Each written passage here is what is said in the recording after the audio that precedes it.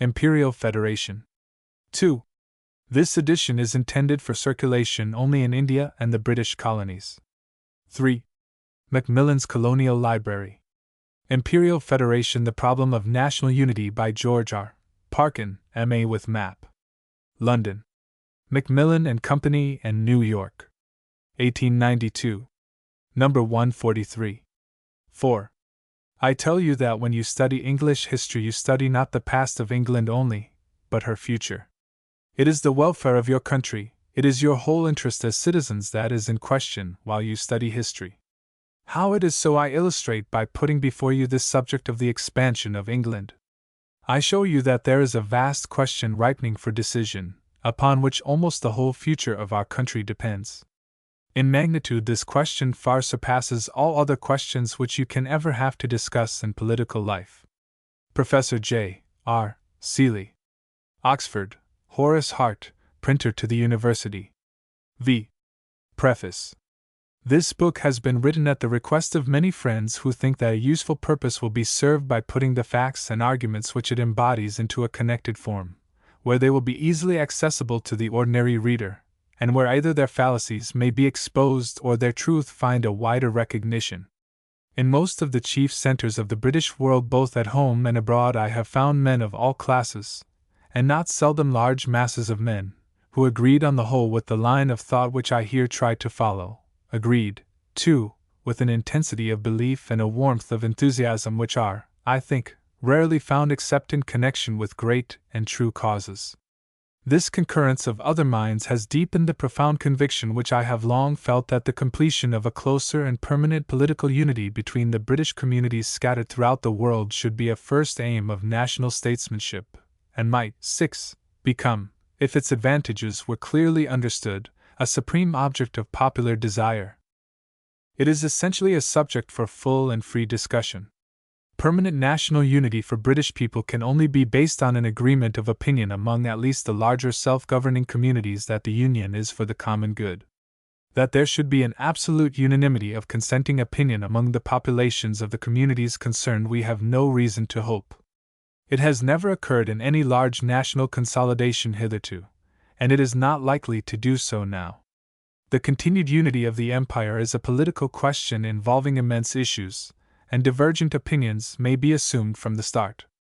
Indeed, it becomes more evident from day to day, to those who watch carefully the current of events, that the end can only be gained, as great ends have ever been gained, after a severe struggle between contending forms of thought.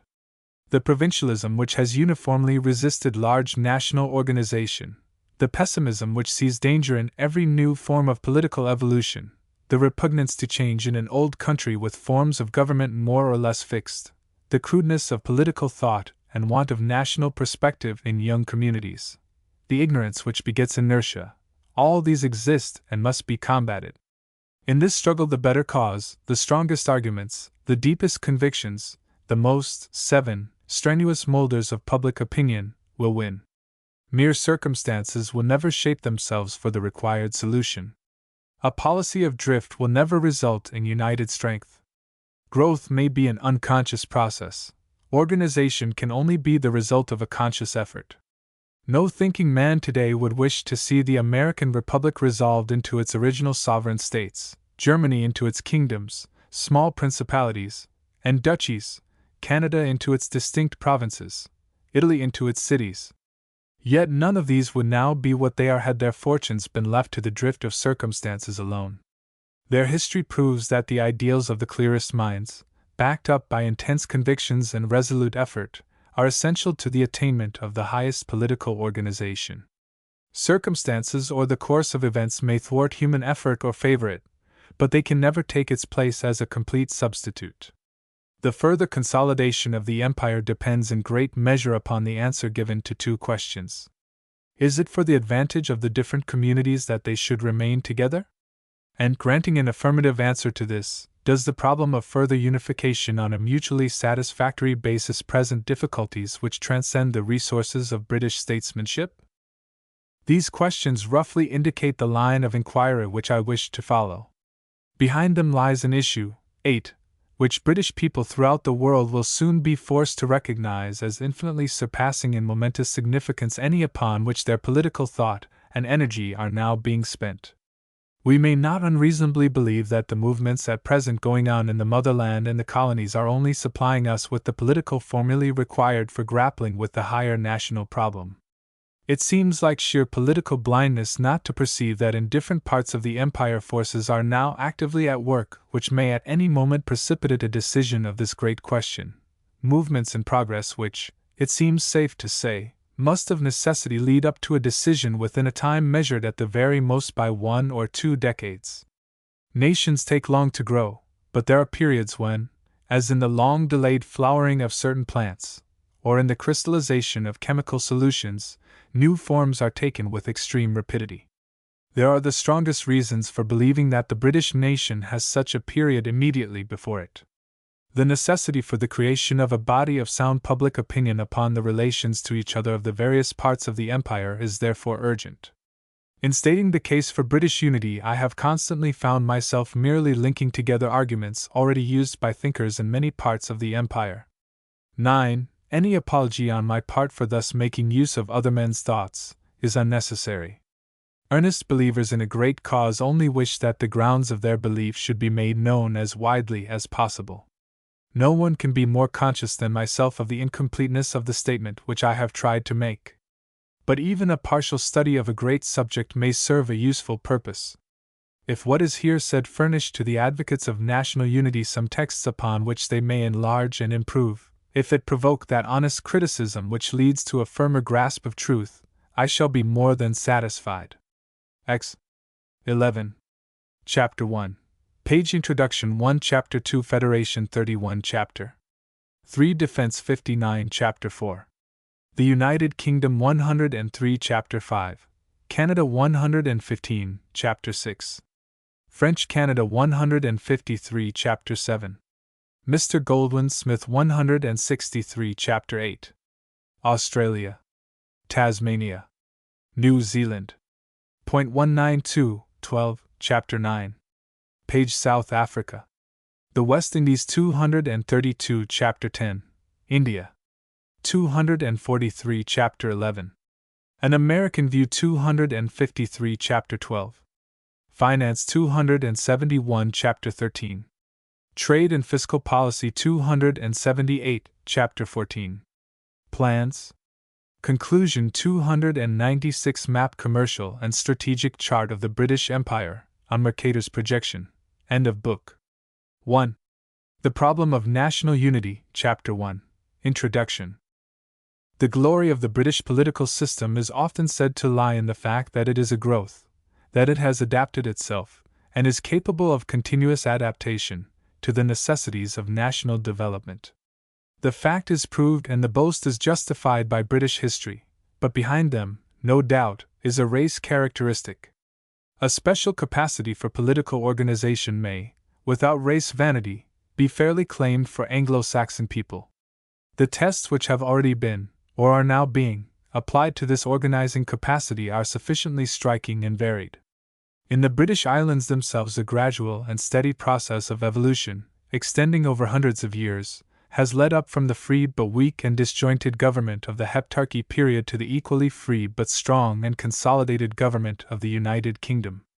In the United States, within little more than 102 years, we have seen one great branch of the race weld into organic unity a number of loosely aggregated provinces under a system which now extends over half the area of a great continent. 25 years ago the process was repeated on the other half of the American continent. In the face of difficulties, by many believed to be insuperable, Canada, stretching from ocean to ocean a distance of nearly 4,000 miles, has become a political unit, and already exhibits a cohesion which small European states have often only gained after long periods of internal and external conflict. On another continent, Australians, dealing with provinces larger in area than European empires, are grappling courageously with the problem of political combination, and the universal confidence felt in the ultimate success of their efforts shows what reliance is put upon the strength and efficiency of the race instinct. In South Africa and the West Indies, the considerable intermixture of colored races complicates the question, but here too the forces which make for unity are more or less actively at work. Speaking generally, we may say that in the long course of Anglo-Saxon history, whenever the need of combination has arisen, the political expedient has been devised to match the political necessity. This capacity for adequate organization has been the keynote of distinction between the democracy of our race and all the democracies by which it has been preceded. There is reason to think that this organizing quality, 3, is one which has given effectiveness to all others. The steadiness of the advance which the race has made in social and industrial directions has depended upon the security given by political organization at once comprehensive, flexible, and strong. No other branch of the human family has ever been so free to apply itself to the higher problems of civilization. All the conditions of the world at the present time point to the conclusion that further progress must be safeguarded in the same way. On the one hand, we see an extraordinary organization of military power and a widening of military combination among European nations to which the past furnishes no parallel, and which suggest hitherto unheard of possibilities of conflict or aggression. On the other hand, the vast extension of industrial and commercial interests among British people, without any parallel in the previous history of the world, seems to demand a corresponding widening of the political combination which is required to give them security. Meanwhile, the amazing spread of the race has become the main fact of modern history, the one which assuredly will have the most decisive influence on the future of mankind. Only within the last 100 years, one might almost say within a still narrower limit of time, has this been fully realized. The tentative efforts of Spaniards, Portuguese, Dutch, and French to dominate the new continents opened up by the discoveries at the end of the 15th and the beginning of the 16th centuries did not, receive a decisive check till towards the end of the 18th. Then the new tide fairly began to flow. The flux of civilized population, by which new and great centers of human activity are created, has since that time been so overwhelmingly Anglo-Saxon that nearly all minor currents are absorbed or assimilated by it. Teuton, Latin, Scandinavian, with one or two limited but well-defined exceptions, lose their identity and tend to disappear in the dominant mass of British population which has flowed, and continues in scarcely abated volume to flow, steadily away from the mother islands to occupy those temperate regions which are manifestly destined to become in an increasing degree centers of the world's force. With abundant space on which to expand, increase has been rapid, and it would seem that in mere mass of numbers English-speaking people are destined at no distant date to surpass any other branch of the human stock. That an expansion so vast should bring in its train a new set of political problems, with a range wider than any that had gone before, is only natural. That new hopes should be conceived from this wonderful change in the balance of the world's forces, that new plans should be devised to utilize it, as other expansions have been utilized, for the good of our race and of mankind, is equally natural. It is almost needless to point out that the conditions incidental to this expansion were at first misunderstood. The ignorance of public opinion as to the true, 5, relations between motherland and colonies, seconded by the blindness and obstinacy of politicians waging a bitter party fight, produced in 1776 the great schism of the Anglo-Saxon race. Chatham, Burke, and many of the clearest minds of England believed that the American Revolution was unnecessary. In America itself there was a large, and for a long time a preponderant party, which held that in constitutional change a way of escape could be found from revolution. The worst counsels prevailed, and revolution took the place of reform and readjustment. It is, no doubt, idle to speculate upon the results which might have followed from a different line of action, if the statesmen of that day had proved equal to the task of dealing with the political problem with which they were confronted. The idea that the separation of the United States from Great Britain was a pure gain to either country or to the world may, however, be distinctly challenged. It may easily be imagined that the earlier ripening of public opinion in England upon the question of slavery, and the earlier solution found for it on peaceful lines, might have helped to solve the problem at an earlier stage in America as well, and thus prevented the frightful catastrophe of the War of Secession in 1865. The close and intimate political reaction upon each other of the two greatest Anglo-Saxon communities, the one with its higher standard of statesmanship and public morality, the other with its more active liberalizing tendencies, might have been in the highest 6th-degree healthful for both. United with all others of their own race and language, British people might have been able, in self-sufficing strength, to withdraw almost 100 years earlier than could otherwise be possible from the entanglements of European politics, and to be free to devote all their energies to the maintenance of peace, and the development of industry, commerce, and civilization. Qualifications to these views will, of course, present themselves to every mind, and it is not necessary to press them too far or to quarrel with the course of history. Much more important is it to observe its results and learn the lessons which it teaches. We now see that the bifurcation of Anglo-Saxon national life which took place in 1776 was of all other events in modern history the one most pregnant with great consequences. The War of the Revolution led primarily to the foundation of the Republic of the United States. Its significance, however, is not exhausted by this fact, great though it is. The reflex action upon the thought and policy of Britain involved consequences as important and far-reaching. Revolution for once in our development had taken the place of evolution, but in the end enabled the latter to resume its steady course. The revolt of the American colonies led to the closer study of the principles which must control national expansion. Britain strove, and not in vain, to acquire the art of bringing colonies into friendly relation with the national system. The nation-building energy of her people remained unimpaired. 7.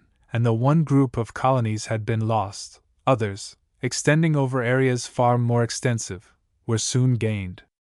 Under new principles of government these were acquired, not to be lost, but retained as they have been up to the present time. Is that retention to be permanent? Is it desirable? Can the colonies be brought, and ought they to be brought, not merely into friendly relations, but into organic harmony with the national system? Has our capacity for political organization reached its utmost limit? For British people this is the question of questions. In the whole range of possible political variation in the future there is no issue of such far-reaching significance, not merely for our own people but for the world at large, as the question whether the British Empire shall remain a political unit for all national purposes, or, yielding to disintegrating forces, shall allow the stream of the national life to be parted into many separate channels. 25 years ago it seemed as if English people, and it certainly was true that the majority of English statesmen, had made up their minds definitely as to the only possible and desirable solution to this great national problem. The old American colonies had gone, and had remained none the less good customers of the mother country for having become independent. Very soon, it was sincerely believed, the whole world would be converted to free trade, and with universal free trade and the universal peace which was to follow, nothing was to be gained from retaining the colonies. 8. While the colonies themselves were expected to look eagerly forward to complete political emancipation as the goal of their development. A few brilliant writers in the press, a few eloquent speakers on the platform, gave much vogue to these views. The correspondence of prominent public men which has since come to light, the recollections of men still living, furnish convincing proof that this opinion was widely accepted in official circles. A governor, leaving to take charge of an Australian colony, was told even from the colonial office that he would probably be the last representative of the crown sent out from Britain. This tendency of official thought found its culmination when, in 1866, a great journal frankly warned Canada, the greatest of all the colonies, that it was time to prepare for the separation from the motherland that must needs come. The shock which this outspoken declaration gave to Canadian sentiment, built up as it had been on a century of loyalty to the idea of a united empire, was very great. That statesmen and journalists alike had misconceived the temper of the British, as well as of the colonial mind, was soon made manifest. This was shown by the almost universal applause which greeted the passionately indignant protest of Tennyson, when, in the final dedication to the Queen of his Idylls, he wrote, "And that true north, one, whereof we lately heard a strain to shame us, keep you to yourselves. 9. So loyal is too costly. Friends, your love is but a burden, break the bonds and go.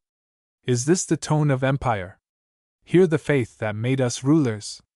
This indeed her voice and meaning, whom the roar of Hougoumont left mightiest of all nations under heaven. What shock has fooled her since that she should speak so feebly? At once it became clear that here the real heart of Britain spoke, that poet rather than politician grasped with greater accuracy the true drift of British thought. It is not too much to say that from that day to this the policy of separation, as the true theoretical outcome of 10. National evolution, has been slowly but steadily dying. John Bright held the theory in England almost up to the end of his great career. Goldwin Smith advocates it in Canada still. Of their views I shall have more to say later. But among conspicuous names theirs have stood practically alone.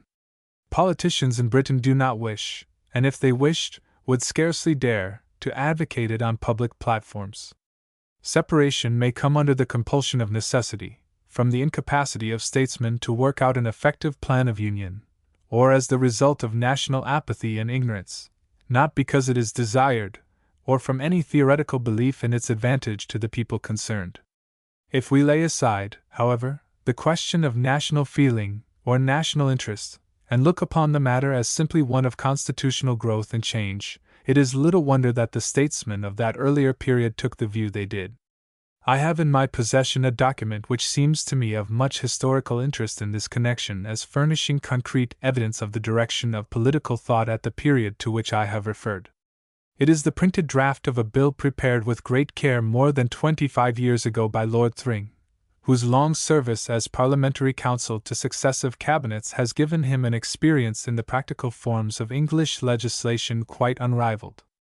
The bill was intended to be a logical sequel to those measures of imperial legislation by which responsible government was, 11, granted to the Canadian and Australian colonies. The new constitutions had then been in operation for some time in several of the great colonies, and already no slight friction had occurred in the endeavor to adjust imperial and colonial rights and responsibilities upon a clear and well understood basis. Moreover, the continued formation of new colonies and the desire of certain crown colonies to attain to responsible government suggested a fundamental treatment of the whole question of colonial relations. The bill therefore embodies an attempt to put upon a just basis the relations between Britain and her colonies at each period of their growth, and to state clearly their mutual obligations and mutual duties. It naturally provides in the first place for the government of settlements in their earlier stages of growth under the absolute jurisdiction of the Crown. In the next place, the transition of such a Crown settlement into the rank and status of a colony with responsible government is not left to be decided by agitation within the colonies or by irregular pressure in other directions, such as lately took place in the case of Western Australia, but it is made to depend on a definite increase of European population and other conditions equally applicable to all colonies alike. With the grant of responsible government, however, comes a clear division between imperial and local powers, and an equally definite distribution of burdens, the guarantee to the colony of protection from foreign aggression being contingent upon the contribution by 12. The colony of the revenue or money required for defense in fair proportion to its wealth and population. Lastly, as the natural termination of a connection in itself of a temporary character, to use the words of the preface to the bill, provision is made for the formal separation of a colony and its erection into an independent state when its people feel equal to undertaking the full range of national responsibility. Direct provision is made for independence only at the colony's own request, but it is suggested that separation might be brought about by coercive proclamation on the part of the mother country in case the colony fails to perform the national duties which it accepted with responsible government. The interest of this proposed legislation seems to me to lie in the proof which it furnishes that the grant of responsible government was by no means regarded as giving finality to national relations, but only as marking a stage in colonial development. The view thus taken by Lord Thring in England was the view taken by Joseph Howe in Canada, to whose opinions I shall have occasion hereafter to refer. The merit of the bill lay in the fact that it placed upon a defined and easily understood footing the relations of motherland and colony so long as they remained together, and provided a constitutional way of escape from the connection when it had ceased to give satisfaction to either party.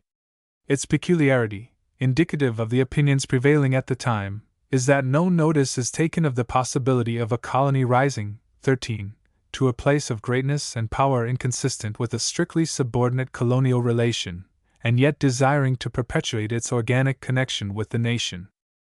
The Constitution of the United States provides that new settlements, though thousands of miles from the center of government, and as truly colonies as those of Britain, shall rise from the condition of territories into that of states, under which they enjoy the full national franchise, and assume a full share of national responsibility.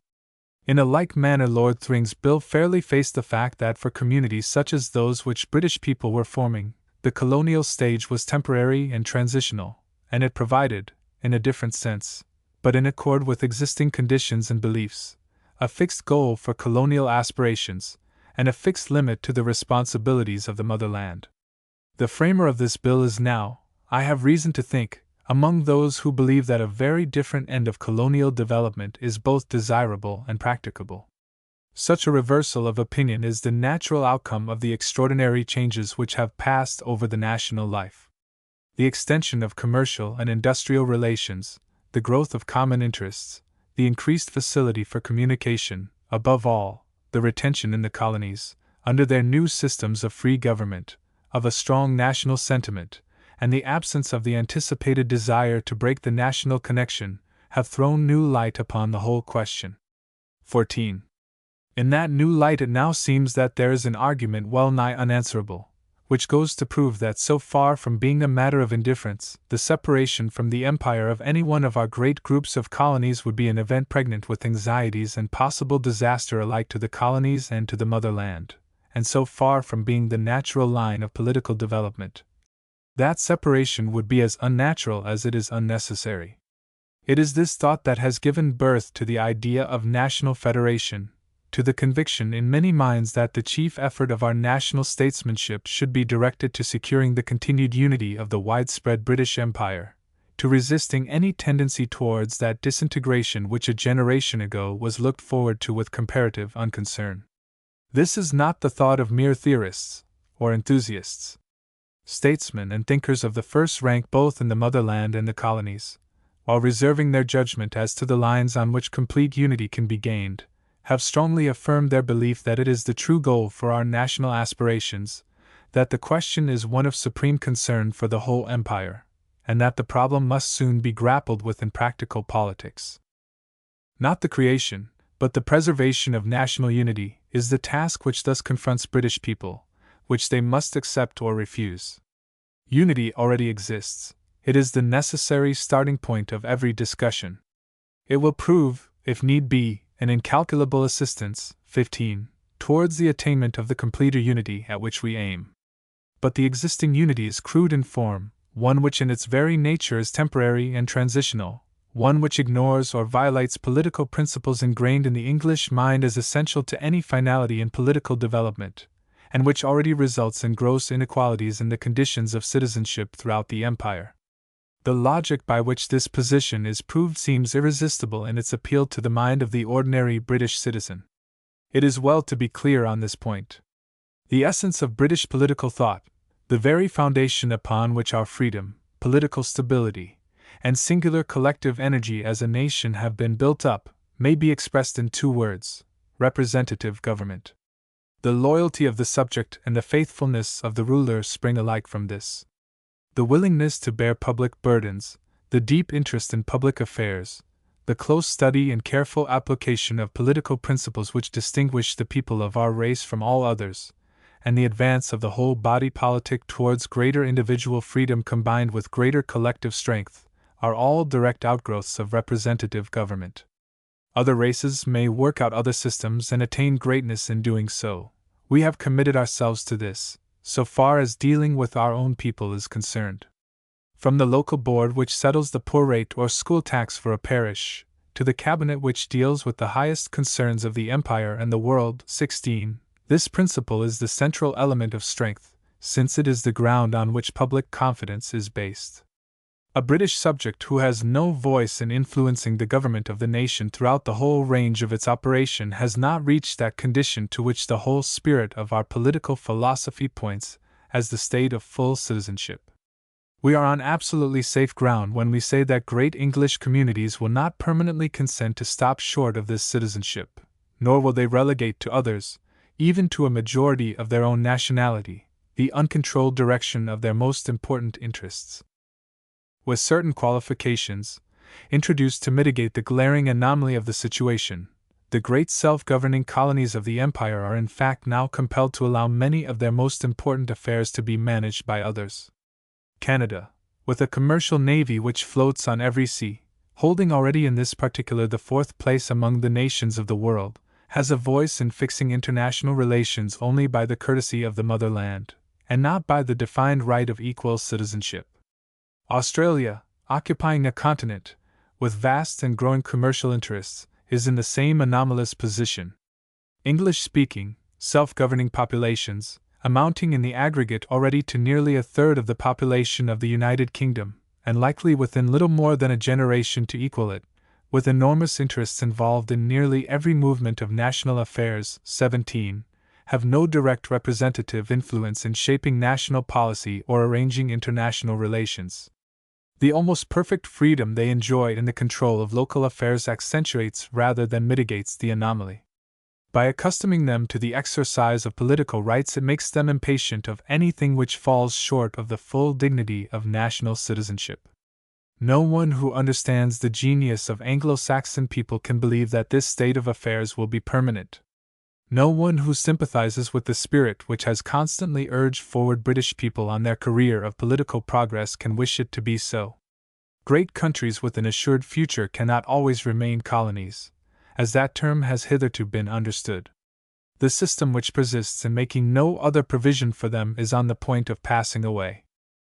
It is sometimes urged that freedom from national burdens should be enough to reconcile colonists to any lack of representation in national councils, that if they have no sufficient share of imperial government they are at least rid of imperial anxieties, that wise direction of affairs may, in any case, be looked for from the motherland.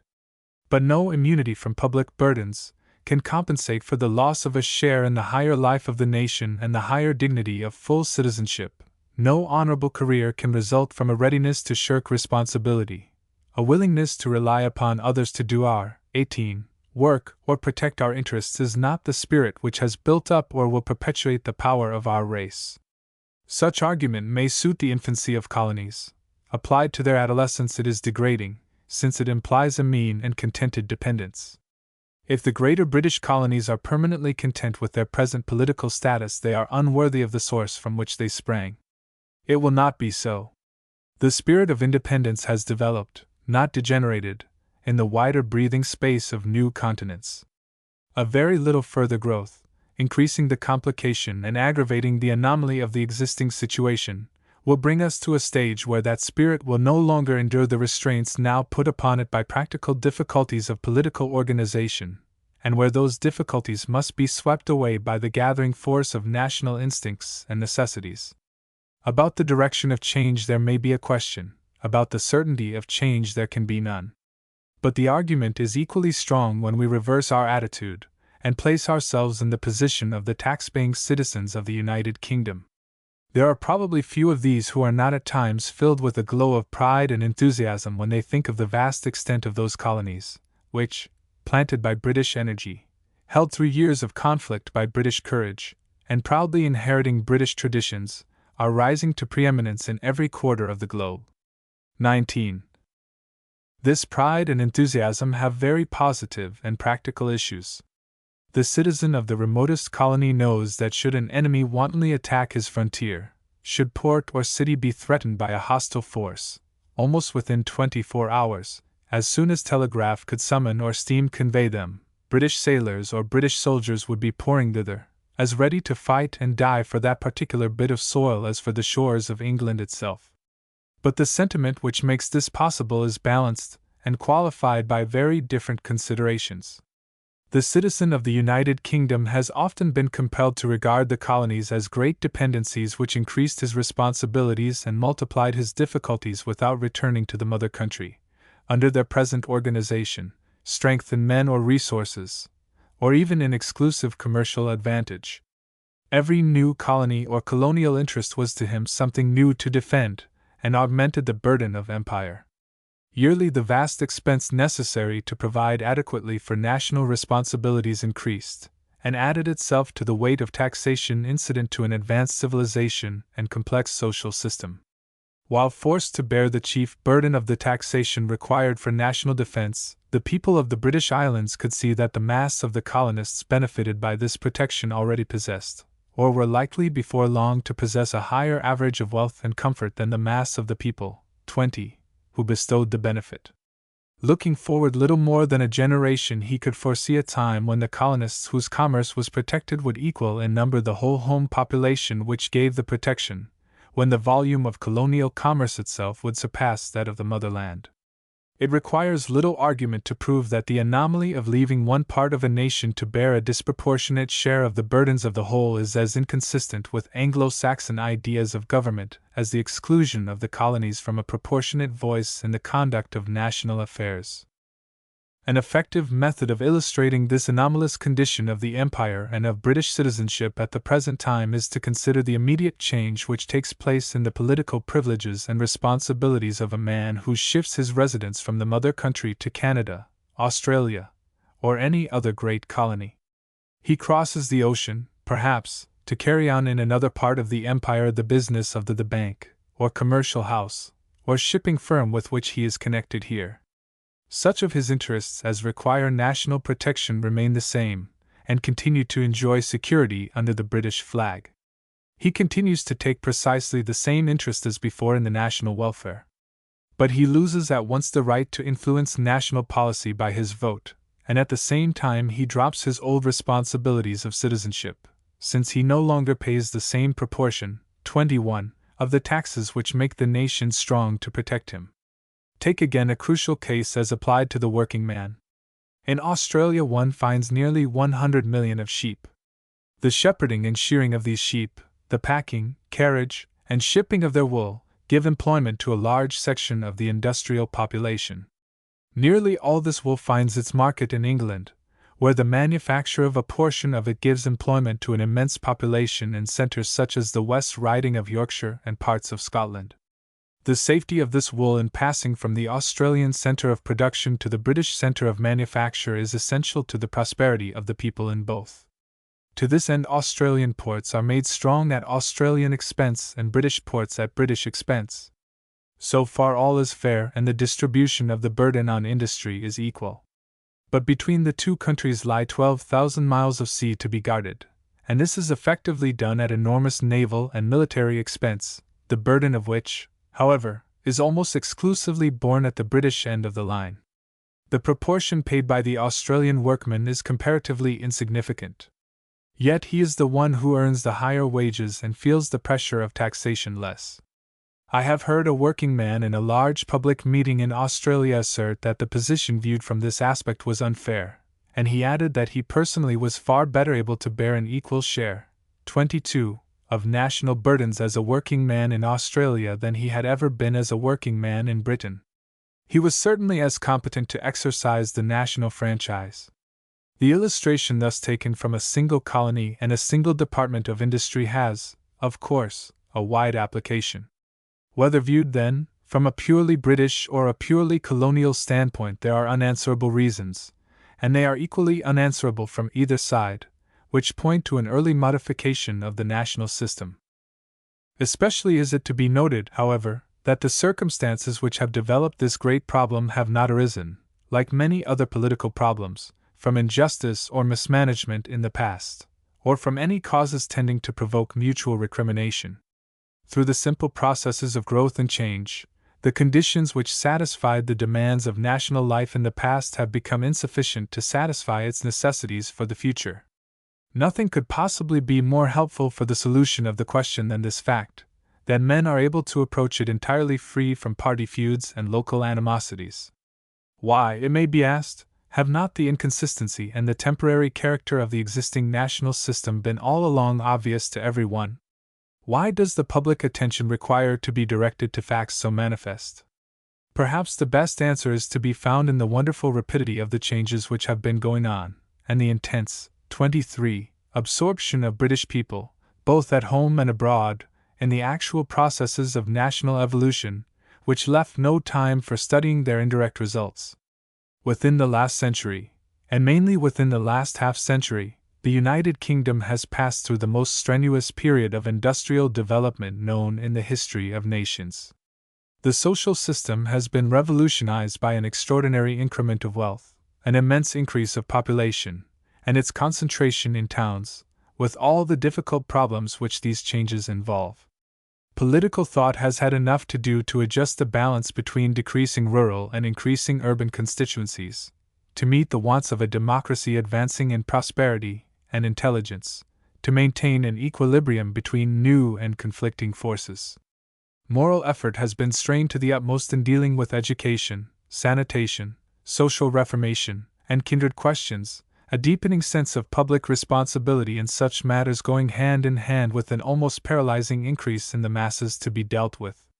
Under such circumstances, it is scarcely to be wondered at that British people within the United Kingdom have been too much absorbed in what was directly before them to weigh carefully the results of what was going on abroad, that even when most active in external as well as internal affairs they seem to have conquered and peopled half the world in a fit of absence of mind. 24. In the colonies, the preoccupation of thought and energy has with equal reason been as complete. It is scarce 50 years since the Canadian provinces obtained local self-government. The last half-century has witnessed the growth of a most complete system of municipal and provincial institutions, crowned by a great act of constructive statesmanship in Confederation. The organization of half a continent on material lines has kept pace with each step in political construction. Railroads, canals, telegraphs, postal facilities, steamboat communication, all the machinery of modern civilization, have been widely applied to an immense area. In Australia, movement has been even more rapid and engrossing.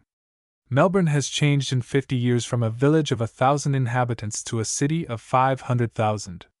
Australian commerce, in its infancy when the Queen came to the throne, now equals that of the United Kingdom at the same date. New Zealand, then the home of mere savages, has already a British population which exports annually £10 million worth of the products of civilized labor. In South Africa, half a continent is being organized under conditions of extreme difficulty. In the rush of progress so swift as this, the mass of men are conscious chiefly of the work immediately before them. But as this work grows under their hands, the vast external interests are created, and the wide external connections grow up, which compel attention to the larger problems which they involve. 25.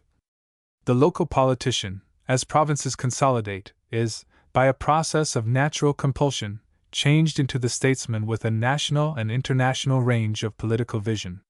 It seems almost superfluous to point out that in striving for closer consolidation, British people would be following strictly along the lines of the most striking national movements of modern times.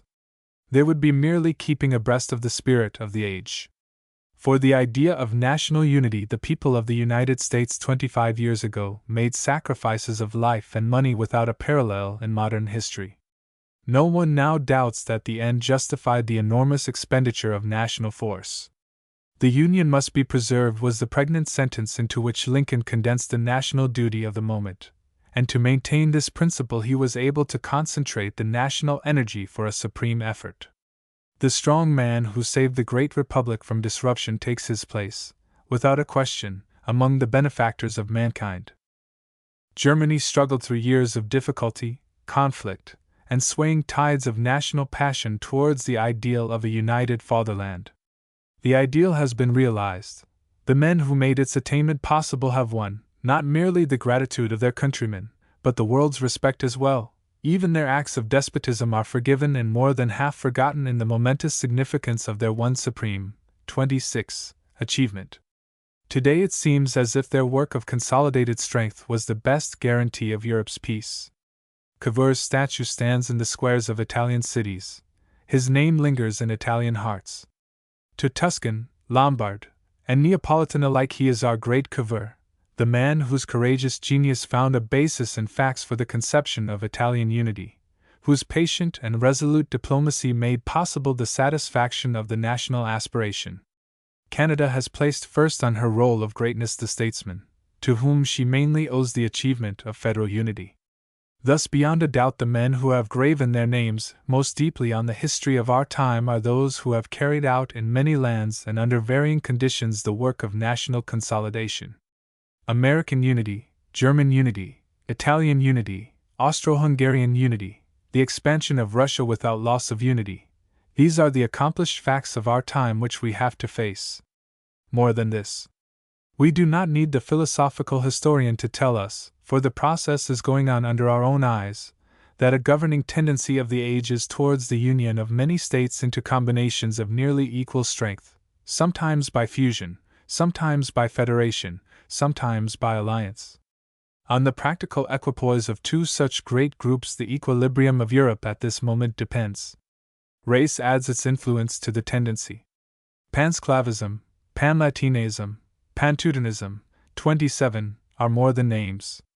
They are forces which play their part in molding the destinies of nations and governments. The aspect of the whole world irresistibly suggests the thought that we are passing from a nation epoch to a federation epoch. That British people should fall in with this tendency is in the strict line of historical continuity. From clans in the north, it has been truly said, and from a heptarchy in the south, England and Scotland grew into nations and thence into one nation. In the great offshoots of the race abroad the tendency is renewed, and each step prepares the way for another and greater effort. To consolidate the empire which Chatham founded is the one manifest opportunity remaining in the British world for British statesmen to place their names in our history beside those of the greatest of the statesmen of the past. For the motherland an organized national unity means, not degradation from her imperial position, but a frank acceptance of the facts of national growth, and the greater dignity which would come from acknowledged leadership of the free communities which have grown up around her. Prussia gained, instead of losing, in dignity, when many of the higher functions of her historic parliament became merged in those of the Reichstag of the German people, when she gave up her individual place as a nation in Europe to assume the leadership of the German Empire. So would it be with Great Britain. 28. For the colonies national unity means independence, not virtual independence, as their present ill-defined condition is sometimes spoken of, but the manly and sufficient independence which comes from asserted rights and assumed responsibilities. There are two kinds of independence. The first is that of the son grown restless under tutelage, who throws himself off, more or less recklessly, from the family connection, refuses family advice or assistance, and takes the chances of life on his own account. Given, on the one hand, overbearing and unsympathetic parents anxious to retain their control till the last moment, or, on the other, children filled with ignorant self-conceit and consequent discontent, and independence of this first type is the natural result. Sometimes it is justified, and succeeds, sometimes it is born of blind stupidity, and makes lamentable shipwreck. But this is not the ideal, or the only form of independence. Given reason, due consideration, mutual regard for rights on both sides, and the family tie becomes a partnership which combines the advantages of all the liberty required for full development with the unity of action and counsel which assures strength.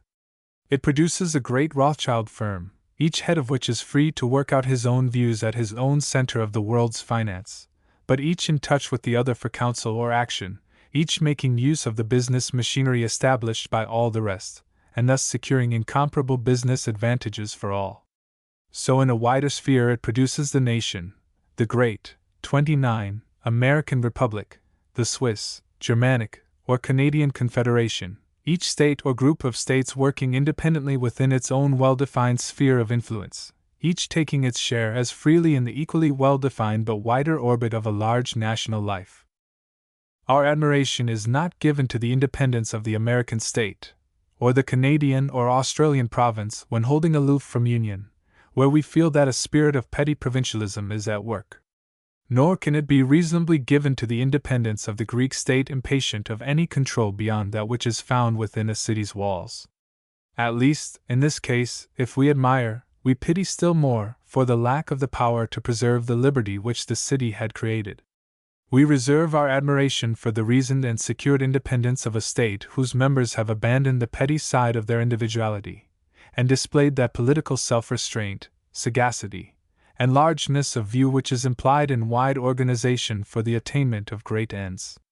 It is to this independence of partnership that a real national unity would lift the colonies of the British Empire. Doubtless it would at first be the partnership of junior members. More than this could not reasonably be expected. But the position need not be an irksome one.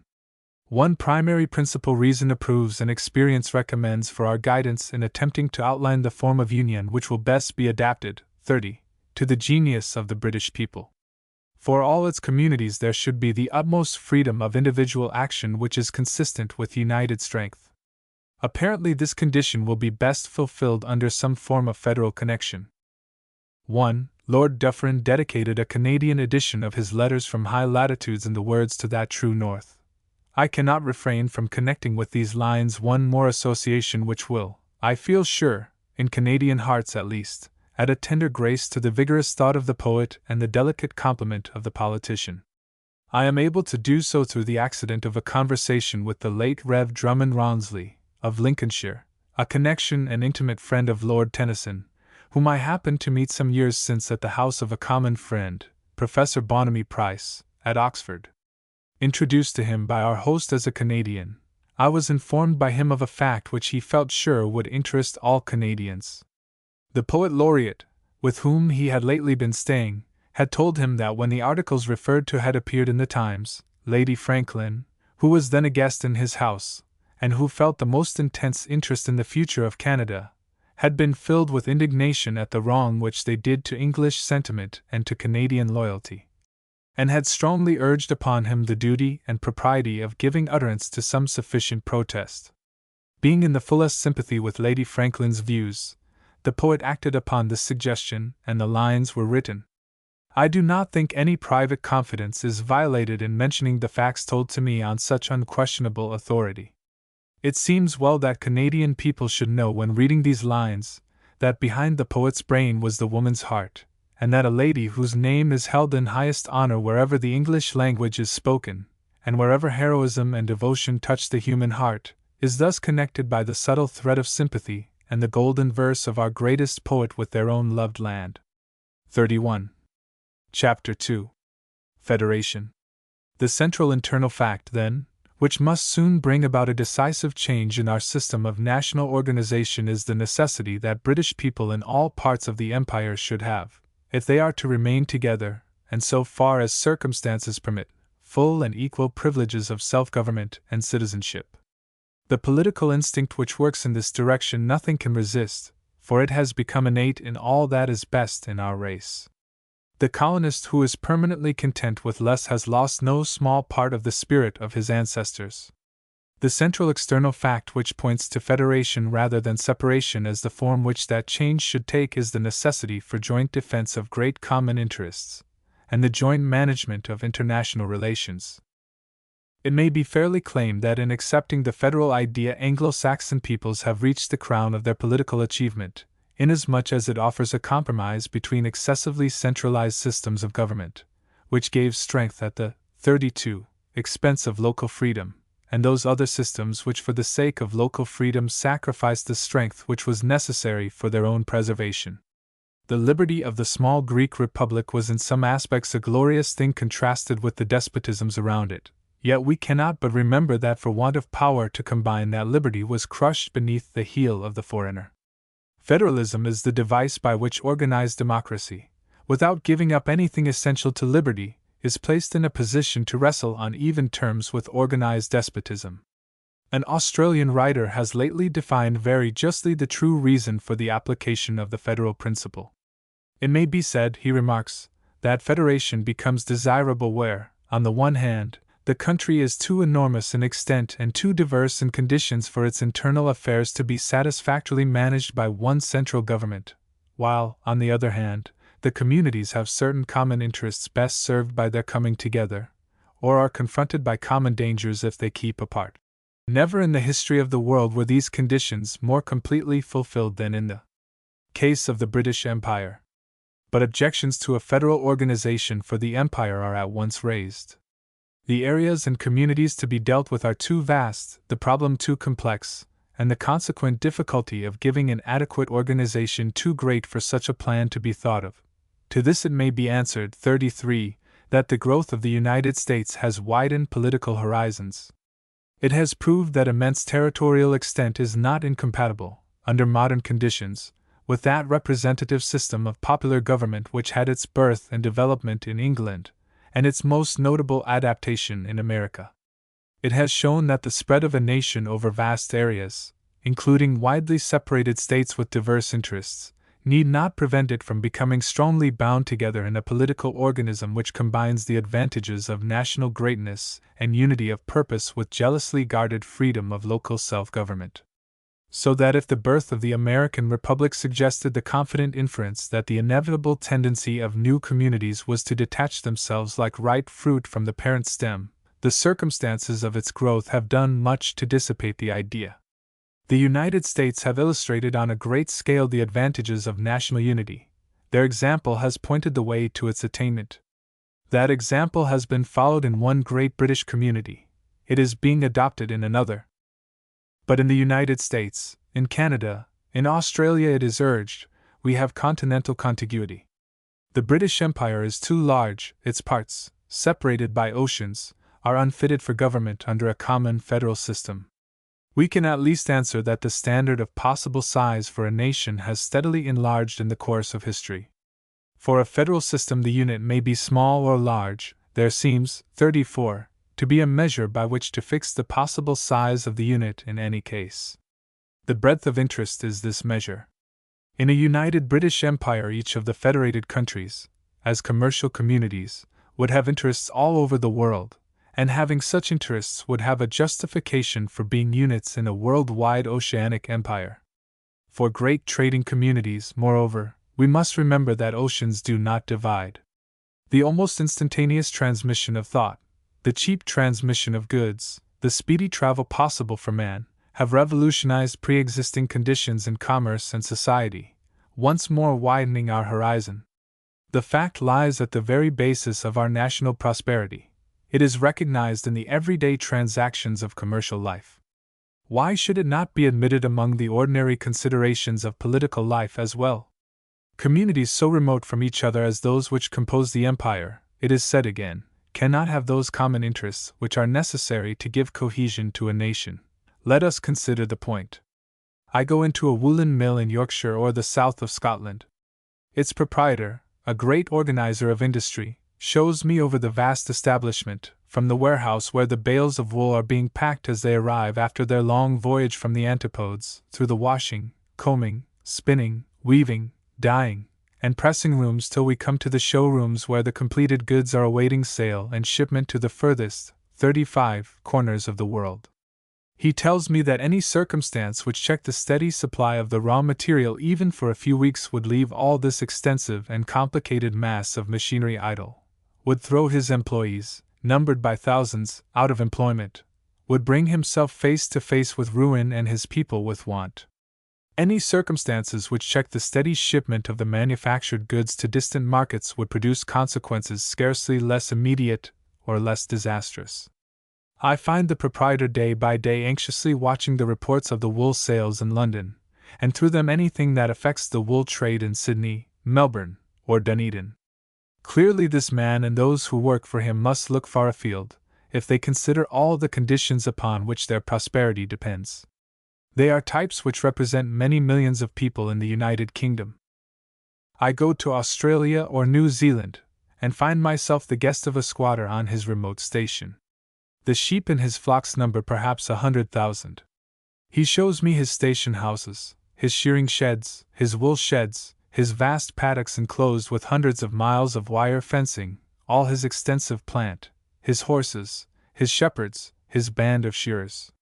He has to fight against drought, swarms of rabbits may threaten him with ruin, his year's clip of wool may, as the result of past disasters, be mortgaged to the banks. But if the telegraph tells him that wool is rising in the London market, that the 36 factories at Leeds and Halifax and Huddersfield are running at their utmost capacity, that Yorkshire is prosperous, he is cheerful and faces his difficulties with a hopeful mind. A good year's sales will repay him for his risks and recoup him for the losses of the past. Cut this man off from access to the home markets for a few months, block the ports from which he ships his wool, or break the line of his communication, and his industry is paralyzed, his workmen without pay. The bank which backs him and stakes much on the prosperity of him and his like may close its doors. Here manifestly is a man who, with his organized army of industry, from the shepherd who tends the sheep to the lumper who handles the bales at the docks, has interests which extend further than his immediate neighborhood. I go on board one of the great liners which run between Australia and England, and which may be taken to represent the third great form of British industry. Down in her hold, forming the chief part of her cargo, are several thousand bales of wool. When she returns, the wool will be replaced by manufactured goods. The profits of the company which owns and manages her depend upon the prosperity of the great manufacturing communities at home and the great producing areas abroad, upon the pressure of outward and homeward trade, upon the absolute safety from hostile attack of this vessel and her like in passing over many thousand miles of sea depends once more the industrial security of the vast multitudes of human 37 beings for whom and between whom she carries on exchange. Can community of interest and mutual dependence be more complete than this? Of the man who produces the raw material, the man who works it up, and the man who carries between them, can we say where the interest of the one begins and the other ends? Yet what has been said of one raw material of production and manufacture may be said of 100. What has been said of wool may be said of wheat, for artisans must be fed while they work, and more English people at home will have to depend on English people abroad for their supplies of wheat. It may be said of meat, which every year, in increasing quantity, Canada, New Zealand, and Australia send to the motherland. No limit can be put to the range of common interest between communities of which one devotes its industry chiefly to supplying the raw material of commerce, the other to its manufacture. This community of industrial interest is strengthened by 1,000 influences which give community of thought in almost every relation of life, and must be reckoned among the forces which make for cohesion. The population which flows into the waste places of the colonies comes chiefly from the motherland, not driven out by religious persecution or political tyranny, but impelled by the spirit of enterprise or in search of the larger breathing and working space of new countries. In almost every case the emigrant, 38, makes a new bond of friendly connection. He leaves the old Britain without any feeling of bitterness, and often with friendly aid. He finds a welcome as well as a home in the new Britain beyond the seas. There the links of connection multiply and strengthen. Cheaper ocean transport, cheaper postage, cheaper telegraph rates, are constantly making it easier for him to keep in touch with the old home. His daily or weekly paper has its columns of English news, keeping him well informed about all that most closely concerns the nation's life. The best products of the best minds of the motherland furnish his chief intellectual food, and form the basis of his education. Cheaper and cheaper editions poured out by competitive publishers in the centers of cheap production bring all the master minds who have spoken or written in the English tongue within easy reach even on an Australian station, or a Canadian prairie. The tick of the telegraph keeps the financial and speculative interests of the whole outlying empire in almost instant touch with those at the center. The philanthropic and social movements, which originate in the old lands or the new, find an almost immediate reflection or response in the other. Pan-Anglican synods, ecumenical councils, and general assemblies, together with the great missionary and Bible societies, keep in closest touch the religious thought and activities of the British world. The British Association for the Advancement of Science meets in Montreal, and finds itself as much at home there as in 39, London, Edinburgh, or Dublin. Competitions of skill in arms or in athletics add their manifold links of connection. It seems as if pan-Britannic contests of the kind on a great scale might yet revive the memories of the old Greek world. Already corps of riflemen or artillerymen meet in friendly competition year by year at Wimbledon, Bisley, or Shoeburyness. The young Australian or Canadian who begins to practice with the cricket bat or oar is already in imagination measuring his skill and strength against the best that Great Britain can produce, nor has the cricketer or oarsman of the United Kingdom gained his final place in the athletic world till he has tested his powers on Australian fields or Canadian waters. The eager interest with which in either hemisphere the tour of a selected team or the performance of a champion sculler is watched from day to day is a curious proof of the intimacy of thought made possible by existing means of communication. The great labor conflicts of the past 2 or 3 years have furnished striking examples of the vital sympathy which springs from nationality and close social and commercial connection. During the Australian strike of last year, day after day, by message and manifesto, Each party to the contest strove to bring over public opinion in Great Britain to its side, while the funds raised on the one side of the world today were on the morrow giving support and encouragement to those they were intended to assist at the other. Once more there is the sense of common, and equal ownership of great national memories and names. The people of the great colonies have never broken with national traditions. They are able to enter without reserve into that passionate affection with which Shakespeare and Milton, Scott and Burns, loved their native land, even while pointing out her faults. The statue of a national hero, like Gordon, finds its place as naturally on a square of Melbourne as on Trafalgar Square itself. Equally in place are the memorial tablet to an Australian statesman in the crypt of St. Paul's beside the tombs of Nelson and Wellington, or the memorial service at Westminster to a statesman of the Empire who did his work in Canada. It may be asked whether it can be supposed that the great colonies, widely separated as they are, will ever learn to think and act together politically, whether, for instance, Australians can ever be expected to take interest in Canadian fishery disputes, or Canadians sympathize in Australian excitement about New Caledonia or New Guinea. Canada and Australia, says Mr. Freeman, care a great deal for Great Britain. We may doubt whether, apart from Great Britain, Canada and Australia care very much for one another. There may be American states which care yet less for one another, but in their case mere continuity produces a crowd of interests and relations common to all. We may doubt whether the confederation of states so distant as the existing colonies of Great Britain, whether the bringing them into closer relations with one another as well as with Great Britain, will at all, 41, tend to the advance of a common national unity among them. 1. The question thus raised is an interesting one, not to be dismissed in a word.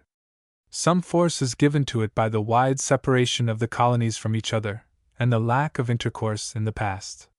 But anyone who watches colonial questions closely sees that great changes are taking place. Till a very few years ago, Canada looked to Australia only eastward across the Atlantic and Indian Oceans. The Dominion has now become like Australia, a state upon the Pacific, with interests in that ocean which are sure to become very considerable. Lines of steamship, postal, and cable communication between the two countries are already in contemplation. The safety of such routes would of itself form a great common interest. Passing through the center of the Pacific, it would tend to create those national interests which would increase British influence in that ocean, and end very much in Australasian thought. On the Atlantic, Canada is extending her trade relations with another group of colonies, the West Indies. This trade promises to develop greatly in the future, for as one country is in the temperate zone and the other in the tropics, each seems the natural complement of the other in range of production. The opening of a Panama route would give the Australian colonies a profound interest in the strength of the British position in the West Indies. 42. Australia and New Zealand, again, have a substantial interest in the political fortunes of South Africa, since in that country is the most vulnerable point of their most important trade route. In the Naval Annual for 1890, Lord Brassey estimates the outward-bound Australasian trade which passes the Cape at 20 million sterling per annum, and uses the statement to enforce his views as to the national importance of making perfectly secure our position at this great turning point of the world's commerce. But I do not wish to lay undue stress upon these facts, which are only intended to be illustrations of the existence and growth of common interests between different groups of colonies. They are suggestions of future possibilities rather than powerful factors in the present. It is more pertinent to measure the strength of the forces which at the present time make effectively for national cohesion. Nobody doubts that if today either Canada or Australia were attacked by any foreign power, the whole might of Great Britain would be put forth to protect them. As little doubt can there be that if Britain were wantonly attacked and engaged in a struggle for existence, each of these great colonies would be ready with such assistance as it could give. Race sentiment and national honor, to say nothing of self-interest, would combine, as things now stand, to make these results as certain as anything can be in human affairs. The common, 43, bond with the motherland seems to me a guarantee of sufficient unity between the colonies. Not so close, not so instinctive, it is true, as the more direct tie, but still amply sufficient to give effective national cohesion. All the colonies are parts of the same great body. All would alike suffer from the weakness of the whole. All would gain indefinitely from united strength. In their case, to repeat what Mr. Freeman says of the United States, mere continuity produces a crowd of interest and relations common to all. But if Mr. Freeman reflects that 77% of Australia's trade, 80% of New Zealand's trade, 85% of South Africa's trade, 50% of Canada's trade, finds its way backward and forward over the vast oceans which separate these colonies from Britain, or from each other, he will be forced to admit that mere distance of separation produces, if not a crowd of interests and relations, at least a few interests and relations common to all which are practically predominant. No states of the American Union have an interdependence of financial and commercial relations proportionally so exclusive and complete as those which exist between New Zealand, Australia, South Africa, or even Canada and Great Britain. It is hard to believe, adds Mr. Freeman, that states which are united only by a sentiment, which have so much, both political and physical, to keep them asunder, will be kept together by a sentiment only. Mr. Freeman has evidently not studied, 44, the facts of colonial trade, or the relations of English and colonial industry, 2. Another practical aspect of the question naturally appeals strongly to many minds. We are the most strenuous working race of the world, and the problems of labor fill a large place in our thoughts of the present and the future. Not only to hold our own in the keen competition going on with the rest of the world in both manufacture and the production of raw material, but also to reach the higher ideal formed of the life possible for a working man, we seek to make as light as may be the burdens which industry must necessarily bear. In all countries no small portion of these are such as are imposed by the needs of national organization, burdens which no country has ever yet escaped, or ever will. In national unity we may have all the advantages and resources of cooperation utilized to this end on a vast scale, one diplomatic and consular service, one fleet instead of several, ports and docks defended at the common expense for the good of all. Under any well-considered scheme it is certain, so far as defense is concerned, that all parts of the empire would secure, 45, a maximum of protection at a minimum of cost, and the same would hold good in regard to other forms of necessary national expense. A nation economizing expenditure in these directions could enlarge it for objects which tended to the common good, and brought advantages within the reach of the masses: cheap postage, cheap telegraphy, cheap transit of every kind. Combinations undertaken for ends such as these could have no savor of an aggressive imperialism. To provide for the safety of industry is not jingoism. Richard Cobden was not under a jingo influence when he said that he would willingly vote £100 million for the Navy rather than see it unable to fulfill its task of giving security to British commerce.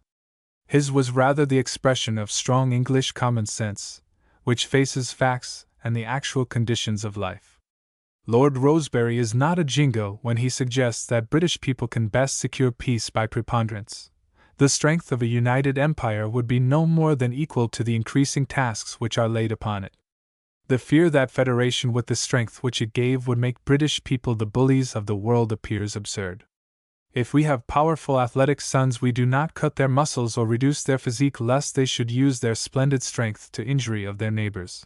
Rather do we train them to use it in noble ways, to be foremost in toil, to help the oppressed, to defend the defenseless, to be the strong arbiter between contentious disputants. So with the nation. Doubtless vast, 46 strength, without an adequate controlling moral force, has in it a temptation and a danger.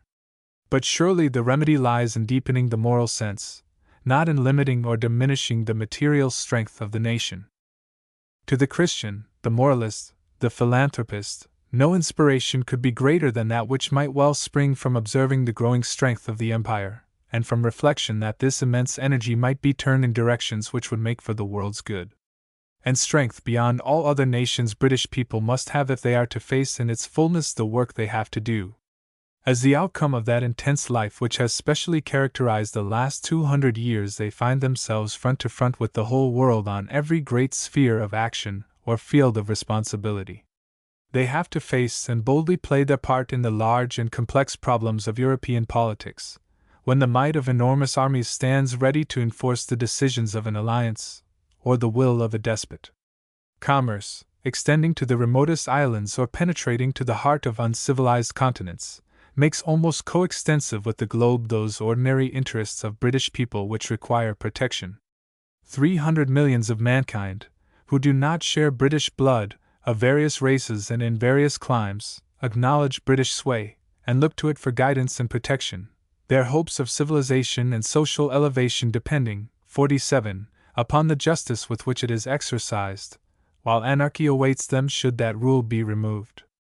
Through commerce and widespread territories the nation is brought into constant intercourse and often into the most delicate relations with almost every savage race on the globe, thus standing almost alone of European nations on that borderland where civilization confronts barbarism.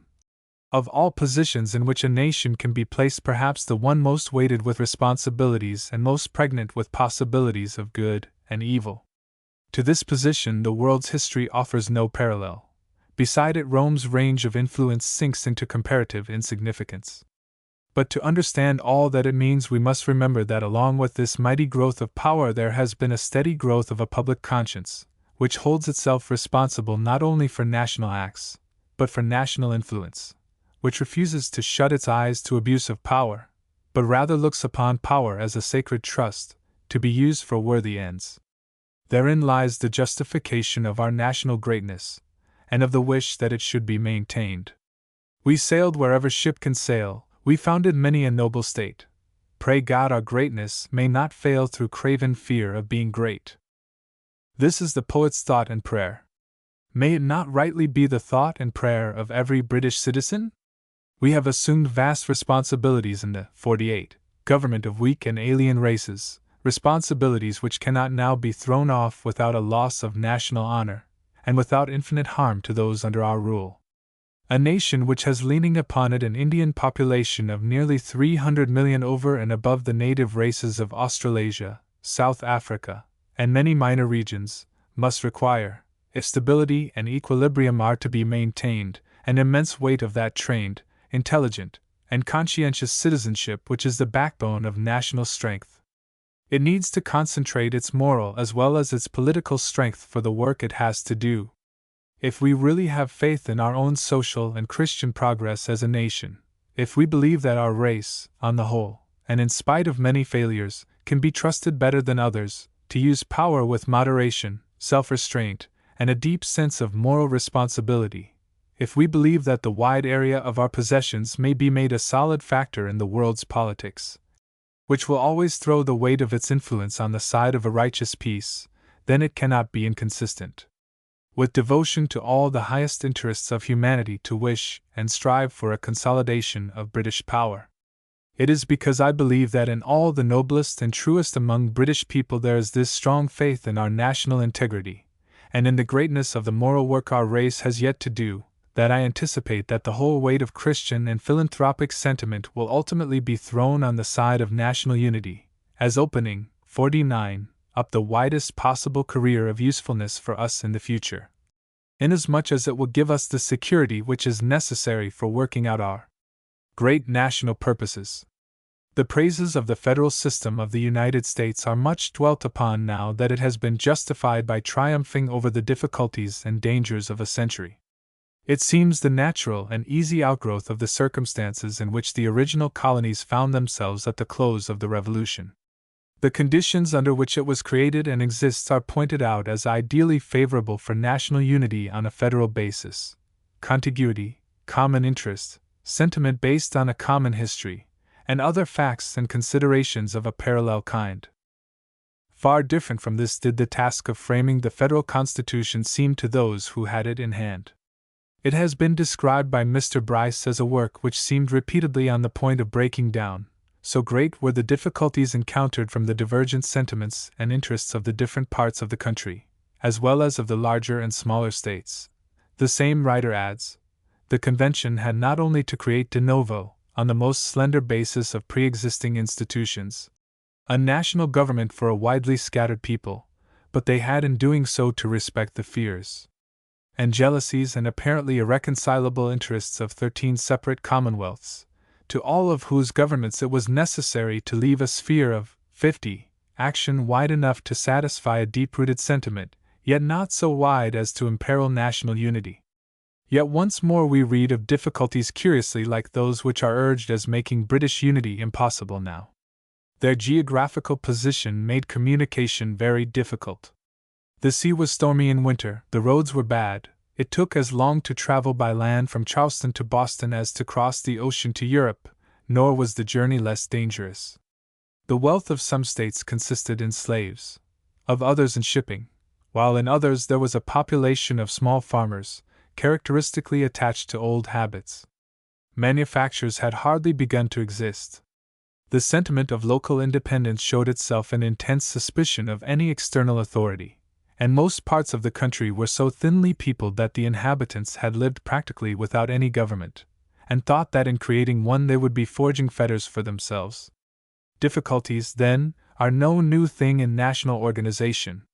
They may be, as they have been, but the spur to the determined will of nation or individual. They are to be measured by the resources at our disposal with which to confront them.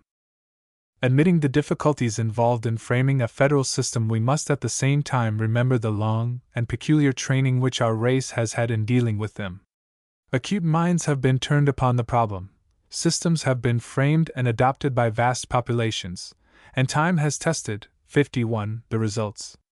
The experience of the United States extends over more than a century of strenuous national life and wonderful growth.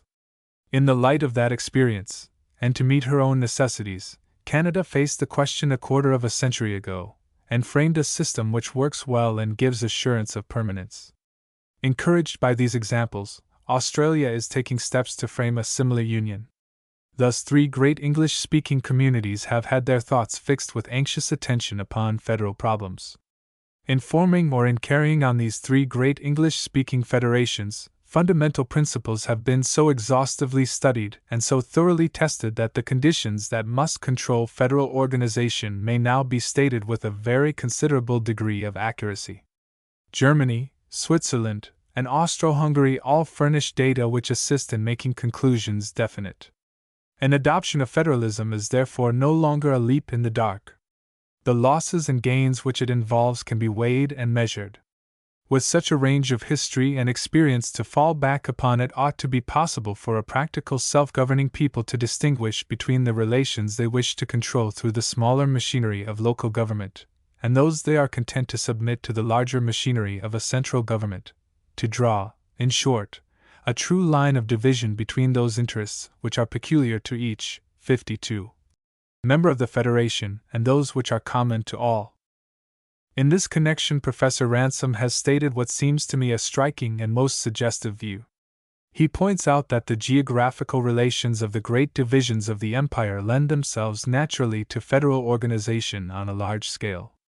A primary difficulty in all federations, as I have said, is to draw a sufficiently defined line between those local questions in the settlement of which communities, and most of all Anglo-Saxon communities, will brook no interference from outsiders, and those other questions in which all have a common interest, and are content to have only a proportionate voice.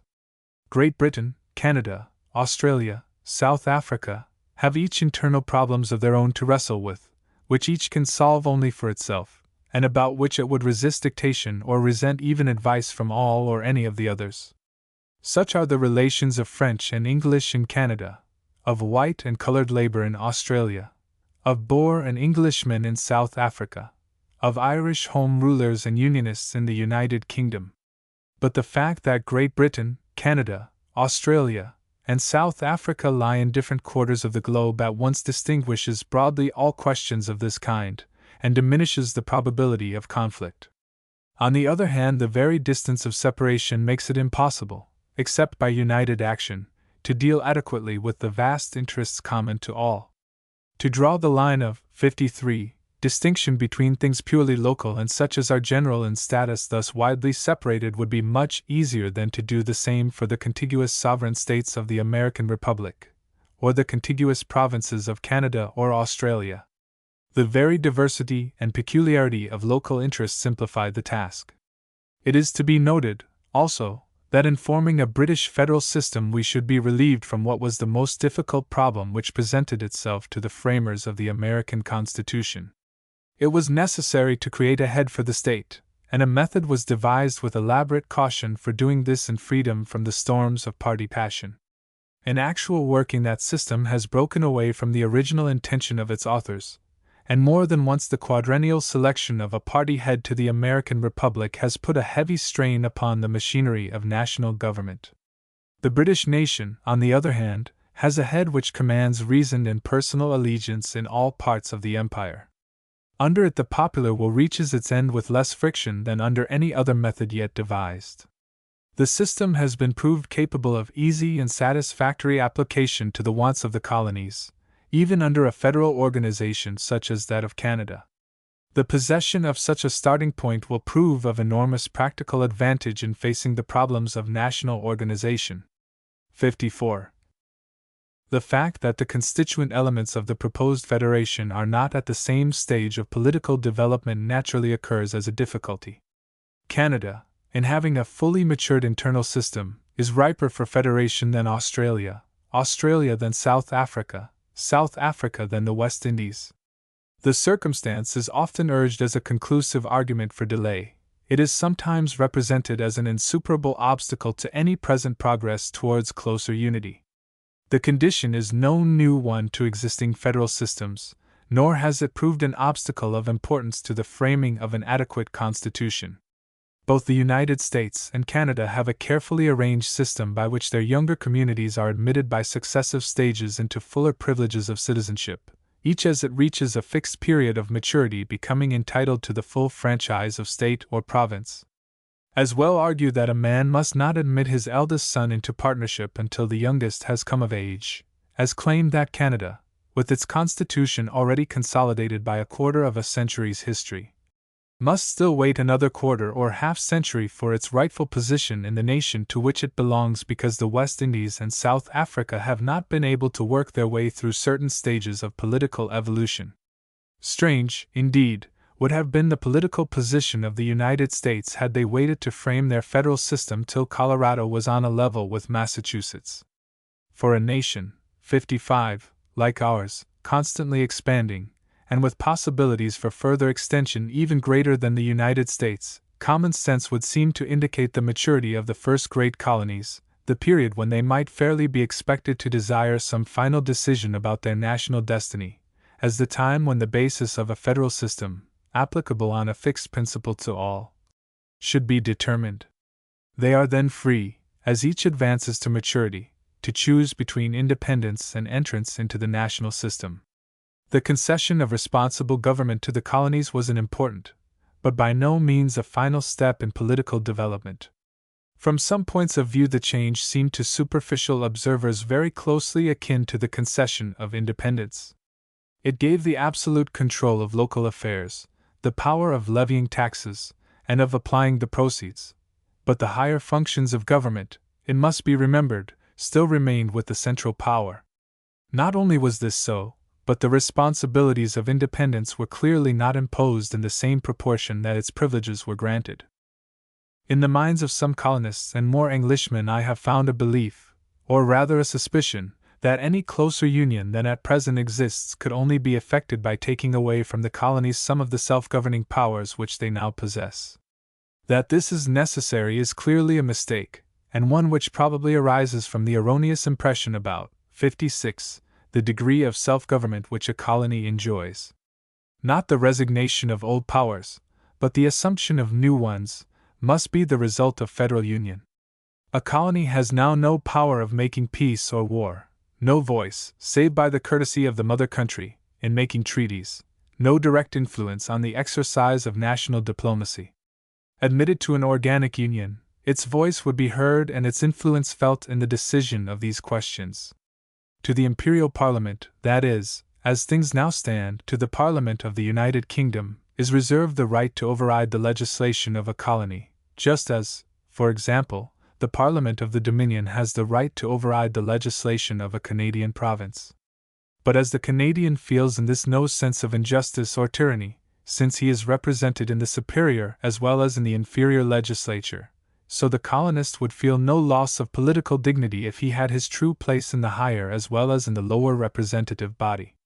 With enlarged powers, it is true, the colony would have to accept enlarged responsibilities. In human affairs, the two invariably and rightly go together. 3. If, instead, 57, of federation, a colony chose independence, it would evidently be compelled at once to assume the control of all questions now reserved for imperial treatment, and the corresponding burdens now provided for at imperial expense. In a closer union, the larger control and the larger responsibility would be assumed in partnership rather than individually. Surely this is not subtracting anything from the power of self-government. It is the means of making it complete. Shall it, then, be separation or closer union? Shall we face the dangers which few can deny will be incident to the disintegration even by act of Parliament and mutual consent of the greatest nation of the world?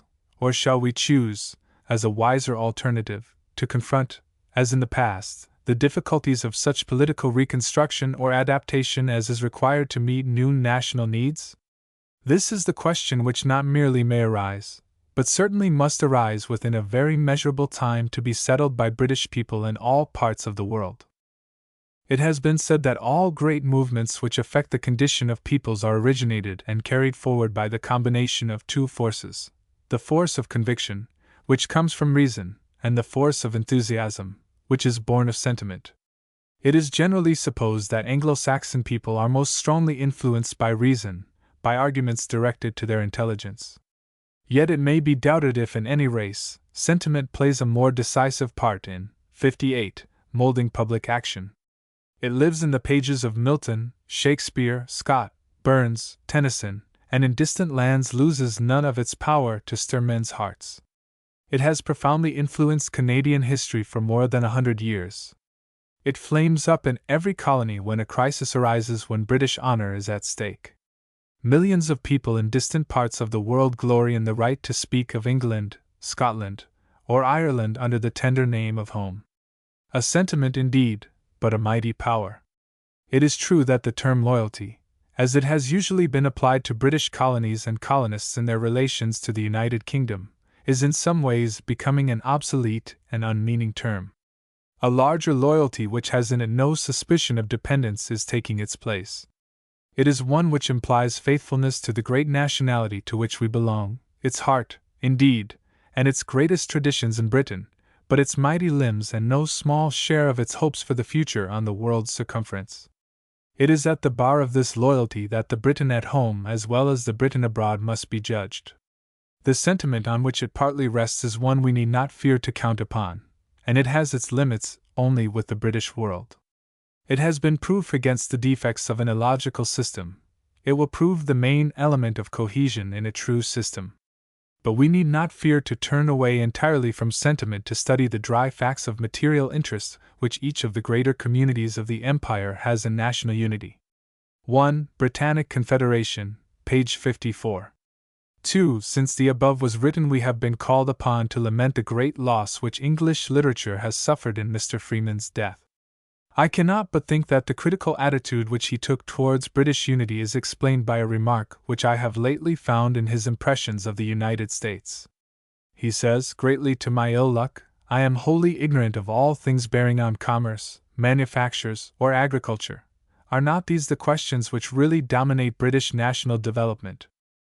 3. No community which is not primarily charged with the ordinary business of its own maintenance and defense is really, or can be, in the full sense of the word, a free community.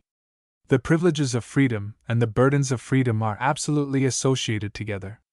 To bear the burden is as necessary as to enjoy the privilege, in order to form that character which is the great necessity of freedom itself. Mr. Gladstone before the Colonial Committee, 1859. 59. Chapter 3. Defense. In beginning his elaborate study of the Empire and its capacity for defense, the author of the Problems of Greater Britain says, "The danger in our path is that the enormous forces of European militarism may crush the old country and destroy the integrity of our empire before the growth of the newer communities that it contains has made it too strong for the attack." In closing he says, "The result of this survey of imperial defense is to bring before the mind a clearer image of the stupendous potential strength of the British Empire, and of an equally stupendous carelessness in organizing its forces. Our ambition is not for offensive strength, and not only homestaying Britons, but our more energetic colonists themselves, declined to accept such organization of our power, with the temptations that it would bring. We wish only to be safe from the ambition of others, and the first step towards safety must be the arrangement of consistent plans for supporting the whole edifice of British rule by the assistance of all the component parts of the empire. As all have helped to raise the fabric, so may all combine, 60, to secure it by the adoption of a settled plan of imperial defense. The defense of common interests has been, in the past, the primary bond which has held federations together. It must be put in the very forefront among the arguments for British unity. Taken by itself, it seems to furnish more than sufficient reason why Great Britain and her colonies should present a united political front to the world. Common interests so vast no nation or union of nations has ever before had in the history of the world. The foundations of British greatness rest in the creative power of industry, and that interaction of industry or exchange of products which we call commerce. Industry and commerce have combined to make our nation the richest in the world. We are a race of workers and of traders. It is in virtue of our working and trading instincts that we hold today the foremost place among the nations of the world. In following them we have one empire. It seems capable of proof that to satisfy their necessities we must maintain empire. For what we have been in the past, such we are manifestly to be on a much larger scale in the future. Transferred to Canada, or Australia, New Zealand, the Cape, or to foreign lands, the Briton is still the eager worker and trader, and the field for the exercise of his qualities is ever enlarging.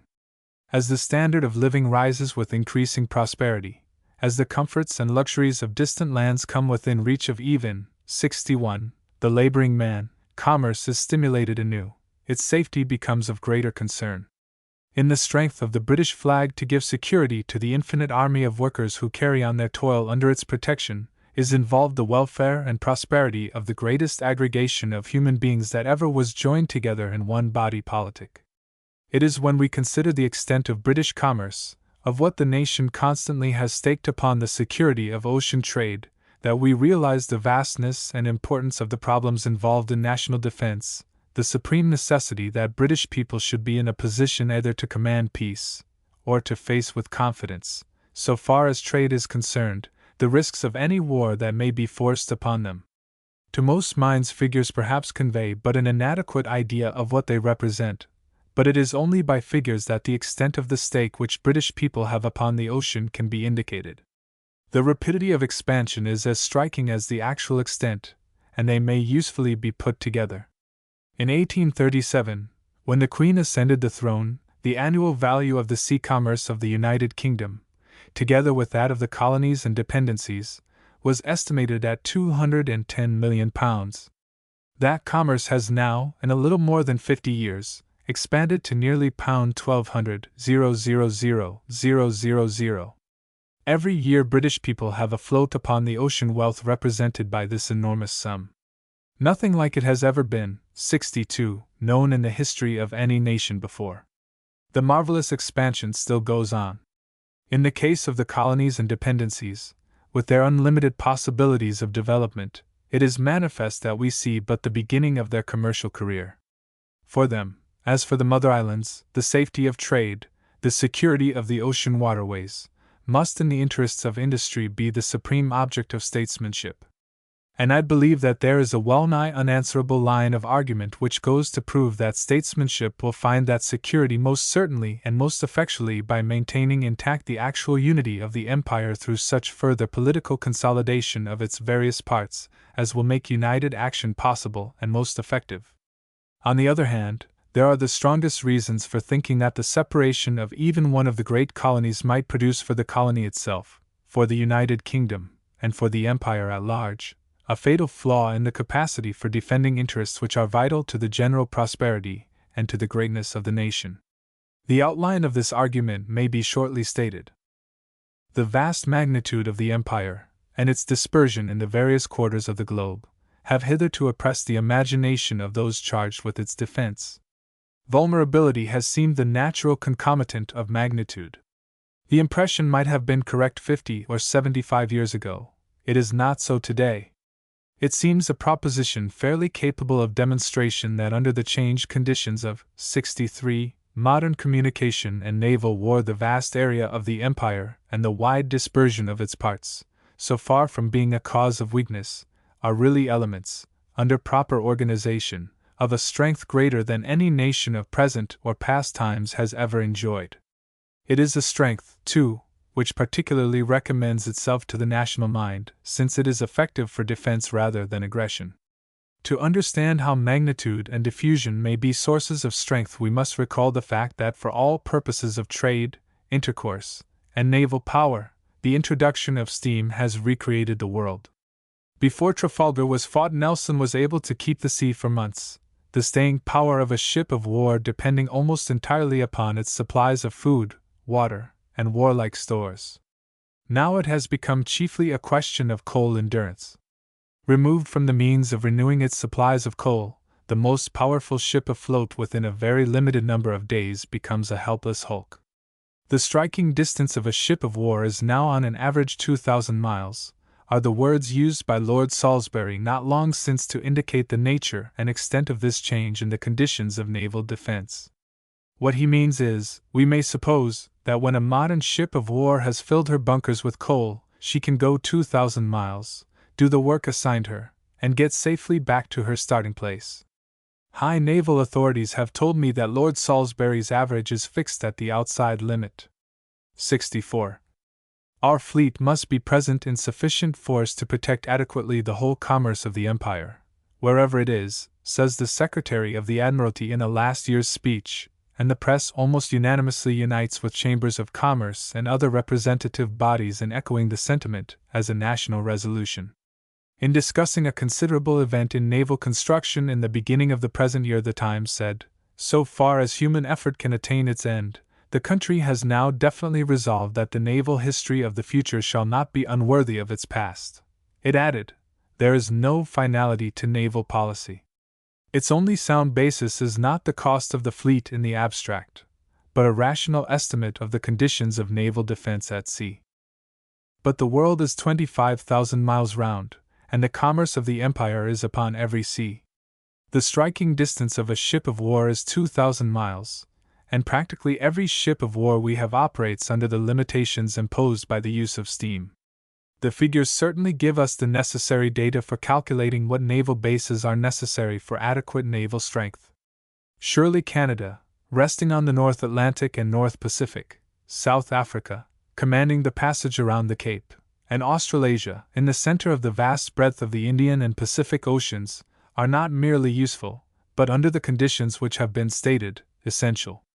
But when we have realized 65, that under modern conditions they are essential to widely extended sea power, we are in a position to understand the addition which they make to defensive strength. A nation which commands the great naval and coaling stations at these essential points could practically paralyze any enemy which sought to attack her, by simply closing the ports of coal supply to hostile ships. Let me ask the reader to turn to the map of the world which accompanies this book. In it an attempt has been made to emphasize, though not unduly, a few of the main facts connected with our national position. The chief routes of British commerce are indicated, the arteries along which flow the lifeblood of the nation.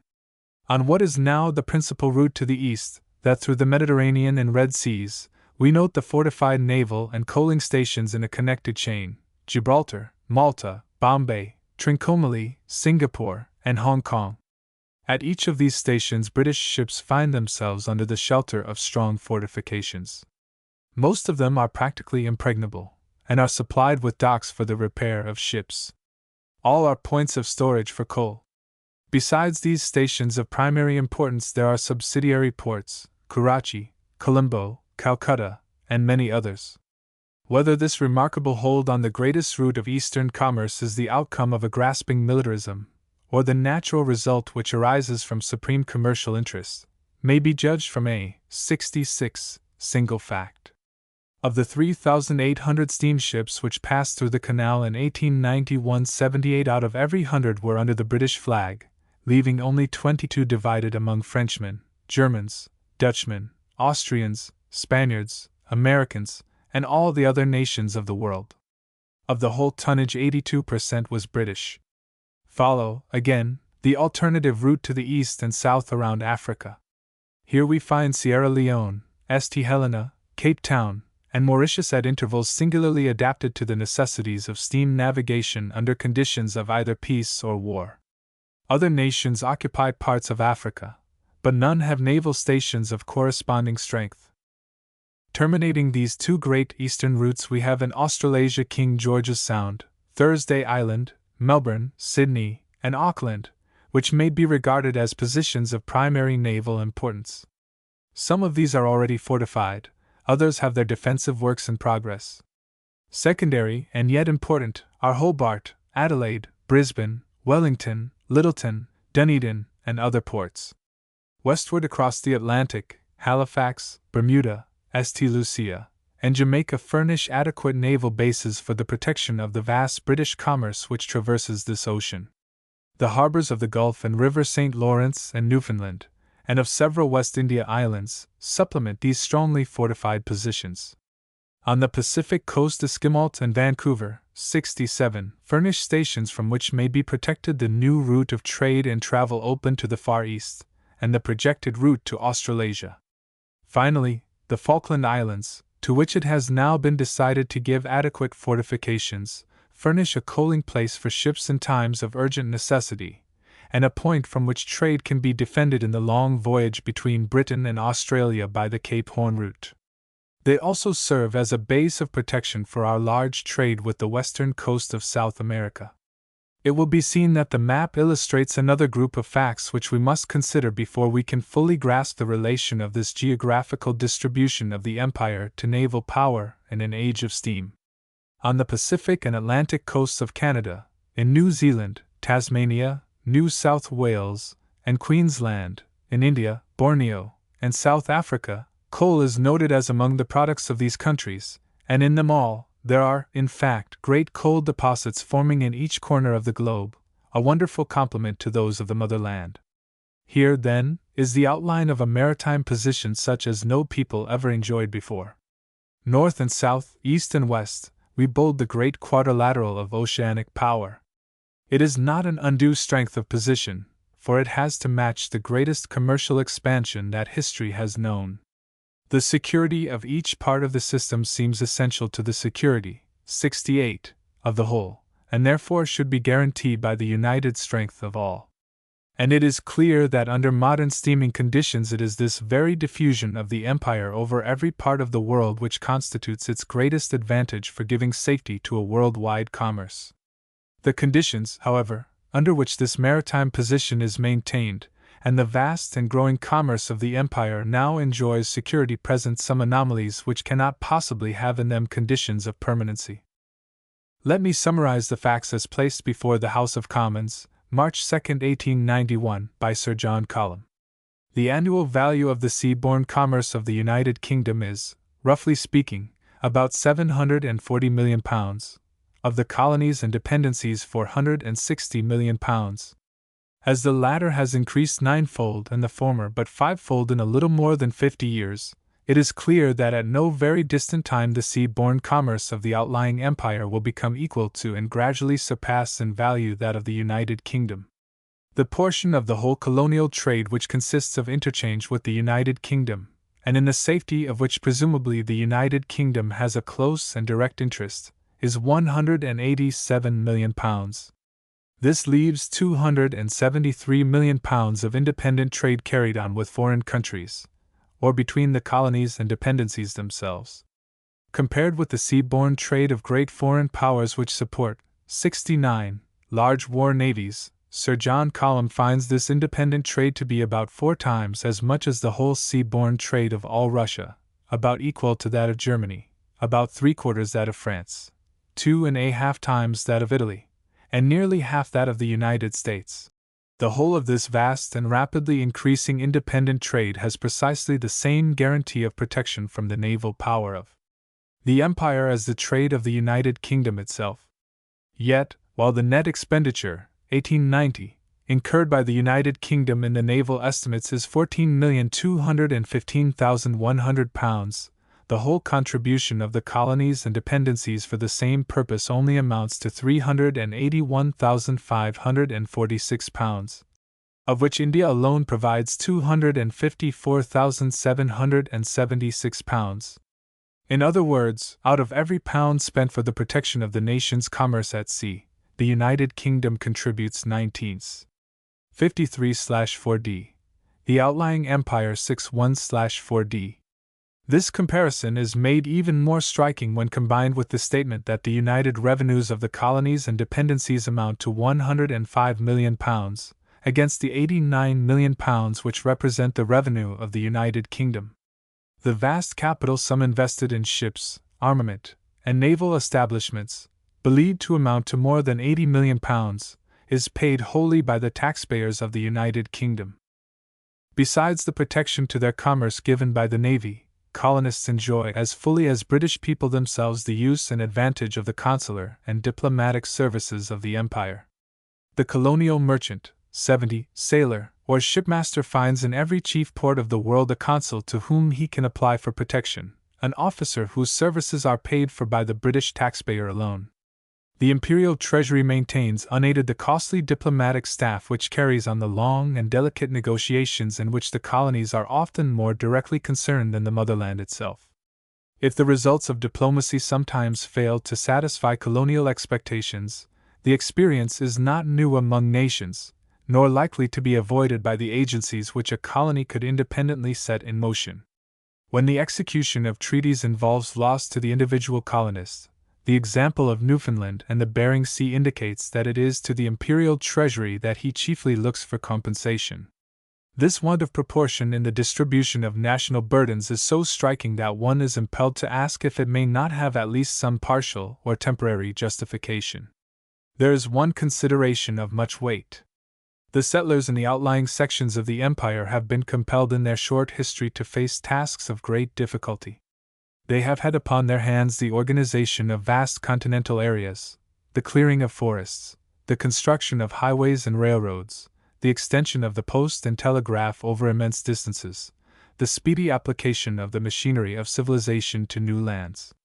Were it quite certain that all this would become a permanent addition to the strength and resources of the nation, it 71 might well be an object of national policy to relieve them from other burdens, however fair in themselves.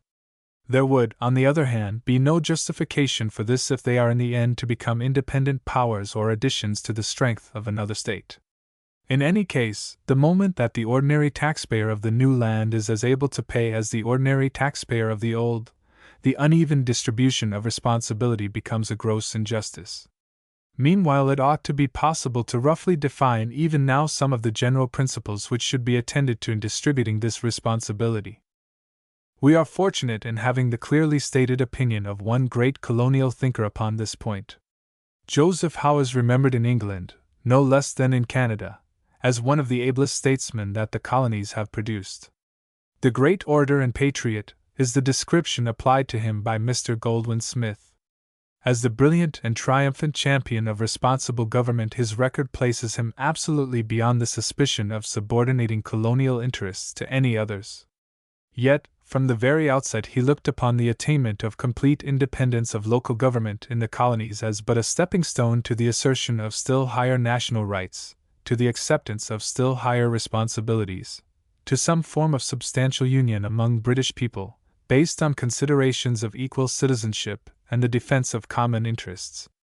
As far back as 1854, he delivered in the Nova Scotia legislature an 72 address, since published in his collected speeches under the name of the Organization of the Empire, which attracted wide attention at the time, and indeed embodies most of what has since been said by the advocates of national unity. 12 years later, when on a visit to England, he published in pamphlet form an essay bearing the same title, and giving his more fully matured views upon the question. If the genesis and enunciation of the Imperial Federation idea in its modern form is to be credited to anyone, it must be assigned to Joseph Howe for this early and comprehensive statement of the main issues involved. The study of the utterances of this great colonist, this champion of colonial rights, may be commended to those shallow critics who profess to believe that the proposal for national unity is an outcome of imperial selfishness, and that its operation would tend to cramp colonial development. Mr. Howe had none of the illusions which prevail in some parts of the colonies about the possibility of enjoying peace without taking the steps necessary to secure it.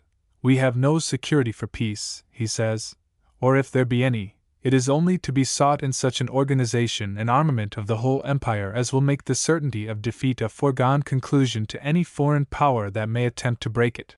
And again, the question of questions for us all, far transcending in importance any other within the range of domestic or foreign politics, is not how the empire can be most easily dismembered, not how a province, 73, or 2 can be strengthened by a fort, or by the expenditure of $1,000,000, but how the whole empire can be so organized and strengthened as to command peace or be impregnable in war. After discussing the best method of securing the representation of colonial ideas and influencing the general policy of the country, a condition which he believes necessarily precedent to joint expenditure, Mr. Howe then boldly grapples with the question of provision for defense. By another bill, to operate uniformly over the whole empire, India being excepted, as she provides for her own army, the funds should be raised for the national defense. This measure, like the other, should be submitted for the sanction of the colonial governments and legislatures. This tax should be distinguished from all other imposts, that the amount collected could be seen at a glance, and that every portion of the whole people might see what they paid and what every other portion had to pay. This fund could either be raised as head money over the whole population, in the form of a property or income tax, or, as Mr. Howe preferred, by a certain percentage upon imports, constituting, next to existing liabilities, a first charge upon colonial revenues, and being paid into the military chest to the credit of the Lords Commissioners of the Treasury. 2 important qualifications Mr. Howe suggests as to the incidence of this national taxation upon the colonies. 74. As the great arsenals, dockyards, depots, and elaborate fortifications are in these islands, as the bulk of the naval and military expenditure for arms, munitions, and provisions occurs here, where are the great fleets and camps, the people of Great Britain and Ireland ought to be prepared to pay, and I have no doubt would, a much larger proportion towards this fund than it would be fair to exact from the outlying provinces, where, in time of peace, there is but little of naval or military expenditure. In another respect, a wise discrimination should be exercised. Within the British Islands are stored up the fruits of 18 centuries of profitable industry. All that generations of men toiled for, and have bequeathed, is now in possession of the resident population here, including all that was created and left by the forefathers of those by whom the British colonies have been founded. Taking into view, then, the comparison which these wealthy and densely peopled islands bear to the sparsely populated countries beyond the sea, it would seem but fair that they should assume, in proportion to numbers, a much larger share of the burthens of national defense.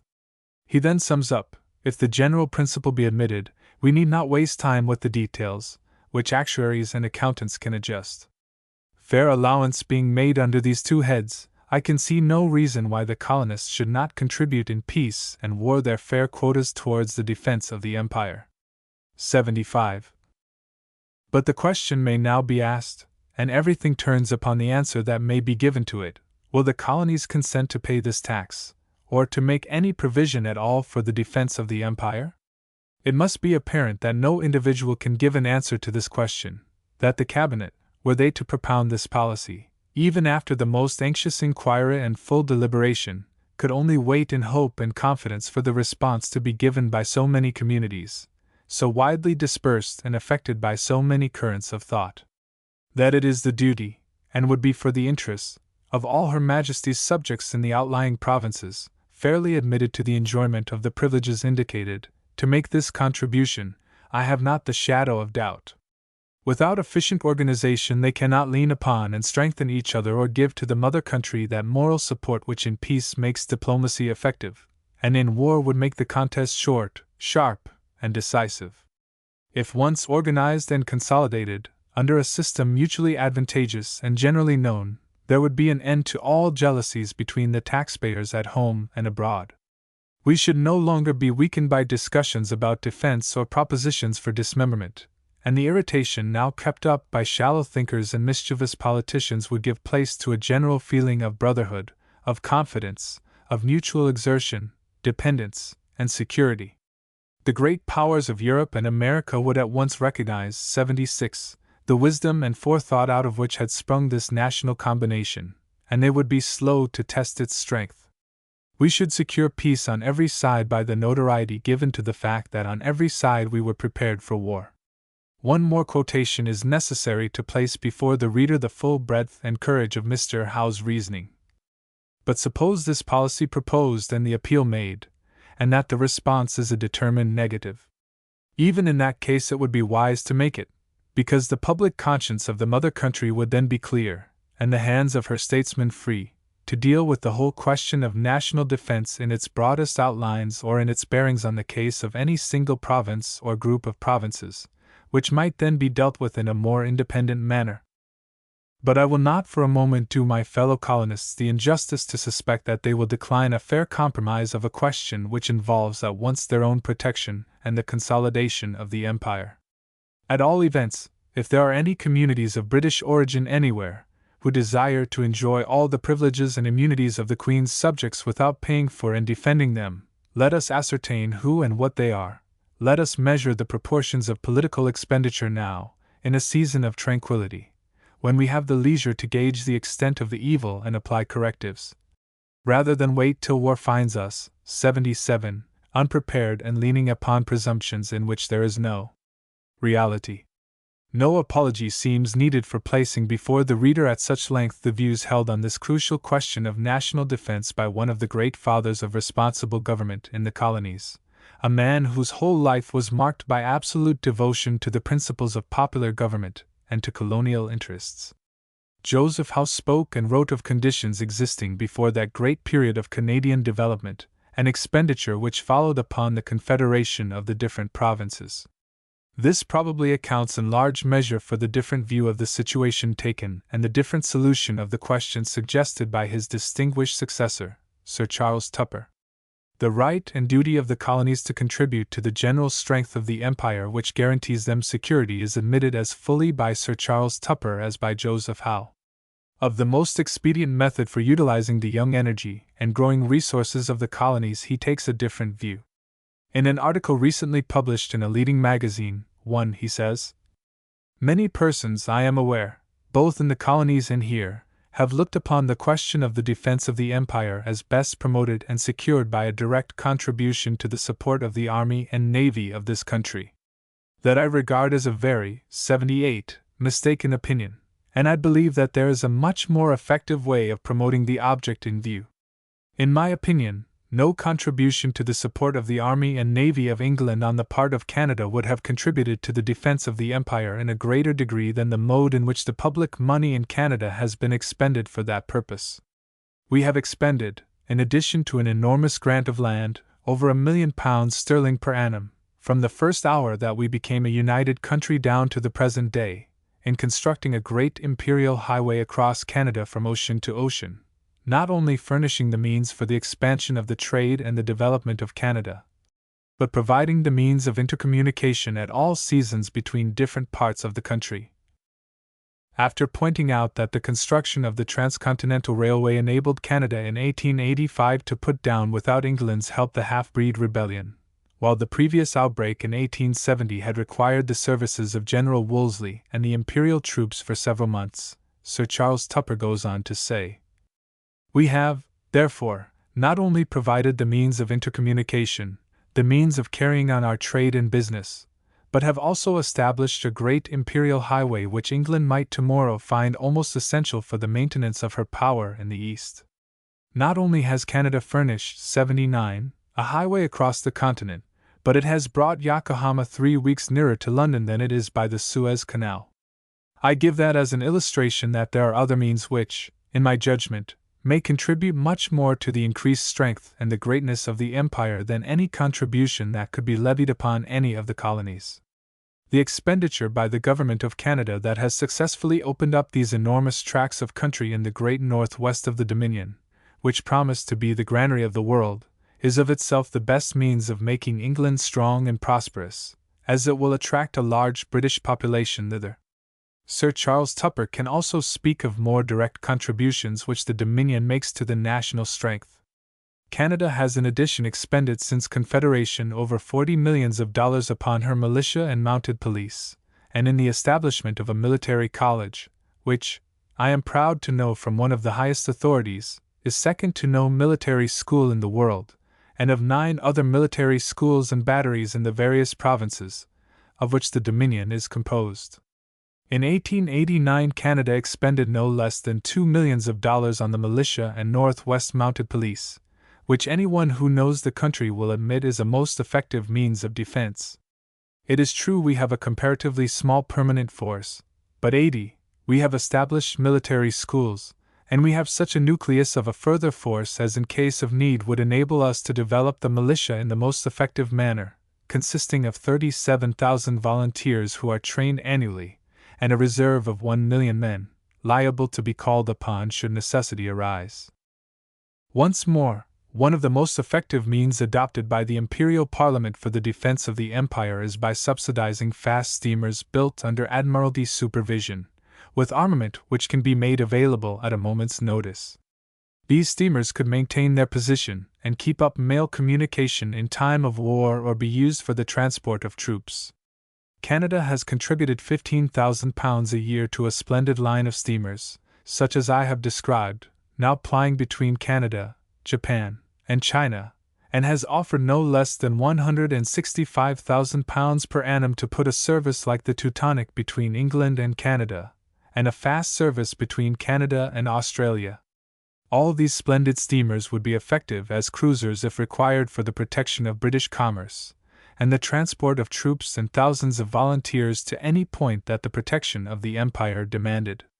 It is on grounds thus stated that Sir Charles Tupper concludes that, instead of adding to its defense, the strength of a colony would be impaired by taking away the means which it requires for its development and for increasing its defensive power. 81. If it were asked for a contribution to the Army and Navy.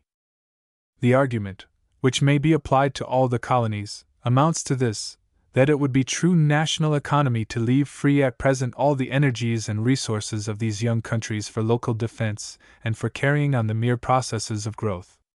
Obviously, the fairness of this arrangement, for which there is much to be said, depends entirely on the assurance that the colony is to remain permanently a part of the Empire. There is no reason why Britain or any other mother country should bear any part of the natural burdens of a colony if the colony is, nevertheless, left free to mark its adolescence by declaring itself independent, or by annexing itself to another and perhaps rival state. It is equally obvious that such an arrangement could in no sense be final, and that it only shifts the question of more normal adjustment of national burdens to a time not very far remote. It could therefore in any case only be looked upon as a temporary compromise. For instance, the whole volume of colonial trade, including India, is to that of the United Kingdom now in about the proportion of 4 to 7, judging from the relative rate of increase before referred to the day is not far distant when they will be equal. The proportion of population is also changing rapidly. The anomaly of 1/2 of the national trade and 1/2 of the population bearing the direct naval expenditure of the 82 whole would be very great indeed. This method, too, would seem to conflict rather seriously with a principle which has become a very fundamental idea in the British mind, viz., that a bearing of burdens in some very direct form must go hand in hand with representation. Till direct responsibility in general defense is undertaken, direct representation in determining general policy can scarcely be conceded. To fix the point at which any colony should become a direct instead of an indirect contributor to the nation's defensive strength would be a manifest necessity. To these criticisms Sir Charles Tupper can fairly answer that he deals in his proposition only with actual and not with prospective conditions. In fixing new and permanent relations, however, for an empire which is changing as rapidly as ours, the future must be kept in view as much as the present. Doubtless the true settlement of the question lies in a compromise between the present and the future. Not long since one of the most prominent of English statesmen put the matter to me in this way. We in Great Britain know very well that while you in the colonies are engaged in organizing great continents and furnishing them with the machinery of civilization, we cannot expect you to contribute for common purposes in proportion to us, who start with the stored-up resources and appliances of centuries. But we know that as you complete your docks, harbors and lighthouses, your railroads and canals, your schoolhouses and churches, as society becomes, 83, settled and the needs of civilization supplied, then you will gradually become ready and willing to bear your full proportion of those burdens which are the token of full and equal citizenship. With him, as with Joseph Howe, the settlement of the central principle of national unity was the main point. The determination of the details of expenditure was a matter for friendly negotiation, for actuaries and accountants. We may now ask, as did Joseph Howe, whether the great colonies would be willing to accept, either immediately or by gradual and progressive steps, any further share in the responsibilities of the nation. It may be assumed that this decision will be based on the facts and arguments of the case. Reason shows and experience proves that no commercial prosperity can be durable if it cannot be united, in case of need, to naval force. This remark of de Tocqueville is so fully proved by the facts of history that its truth may be accepted as axiomatic. It is a truth for the colonies to consider. Highly commercial already, their desire and manifest destiny are to be still more so. Canada's commercial navy, as has been said, already ranks fourth in the world. She is a first-class shipping power. Australia's trade is perhaps greater in proportion to population than that of any other country. Alone among all the people of the past or present, British colonists have not had to accept the full responsibilities of increasing commercial greatness. The 84 little Republic of Chile, with a trade of £26 million and a population of about 3 million, maintains 40,000 tons of armed shipping, at a large annual expense. The other republics of South America bear like burdens. Australia, with its much larger volume of sea trade and far greater of revenue, pays only £126,000 for naval defense, strictly confined to its own shores. Canada, with its remarkable tonnage of ocean shipping, its great interests at stake on its eastern and western coasts, leans almost entirely for defensive commerce and fisheries upon British ironclads paid for exclusively by the people of the United Kingdom. The deceptive argument, drawn from the example of the United States at some periods of their history, that a degree of isolation gives immunity from such burdens, has now lost its force.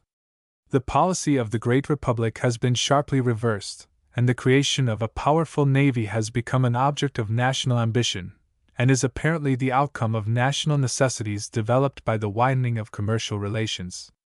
Judged, then, by all historical precedent, the great colonies must in the natural course of events accept naval defense as a part of their ordinary burdens.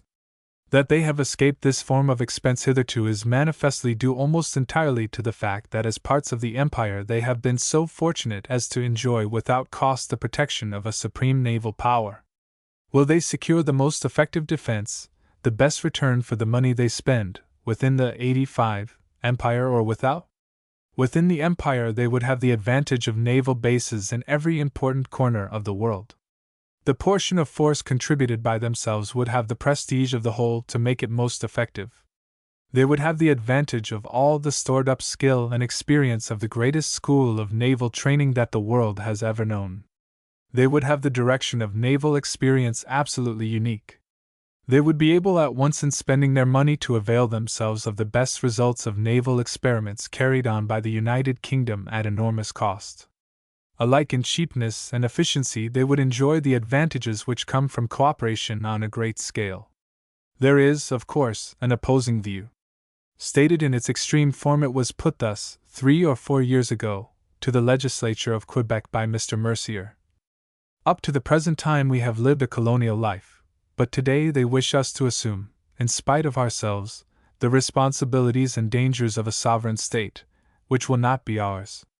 They seek to expose us to vicissitudes of peace and war against the great powers of the world, to rigorous exigencies of military service as practiced in Europe, to disperse our sons from the freezing regions of the North Pole to the burning sands on the desert of Sahara, an odious regime which will condemn us to the forced impost of blood and money, and wrest from our arms out sons, who are the hope of our country, and 86. The consolation of our old days, and send them off to bloody and distant wars, which we shall not be able to stop or prevent. Probably Mr. Mercier's auditors were well enough acquainted with history to detect at once the obvious fallacy of his argument. Still, it is worth while to remind colonial writers and speakers when they assert, as they sometimes do, that a union of defense with Britain means the dragging away of Canadians or Australians to fight in Europe or Asia, that Britain is the one country in the world that has never, in modern times, been compelled to resort to conscription, that no one is asked to fight in the ranks of her army or in her fleet except those who wish to, and that on these terms she has been able to put into the field and on the sea all the soldiers and sailors she requires. This is as true of her large native Indian armies as it is of her English, Scotch, Welsh, or Irish regiments. Britain knows nothing of the conscription which prevails in Germany, France, and Russia, which even the United States found necessary in the War of Secession. The men whom Australia sent to the Soudan she sent of her own accord, and not at Britain's request, much less her command. The numerous Canadian officers now holding commissions and in the active service of the Empire are there by their own individual choice. There is not the slightest reason to suppose that the British system of a purely voluntary service would be changed under any new political conditions imposed, 87, by closer union. The career of a soldier is one which has for many minds a great attraction. With the progress of military science, it now offers in many of its departments, as never before, a field for the highest intellectual qualities and scientific attainments. To say the very least, to be a defender of one's country is a not unworthy ambition. It is therefore extremely likely that into the great career offered by an imperial service many colonists with military predilections would be drawn. Even if their sole object were to prepare themselves for the service of the particular part of the empire to which they belonged, the wider training to be obtained in the highly organized system of a great state would be invaluable. But once more I repeat that the service would be purely voluntary. If Mr. Mercier and those of his compatriots who think with him have lost what was once supposed to be an instinct of their race, they have the opportunity within the British Empire, which they could not depend upon having in France, of following their inclination.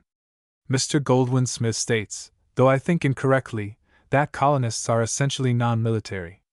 If his view is true, then the task of defending the empire will naturally gravitate into the hands of those in whom the military instinct is strong, of whom the empire has always as yet found enough for all its needs.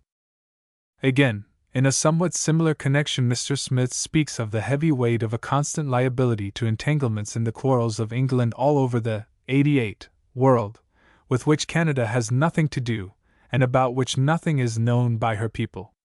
Her commerce may any day be cut up and want brought into her homes by a war about the frontier of Afghanistan, about the treatment of Armenia or Crete by the Turks, about the relation of the Danubian principalities to Russia, or about the balance of power in Europe. Let us put against this flight of imagination the solid facts of history, and see if Canada has had any reason to feel this pressure of dread from her connection with Britain. In 1812, British troops assisted Canadians in repelling what Mr. Smith himself describes as unprincipled aggression. Since that time, under the British flag, Canada has known a continuance of peace absolutely without parallel for a corresponding period among all the nations of the world. The last European war in which England took part was that with Russia, closed in 1856. The effect upon Canada of that war was a stimulus given to her timber and provision trade by the closing of Baltic and Black Sea ports. One of Canada's own sons, General Williams, the hero of Kars, won in that war a fame of which every Canadian is proud.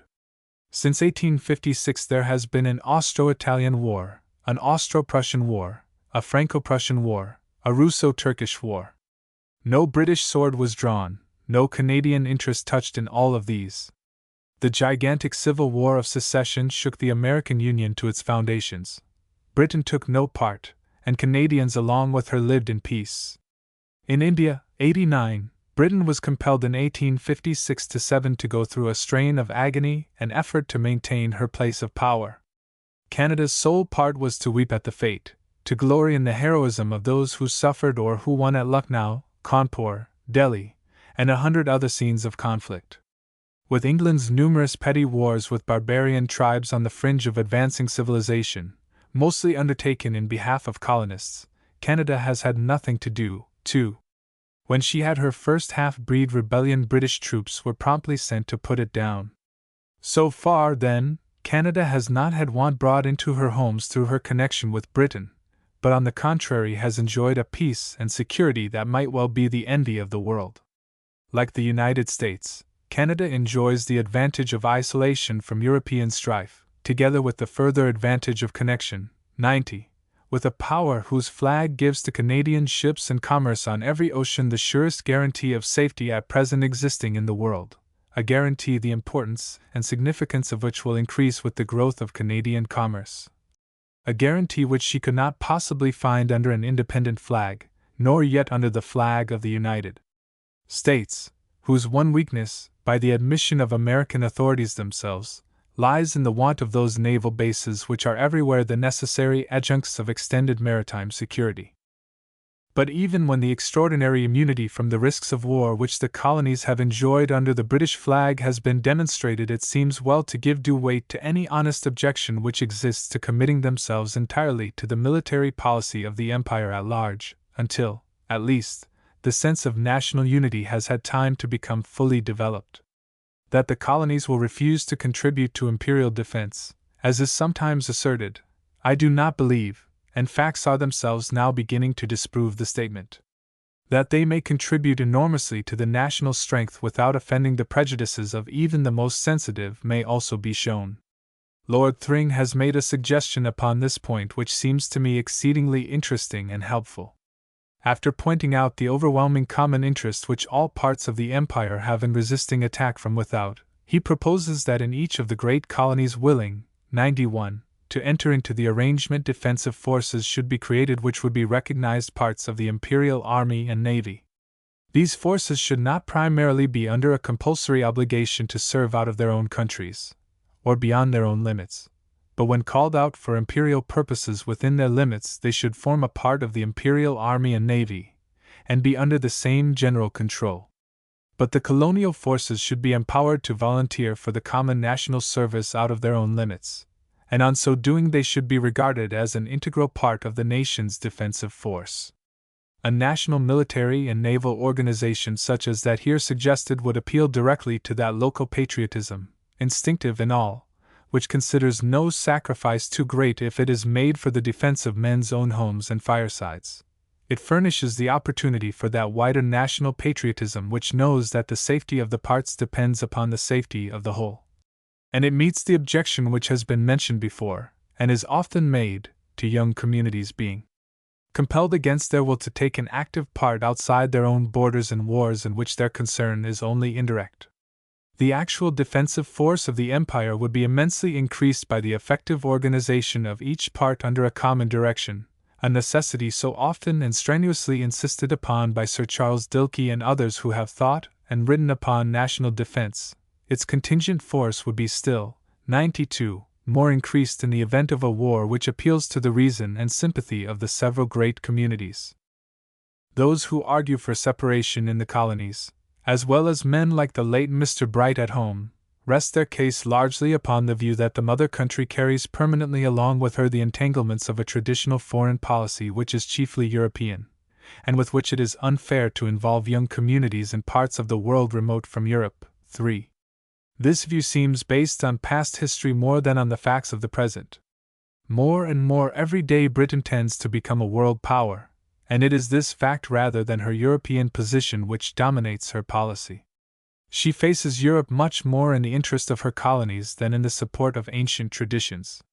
We have only to read the news from day to day, or the summary of national policy for a year as it is presented in a Queen's speech, to see that Lord Salisbury was within the strict limit of fact when he told a deputation but a few months since that his work in the Foreign Office had made him, 93, deeply sensible of the large portion of our foreign negotiations, our foreign difficulties, and the danger of foreign complications which arise entirely from our colonial connections, and the effect is that from time to time we have to exercise great vigilance lest we should incur dangers which do not arise from any interest of our own, but arise entirely from the interests of the important, and interesting communities to which we are linked. The difficulty with the United States in the Bering Sea and the Gulf of St. Lawrence, and with the French in Newfoundland, the complicated negotiations with Germany, Portugal, and other powers, European and native, in Africa, chiefly entered into in behalf of colonies or colonizing companies, are, to take the very latest illustrations, quite sufficient to give definiteness to Lord Salisbury's statement, for to some sincere thinkers in the colonies the value of British protection seems slight compared with the risks entailed by the Imperial connection. They believe that the true and evident policy for these young countries is to break off this connection and so free, 94, themselves from its dangers. Having no reason to quarrel with anybody, they anticipate with independence not only the immunity which they have enjoyed from war, but the further relief from the fear of war. Commerce carried on without naval protection, internal safety secured without expense on military organization, a neutral flag respected by all belligerents, the settlement of all differences by friendly arbitration, seemed to them not unreasonable expectations. The dread of some Englishmen, on the other hand, is that they may be drawn into wars in which they have no direct interest by the action of individual colonies. Each of these opinions has some superficial ground of justification. Each process of reasoning has, if pushed to its final conclusions, fatal defects. But is there not reason to believe that the growth of the empire is bringing us to a point when the policy of England and her colonies may be entirely coincident on the great questions of peace or war? In the desperate struggle for existence which England in past centuries has often had to carry on, in those contests which have toughened the fiber of her children and fitted them to be of the ruling races of the world, she has often had to make combinations or enter into agreements with the European nations around her from which she would gladly have kept herself free. But with the spread of the empire abroad, England is every day becoming more able, 95, to look away from Europe, to stand aloof from purely European disputes, and to secure all the strength she requires from combination with communities which are her own offspring. Such an outcome of the nation's life would be the best justification for all that England has suffered and spent in building up the empire. But it is not for colonists to forget that she has spent and suffered much. At Melbourne 2 years ago, in a lecture intended to refute the arguments for British unity, and to point out the danger to Australia of remaining connected with the empire, Sir Archibald Mitchie, with great apparent deliberation, said, as the miserable result of her, England's, past foreign policy, as ineffectual to any good purpose as it has proved expensive, she is indebted to the amount of some £700 million to the public creditor, the national debt. To what an extent does not this one miserable fact, so disgusting to all chancellors of the exchequer, cripple the strength and movements of the mother country, and weaken her influence with the world at large? Were this the thought of a single man, it would be scarce worth while to recall it. But in some of the colonies similar reference to the national debt is found not infrequently in journals which must be taken seriously, and in the mouths of men who influence public opinion. Often it is emphasized by a triumphant allusion to the different application of colonial borrowings, represented as they are by assets in the form of railways, canals, harbor improvements, 96, telegraph systems, and public works of many kinds. The criticism and comparison seem misleading in the last degree. We may make a liberal allowance for mistakes in British foreign policy. We may criticize things done in the heat of national passion, or at times when Britain was carrying on a struggle for existence. We may leave out of our reckoning the glory of having saved the liberties of Europe when other nations were yielding in despair, when British subsidies alone brought their armies into the field, and British resolution inspired them with new courage. Yet, when all this allowance has been made, we may say that a colonist is perhaps the last man in the world to sneer at the public debt of England. She came out of the prolonged and tremendous struggle which piled up her debt, possessing as an asset to show for it about 1/5 of the known world. Professor Seeley has proved conclusively that England's great continental wars, the chief causes of her vast expenditures, were in large measure contests for colonial supremacy.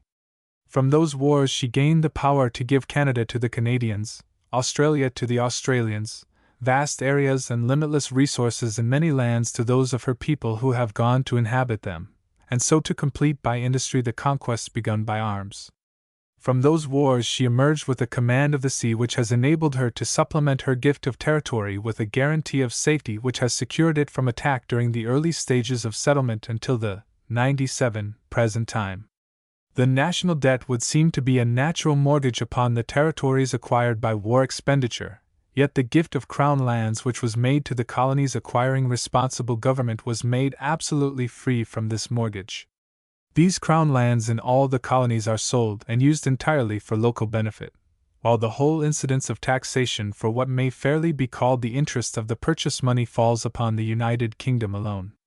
The expense of the great expeditions which culminated in the victory on the Plains of Abraham is a considerable item in the national debt, but half a continent now held by Canadians is no insignificant item to set against it.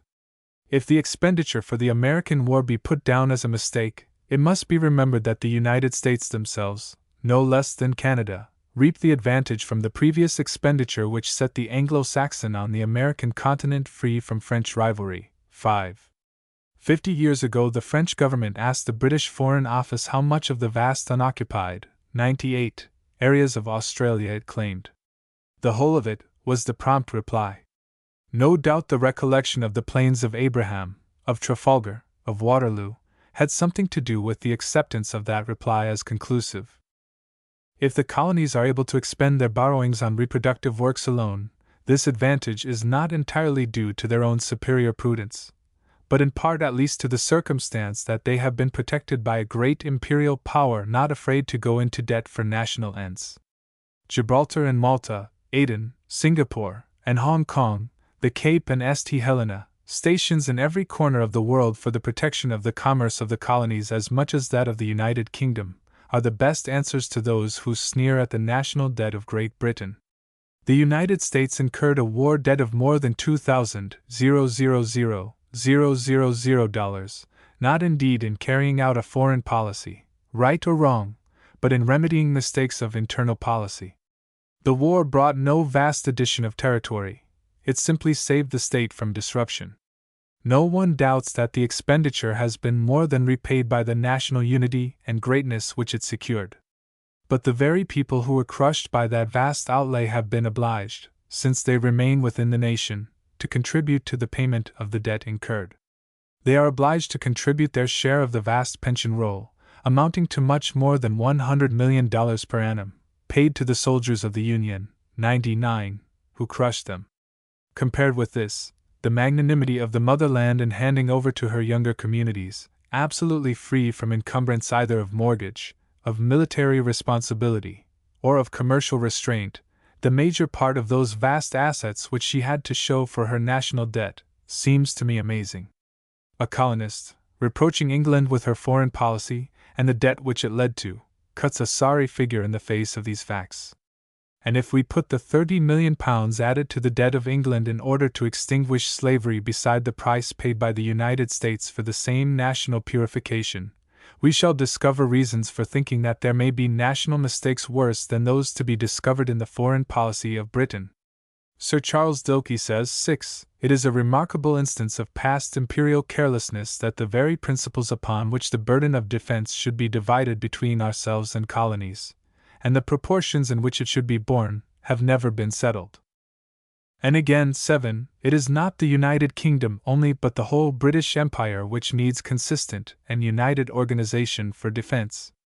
The colonies should be represented on our great general staff, and the principle of self-preservation, applied to the Empire, should be disentangled from the petty, 100, political questions by which the relations between the mother country and her children are often hampered and sometimes embittered.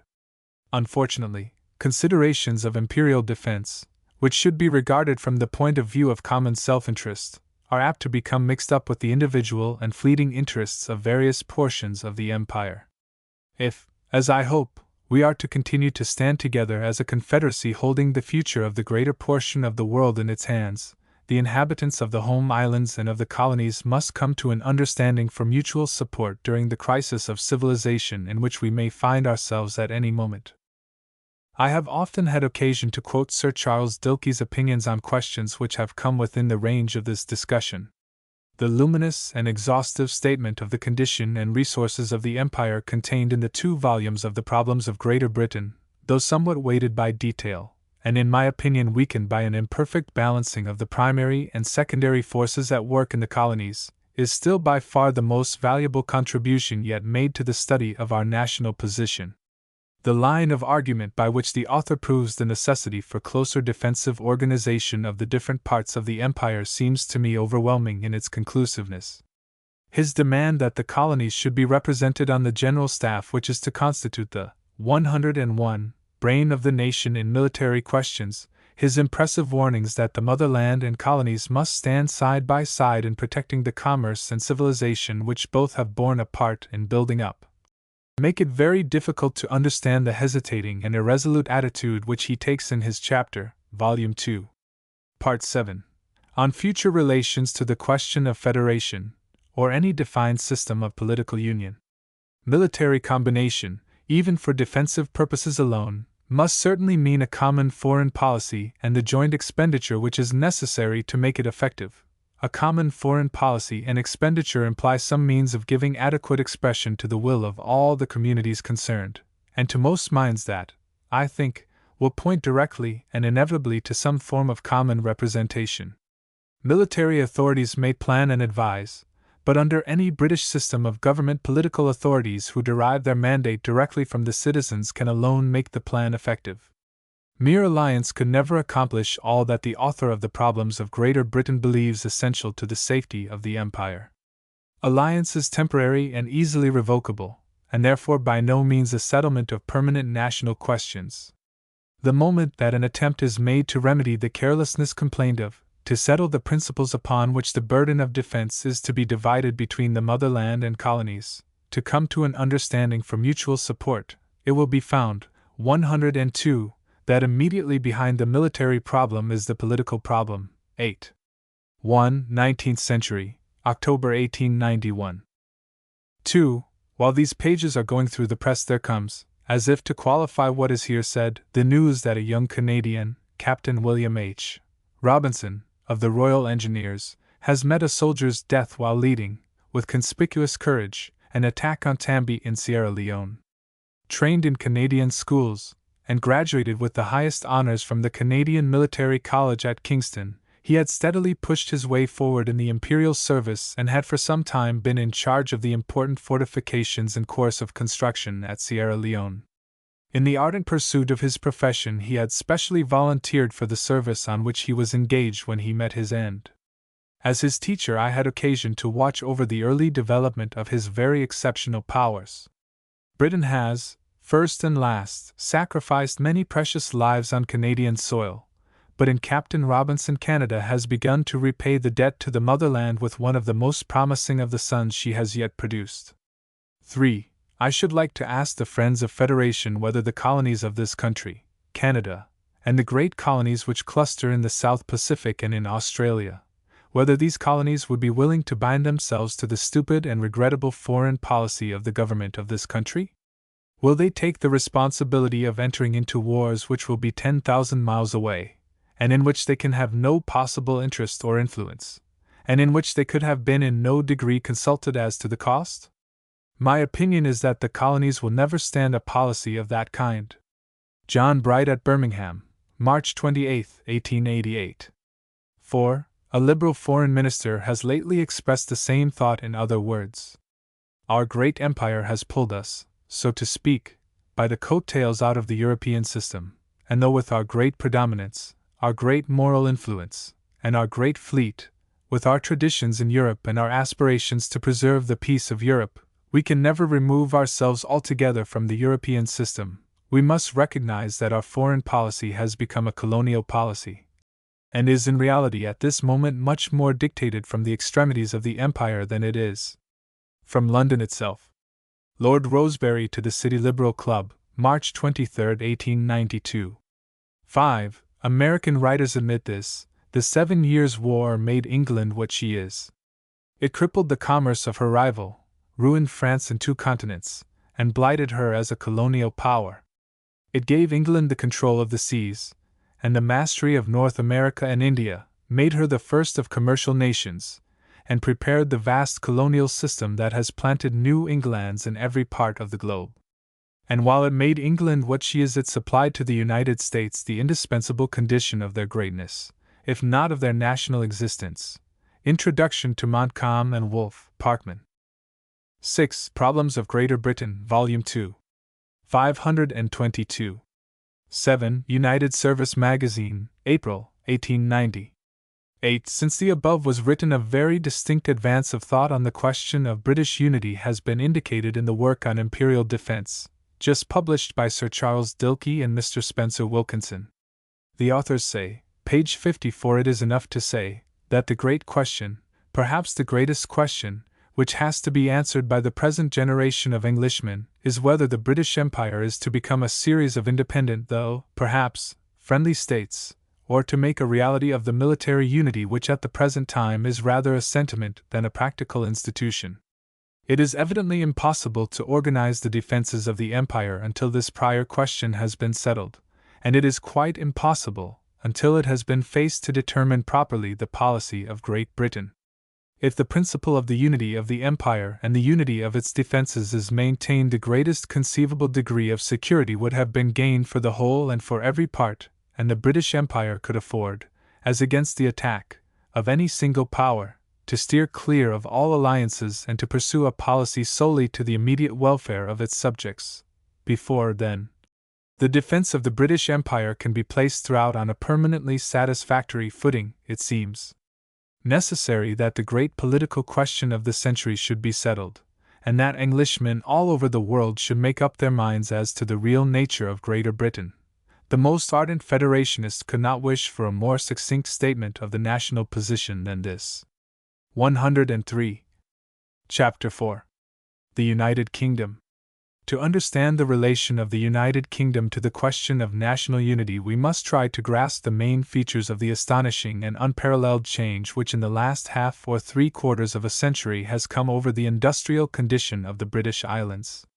This change has left them in a position absolutely unique among the nations of the present day, a position, moreover, to which history furnishes no parallel. It has been estimated that when the Queen came to the throne, of the working population of the country 1/3 were agricultural laborers, and 1/3 were artisans.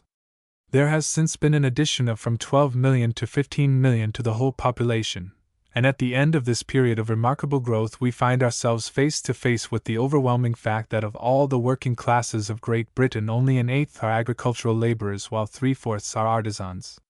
What this means is in no way more tersely described than when we say that Britain has become the workshop of the 104 world. What it involves is the conclusion that never in the history of the human race has any great nation lived under such artificial conditions as do British people at the end of this period of extraordinary industrial development, a period which has its limit well within the century. All the circumstances of national existence have been revolutionized. After the application to the soil of intense culture, of scientific skill, of abundant capital, of cheap labor, only about 8 million or 9 million quarters of wheat are produced out of the 28 million quarters which now represent the annual consumption. The rest comes from the far distant prairies of the United States and Canada, from India, South Australia, New Zealand, the Black Sea and the Baltic. With other cereals it is the same, the demand for those which cannot be produced at all in Great Britain, such as rice and maize, being immense. Cheap ocean freights, which make it possible to transfer a bushel of wheat by sea from Montreal or New York to London at a lower price than it can be carried by rail from some English counties to London, handicap the English producer still more. It seems as if the dependence upon the outside world for grain supplies were likely to increase, not merely with the rapid increase of population which is still going on, but with the necessity of applying the land to more profitable forms of production as ocean transit is still further cheapened, and as increasing prosperity leads to a greater consumption of animal food. 105. As with grain foods, so with meat. Hundreds of thousands of live cattle, many 100,000 tons of meat, chilled, frozen, salted, or tinned, pour into the country every year from across the sea. Canada alone last year sent 123,000 head of cattle, New Zealand nearly 1,500,000 frozen carcasses of sheep. It has been estimated that the quantity of meat food in the United Kingdom at any time is only sufficient to supply the market for 3 months. Beyond that, all must come from without. So also with cheese, fruit, and other staple articles of consumption. Still more striking is the dependence on distant lands for a wide range of articles once esteemed luxuries, but now reckoned among the comforts, if not the necessities, of daily life, such as sugar, tea, and coffee. If the massing of facts into figures best conveys to some minds the nature of the situation, it may be put in the statement that every year the United Kingdom pays for articles used for food brought from abroad the sum of £153 million.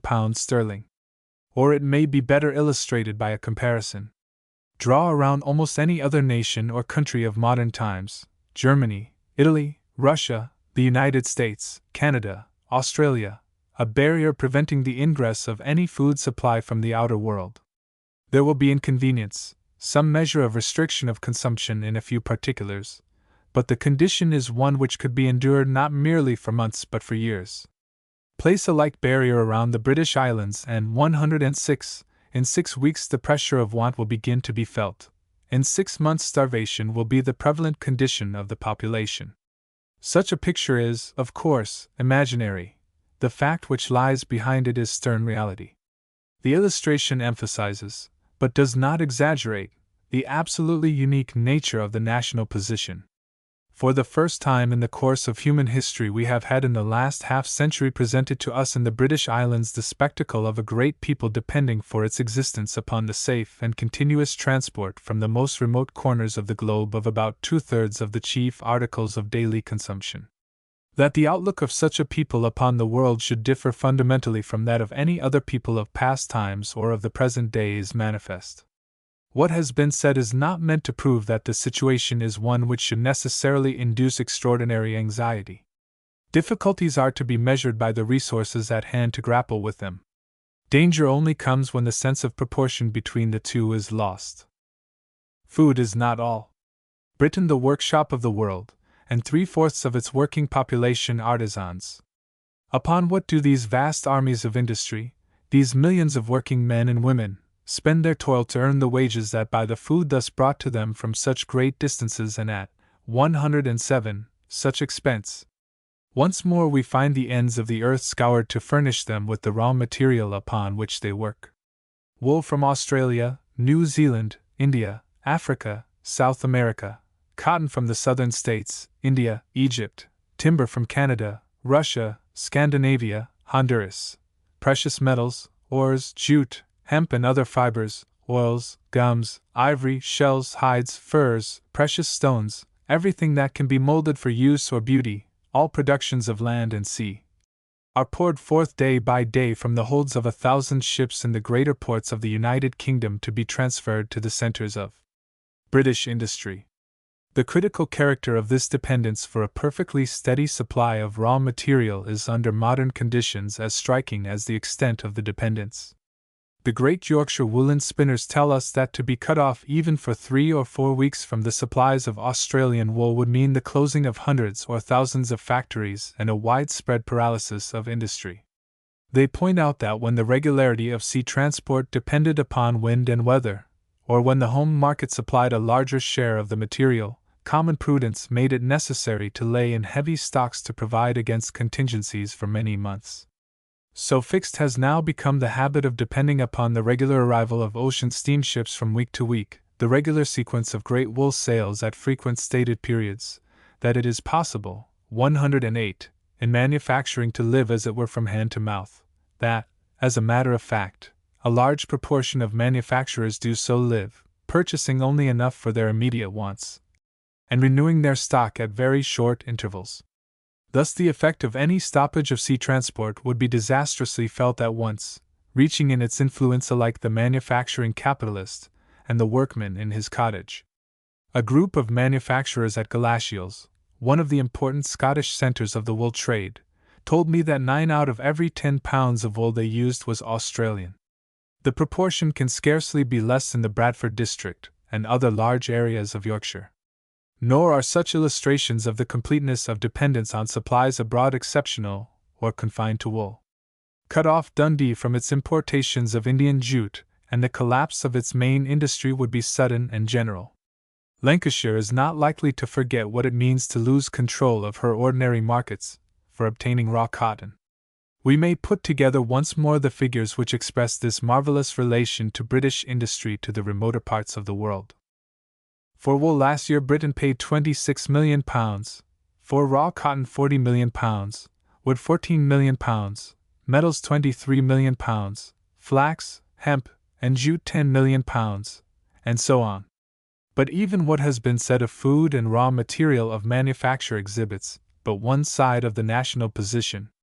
To be the workshop of the world, 109, implies access to the markets of the world. I say nothing of the vast centers of commerce abroad which serve as the main points of distribution. But go to the loneliest Australian or New Zealand bush, to the backwoods and remote prairies of Canada, to distant South African gold and diamond diggings, and we find the shelves of the humblest shop filled with the products of the looms of Yorkshire, Lancashire, or Paisley, of the factories everywhere scattered throughout the United Kingdom where the vast inflow of raw material is worked up. To foreign countries, as well as to those inhabited by British people, to every civilized or uncivilized continent, district, or island, however remote, these manufactures penetrate, and must continue to penetrate, if the vast fabric of British industry is to be maintained. Once more, the figures which represent the annual aggregate of export trade are immense: cotton goods £70 million, woolen goods £26 million, iron and steel £28 million, machinery £13 million. Between this great inflow of raw material and food, and the equally great output of manufactured goods, has sprung up yet another prime factor in Britain's industrial position: her shipping interests. She has become by far the greatest of ocean carriers. It is not merely that scores of millions of capital are invested in ships alone, that 60% of all the steam tonnage of the world and a large proportion of its sailing tonnage are under the British flag, that tens of thousands of men find employment, 110, upon the seas, and tens of thousands more in the immediate handling of ships and their cargoes around British harbors and docks. The mere construction of ships and their equipment for this vast carrying trade gives an impulse to almost every form of British industry. The shipyards of the Clyde alone turn out at times 1,000 tons or more of iron or steel shipping for every working day of the year. The vast aggregate for the whole country forms a large element in the industrial life of the nation. Here, then, in roughest outline, is a picture of the unique position which the British Islands hold in the world today. Let us remind ourselves once more that the extreme singularity of this situation has been created well within the span of an ordinary life, for the sea-borne commerce of the United Kingdom, which today has an annual value of more than £740 million, was, when the Queen came to the throne in 1837, only £155 million. The difference between these figures fairly measures the increased dependence of the country upon its imports, exports, and the carrying trade. Now, for a nation existing under conditions such as have been described, where the work and wages and food of the masses of the people depend on easy and constant access to the remotest corners of the globe, it seems possible to indicate what must be the end and aim of national policy, the supreme objects of statesmanship. Surely the first object must be to 111 secure the absolute safety for trading purposes of the waterways of the world. Maritime security Britain is bound to maintain, if she is to retain manufacturing superiority. The only manufacturing rival which seriously threatens her is the United States. It is a friendly rivalry, and should remain such.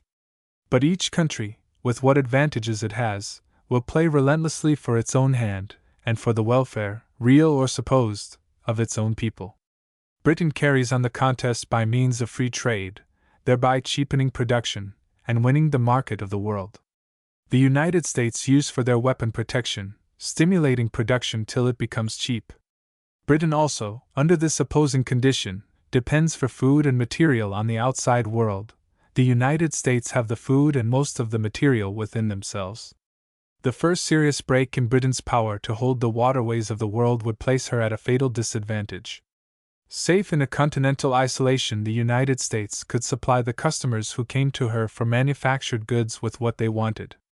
To be on even terms, Britain must have maritime security, and this she could not have if by the successive cutting away of her great outlying offshoots she should lose control of those points of vantage which now are the secret of her supremacy quite as much as the ships which she sends forth from her dockyards. Second only to maritime security seems to me the necessity for a country in the position of Great Britain, 112, to keep as far as possible the sources from which she draws her food and raw material within the national domain. Great Britain has had at least one sharp reminder of the advantage which would accrue to a country so dependent as she is on the outside world of having the areas of production under the national flag. This reminder was one which gave a rough shock to the generally accepted theory that if the consumer wants to buy and the producer wants to sell, all the conditions for satisfactory commercial intercourse between countries are fulfilled without reference to national relationship. In 1865 the War of Secession broke out in America, and the ports of the cotton-producing states were blockaded. Millions of bales of cotton were wasting on the wharves and in the warehouses at New Orleans, Charleston, and other southern towns. On the other hand, in Lancashire millions of spindles were idle, and vast bodies of people were reduced to extreme need or thrown for a long period upon the charity of the benevolent from want of the raw material of their industry. The producers certainly wished to sell, the consumers to purchase.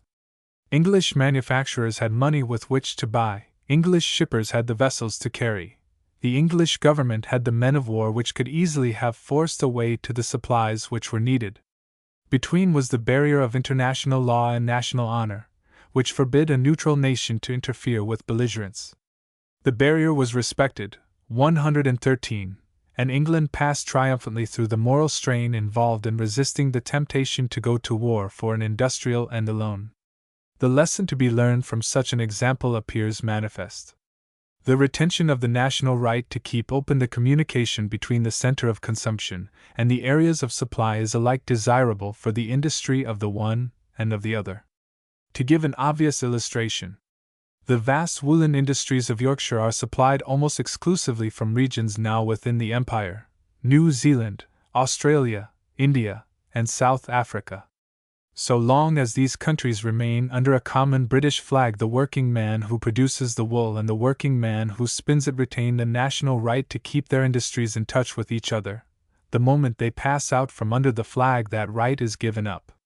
Great Britain would have no more right to force her way into the ports of an independent Australia or New Zealand, blockaded by a German, French, or Chinese fleet, than she had to force her way into the harbors of Louisiana or South Carolina. The neutral flag may furnish a way of escape for Britain's industry when she is herself in direct conflict with another power. It gives no assistance when a nation with which she is at peace chooses to close the ports of a country from which she draws her food or the material of her industry. The reader will find that the illustration is a far-reaching one if he extends it to the whole range of Britain's wants either for supply or for markets for her manufactured, 114, goods, and to the whole range of colonial necessity for a market for their staple products, and a supply of what they do not produce. Still more significant is the illustration if he remember that as regards food supply the Empire might, in an emergency, soon become entirely independent of foreign countries, while, with the single exception of cotton, we could tide over an indefinite period even in the matter of raw material for manufacture. 115. Chapter 5. Canada. When we come to regard our question from the colonial point of view, the first place in any consideration must obviously be given to Canada. The national problem is there presented to us in a crucial form. The growth and consolidation of the Dominion have done more than anything else to make manifest the anomalous condition of the Empire. In it we have a colony with a population twice as large as the United States had when they became independent, larger than that of England in Elizabeth's time, or than that of some considerable European states at the present day. It is a population which has proved itself equal to the highest duties of citizenship. The slowness of earlier growth has not been without advantage, since it has unquestionably given steadiness and maturity to political thought. With comparative suddenness, Canada has now caught the inspiration of a large national life. Vast undertakings in the direction of material progress are entered upon with confidence and executed with success. On political lines, her people have been the first to prove by actual experiment, 116. On a large scale, the adaptability of a federal system to British methods of representative and responsible government. Since Confederation was entered into nearly 25 years ago, self-reliance has become the keynote of Canadian life and has produced its legitimate and ordinary results. In material development, in political organization, in the spirit of the people, the Dominion has reached the stage looked forward to by early thinkers on colonial problems as the one at which it might reasonably be expected to assume an independent national existence. It must therefore soon bring to the test the theories of these thinkers as to the results of national expansion. The position of Canada is made unique among British colonies by another condition. She is so placed geographically that annexation to another kindred state is a manifestly possible alternative to either independence or continued British connection. Whether independence, annexation to the United States, or a closer and permanent union with the Empire is most consistent with the honor and interest of the Canadian people, and whether the separation of Canada from the Empire is a matter of indifference to the British nation at large, are questions to be here discussed. Facts of geography, facts of history, and questions of trade relations must enter chiefly into the consideration. There is an advantage in giving the first place to geography. 117. A glance at the map shows the relation of Canada to the oceanic empire of which it now forms a part. It fronts towards Europe on the Atlantic and towards Asia on the Pacific. On both oceans it gives the finest naval positions that a great maritime power could desire, and the only positions possible for British people on the American continent. A wonderful system of waterways penetrates, from the Atlantic frontage, unto the very heart of the continent, to prairies which are the greatest undeveloped wheat area in the world, lands capable of supporting a large population and of proved capacity to yield a vast surplus of food products. The trend of the Great Lakes and of the St. Lawrence towards the point which gives the shortest sea connection with Europe indicates the natural direction in which this food surplus will chiefly flow. Should the still open question of the summer navigation of Hudson's Bay by grain vessels be settled in the affirmative, even the facilities offered by the Great Lakes and the St. Lawrence for cheap transit would be eclipsed, and Western wheat placed on English markets at a rate hitherto unknown. But this is a contingency, and it is perhaps better to confine the attention to settled facts. The significance of Canada's geographical position, facing and commanding the two great northern oceans at the points nearest to the opposite continents of Europe and Asia, is supplemented by geological facts of extreme national interest. At the very point where the Dominion stretches out furthest towards Europe, 118, and where the maritime provinces furnish open harbors all the year round, we find in Nova Scotia and Cape Breton inexhaustible supplies of excellent coal. The coal areas of this region are the only sources of supply in eastern America northward of Pennsylvania, and the only sources directly upon the eastern coast of the continent, where they seem to give a singular advantage for both transatlantic and transcontinental trade. Crossing now the 3,800 miles which measure the breadth of the continent, we come to the Pacific coast, and the excellent harbors with which it also is everywhere indented. The importance to the Empire of these harbors is manifest, since they are the only ports under the British flag on the whole Pacific coast of America from Cape Horn to the Bering Sea, the only base of naval supply, the only means the Empire has of matching the Russian depot, Vladivostok, soon to be in direct connection with St. Petersburg itself, over which they have the great advantage of being open all the year round. They furnish the base from which the trade of the North Pacific is, and must be, protected. For the defense and prosecution of trade, still more important than the harbors themselves is the fact that in the island of Vancouver, where Canada stretches out so as to give the shortest route to Japan and China, we have again an abundance of coal. The importance of these deposits is enhanced by the circumstance that all other coal found on the Pacific coast from Cape Horn northward to Puget Sound is of an inferior quality, 119, and limited in quantity. San Francisco itself obtains a large part of its coal from Vancouver Island in the north, or from the British colony of New South Wales on the other side of the Pacific. Looking east and west, then, the Dominion has its maritime position confirmed by its supplies of coal. This is not all. Deposits extending over thousands of square miles have been discovered midway in the Great Prairie region, at once solving the fuel problem for a treeless country, and supplying the force that carries trade and population across the continent. Later discoveries in the Rocky Mountains indicate the presence there of an anthracite coal peculiarly adapted to naval use, and likely to supply our ships in the Pacific with fuel of a quality equal to any that British mines can furnish.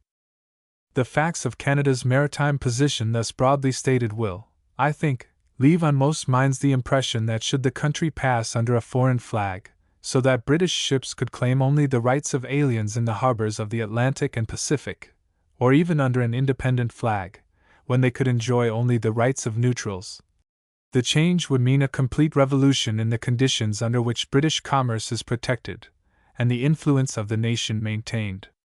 On the two oceans, there is, again, a military as well as a naval aspect from which to regard Canada's geographical relation to the Empire.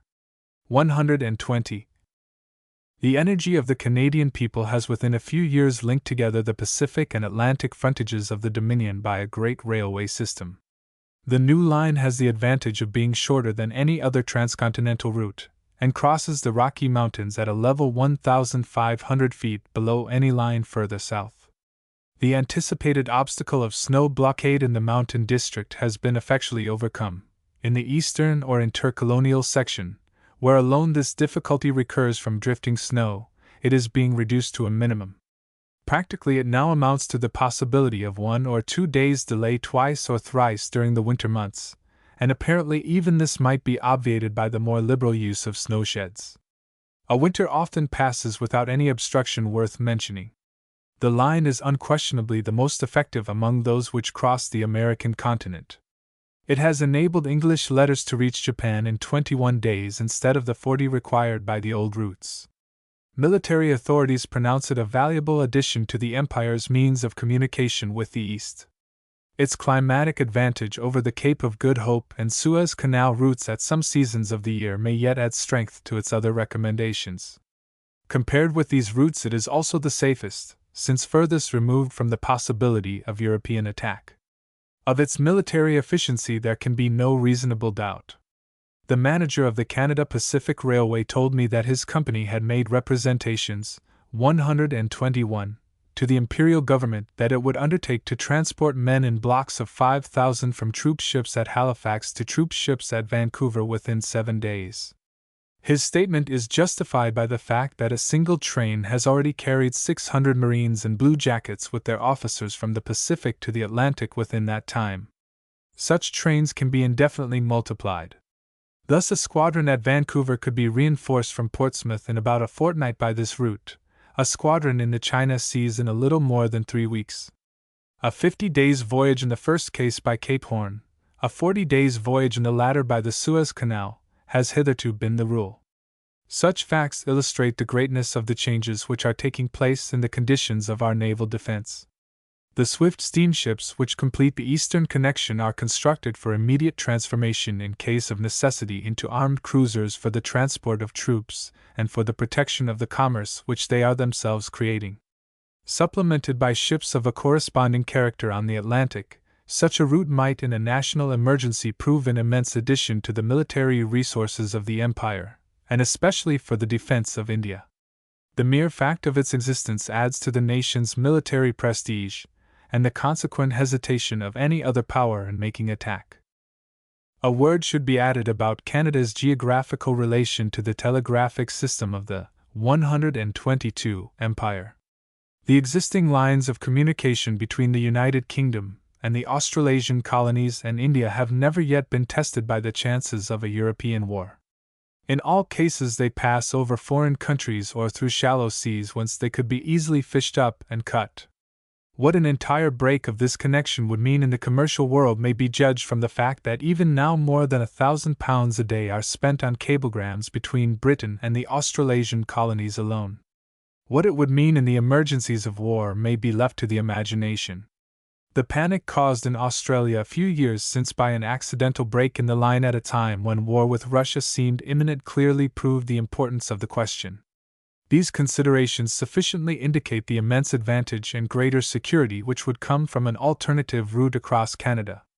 The case was clearly stated by Mr. Sanford Fleming, the distinguished Canadian engineer, in an address to the Colonial Conference of 1887, to which he was a delegate, the western terminus of the Canadian Pacific Railway, Vancouver, is in telegraphic communication with London. Communications have passed between London and Vancouver, and replies returned within a few minutes. From Vancouver, cables may be laid to Australasia by way of Hawaii, or they may be laid from one British island to 123 another, and thus bring New Zealand and all the Australasian colonies directly into telegraphic connection with Great Britain, without passing over any soil which is not British, and by passing only through seas as remote as possible from any difficulties which may arise in Europe. Again, India can be reached from Australasia by the lines of the Eastern Telegraphic Company. South Africa can be reached through the medium of the Eastern and South African Company, and thus, by supplying the one link wanting, the Home Government will have the means provided to telegraph to every important British colony and dependency around the circumference of the globe, without approaching Europe at any point. The advantages, commercial and military, of a line of communication thus isolated and national, as compared with those which pass through or near the political storm centers of Europe, are too obvious to require elaboration. Since 1887, a survey of this route has been going on, though far too slowly, under the direction of the Admiralty. Groups of islands useful for operating the line have been annexed, and the laying of the cable seems only to depend on a more general recognition of its national necessity. What has now been said indicates roughly Canada's geographical relation to the question of a united oceanic empire, of which she may fairly be regarded as the keystone. What is next to be considered is, 124, her relation to the great state which lies along her southern border, and which divides with her about equally the bulk of the North American continent. Here our study of the map must go hand in hand with the study of Canadian history. A series of great lakes and rivers, and for the rest, astronomical or arbitrary boundary lines, constitute the only geographical divisions between the United States and Canada. The political and moral line of separation is due to the fact that more than a century ago the colonies which formed the germ of the United States revolted and threw off their connection with Great Britain. Those which formed the nucleus of Canada elected to remain united with the motherland and to work out their political destiny in accordance with British institutions. The geographical boundary, like those which divide many other nations, seems indefinite and artificial to the mere student of maps. It has been engraved deeply enough in the hearts of Canadian people. It had to be defended in 1775, and once more in the War of 1812, at much expense of life and treasure. Crossing it in 1783 and succeeding years, the persecuted loyalists of the American Revolution found safety and freedom under the British flag. 1. Again at 125, had to be defended from the Fenians organized in 1866 on American soil. Fishing disputes and boundary disputes, embittered by Canadian dissatisfaction with the methods of American diplomacy, have kept attention fixed upon the line of national demarcation. Still more sharply has it been defined by national habits of thought. South of the line, for at least 3/4 of a century after the Revolution, on 1004th of July platforms dislike and hatred of all things British have been studiously inculcated. Even now an appeal to anti-British feeling may decide the fate of a presidential election, and has been the winning trick of party politics. North of the line, at every public gathering and on every public holiday up to the present moment, loyalty to the British nationality for which such sacrifices were made, and allegiance to institutions which have borne thoroughly the test of application in a new country, are recognized as of the very essence of the popular life. The mere suspicion that these principles were being trifled with by a few erratic and irresponsible members of a great, and otherwise perfectly loyal political party has excluded that party from power for a period almost beyond the limit of political experience in British countries. It is scarcely possible to imagine conditions under which communities kindred in race, language, and 126, literature could have had a more decisive and divergent bias given to their history, to national traditions and enthusiasms, to everything that lies at the roots of individual political life. They have prevailed decisively against contiguity, against commercial intercourse, social intercourse, literary intercourse, against a considerable interchange of population. Those who know best the passions which control the popular mind in Canada are fixed in the belief that the retention of a political individuality independent of the United States has become the touchstone of Canadian national honor. To understand why this is so, we must recall and account for one primary fact, remarkable enough in itself and probably unique in history. We can easily understand that it requires no very marked natural boundary to form the line of division between nations which differ in language, religion, and descent, as in the case of European states.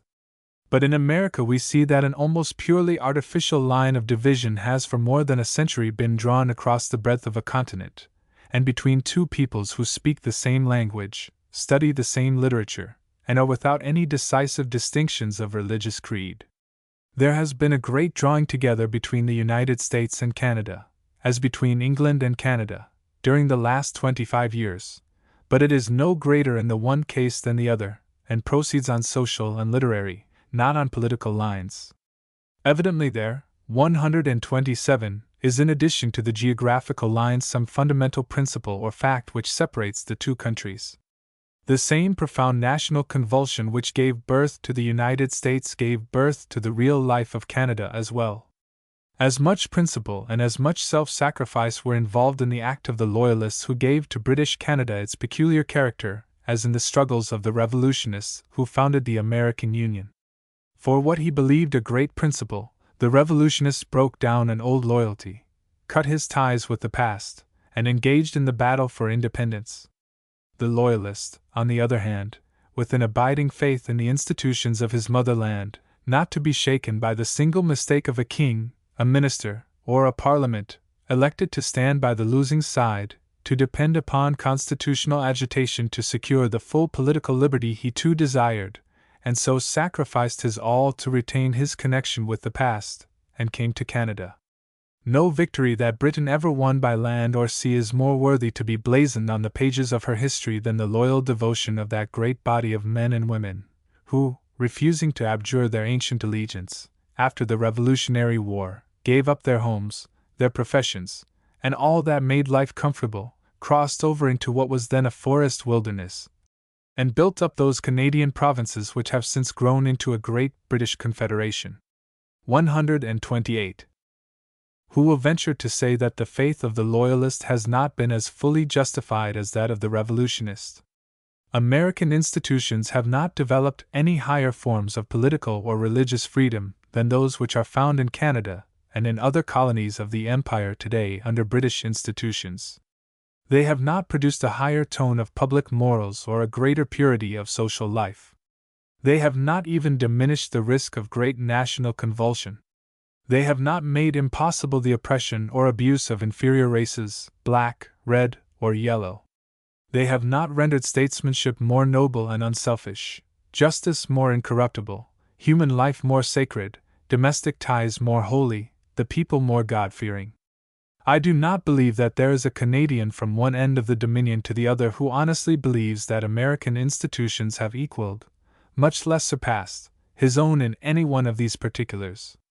If these are the things which ennoble a nation, if these are marks of true success, the descendants of the Loyalists have no reason to regret the choice which their ancestors made at the time of the Revolutionary War. The strain under which that choice was made, and the courageous loyalty which inspired it, have never had the recognition throughout the Empire which they deserved. One English historian, however, has done justice to the United Empire Loyalists.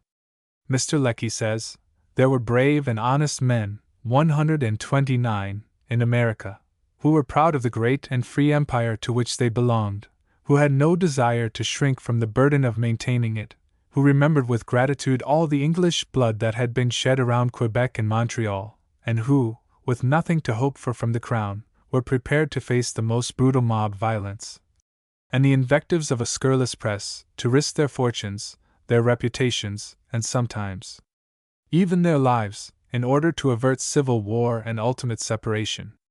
Most of them ended their days in poverty and exile, and, as the supporters of a beaten cause, history has paid but a scanty tribute to their memory, but they comprised some of the best and ablest men America has ever produced, and they were contending for an ideal which was, at least, as worthy as that for which Washington had fought. That ideal was the conception of a united empire.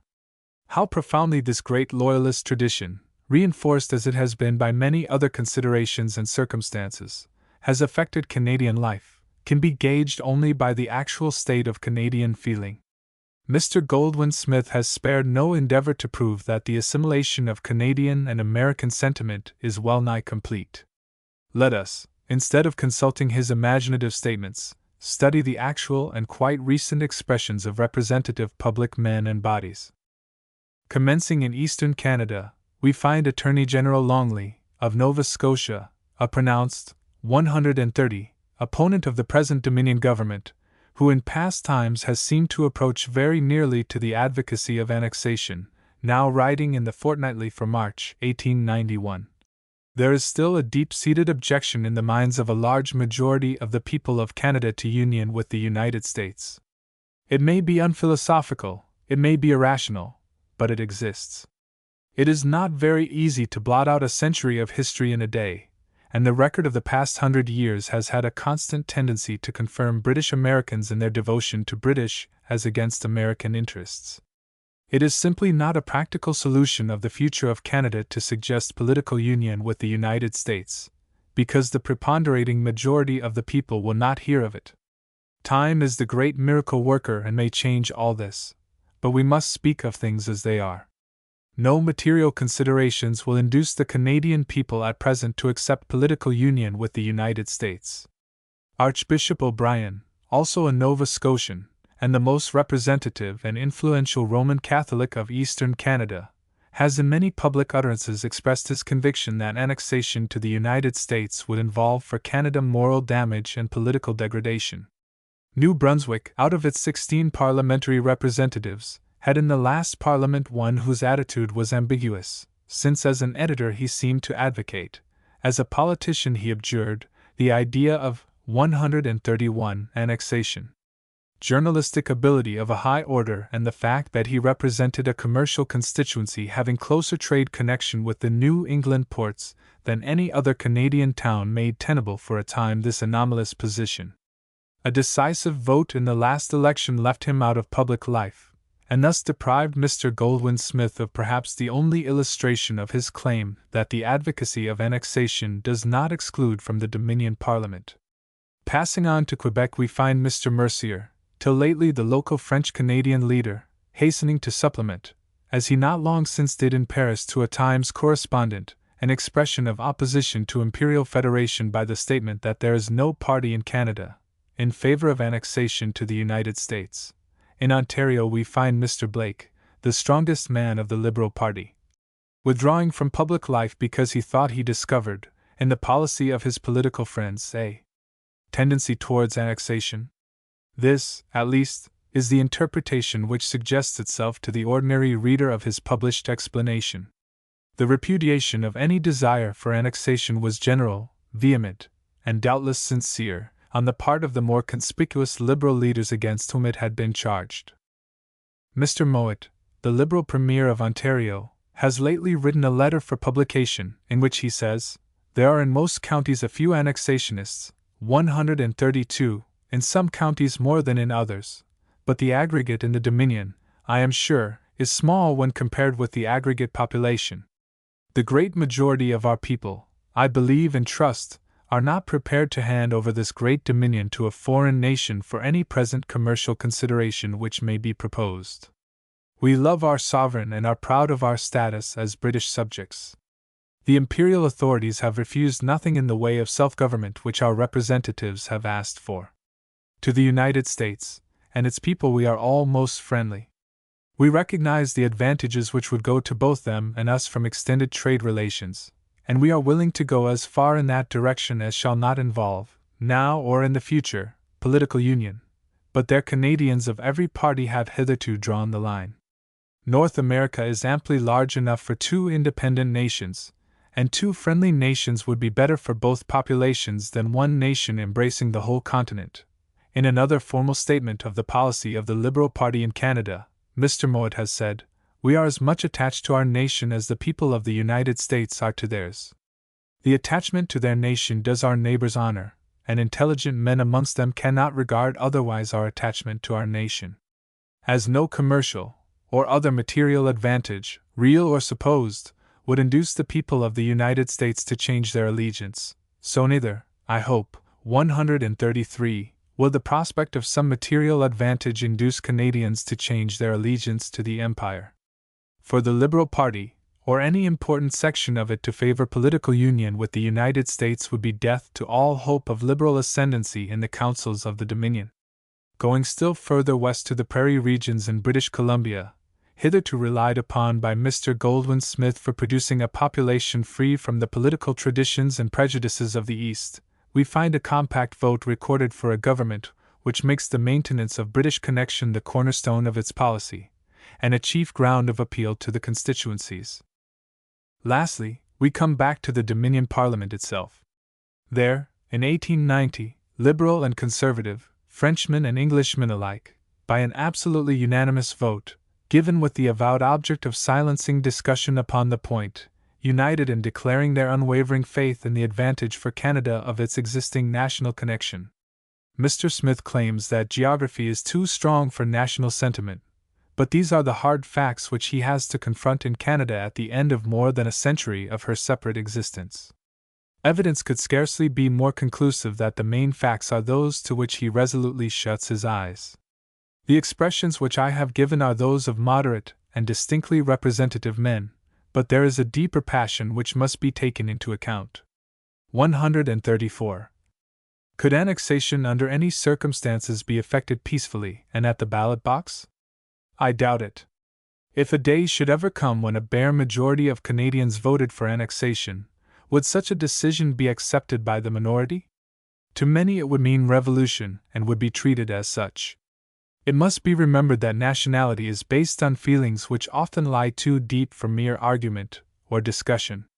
In all ages of the world it has been a fighting issue, a question on which minorities yielded only on compulsion. Against mere numbers, moreover, intensity of passion and depth of conviction weigh heavily. I have never heard the question openly discussed, and express an opinion upon it with some diffidence. But to me it seems certain that only coercion would make a very large and influential section of Canadian population submit to the changes which annexation would involve. And I think such a minority would be justified in the eyes of all who place honor and devotion to lofty national tradition before material gain. Living close to the United States, Canadians can see many practical reasons, outside of sentimental ones, why they should not commit the fortunes of their country to an alliance with those of the Great Republic. Assuming commercial advantage, the political objections might well seem decisive as a counterbalance. The price which the states have to pay for their wonderful career of prosperity is not yet clear. The amazing flood of immigration with which, 135, it has been attended is steadily diluting the Anglo-Saxon element and diminishing the relative influence of the native American. A well-known mayor of Chicago not long since outlined for me the elements of the population over which his municipal rule extended. The analysis would form a curious study for those who would forecast the American type of the next century. A recent event has revealed the fact that America's population includes a great mass of Italians, little in sympathy with the institutions under which they live, and reinforced by emigrants who crowd every steamer that leaves the Mediterranean to cross the Atlantic. I lately heard a representative American writer and thinker in England say that in his judgment the Irish question was becoming a more disturbing factor in American politics and a more difficult one to deal with than it has been for Great Britain. Of the value of this sincerely held opinion an outsider cannot perhaps form a just estimate, but we know that a split in Tammany may practically decide a presidential election, and a Canadian may fairly think that any problem of race or creed with which he has to deal is not more perplexing. There still remains the race issue in the South. The War of Secession settled the slavery question, it left the Negro question as a dead weight upon the future. Thoughtful Americans themselves are among the first to confess that they have not yet seriously attempted to grapple with it. In the first outburst, 136, of generosity, or as a move in the game of party politics, the franchise was given along with liberty, and the result no one as yet foresees. Clearly, the country has to face the prospect of a steadily consolidating zone of black population stretching far across the continent.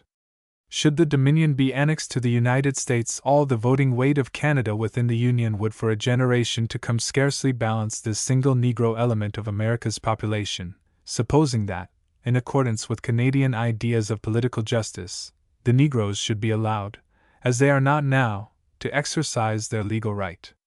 The violence and insecurity of life which have marked the settlement of the West, and still prevail over whole states in the South, are unknown in Canada. People ask why lynch law, as little known in new British countries like Canada, New Zealand, Australia, and South Africa, as it is in Britain itself, is still a common phenomenon in the administration of American justice. Canada has managed a large Indian population with little serious difficulty. Her neighbors during the same years have been engaged in a series of wars of extermination, apparently the outcome for the most part of maladministration in Indian affairs. The confusion of marriage and divorce laws throughout the various states has become a serious evil, for which no remedy has yet been devised. If Canadians have sometimes to wrestle with political corruption, they at least do so resolutely and 137, effectively, while there is a widespread belief that among their neighbors it is a permanent and accepted factor in party government. These points are not dwelt upon in a spirit of petty criticism, but it seems fair to mention them as facts which influence powerfully Canadian judgment in forming an opinion on the comparative merits of the political systems which they see working side by side. One other consideration beyond that of commercial advantage has often been thrust upon Canadians as a reason why they should seek annexation. They are told that so long as they remain politically connected with Britain they will be exposed to the chances of war with the United States, since the Dominion would naturally be made the first point of attack should differences arise between the two countries. It is urged that resistance to such an attack would be useless and absurd, and that Canada's only guarantee of safety from future subjugation and the military occupation of the country is to form as quickly as she can and on the best terms she can, a civil union with the power that thus threatens her. If the appeal to mere commercial advantage seemed mercenary, this appeal to cowardice seems base. Certainly it is one which has never made any impression on the Canadian mind. Perhaps this is mere recklessness. It might be argued, however, that 4,000 miles of frontier are as perplexing for attack as for defense.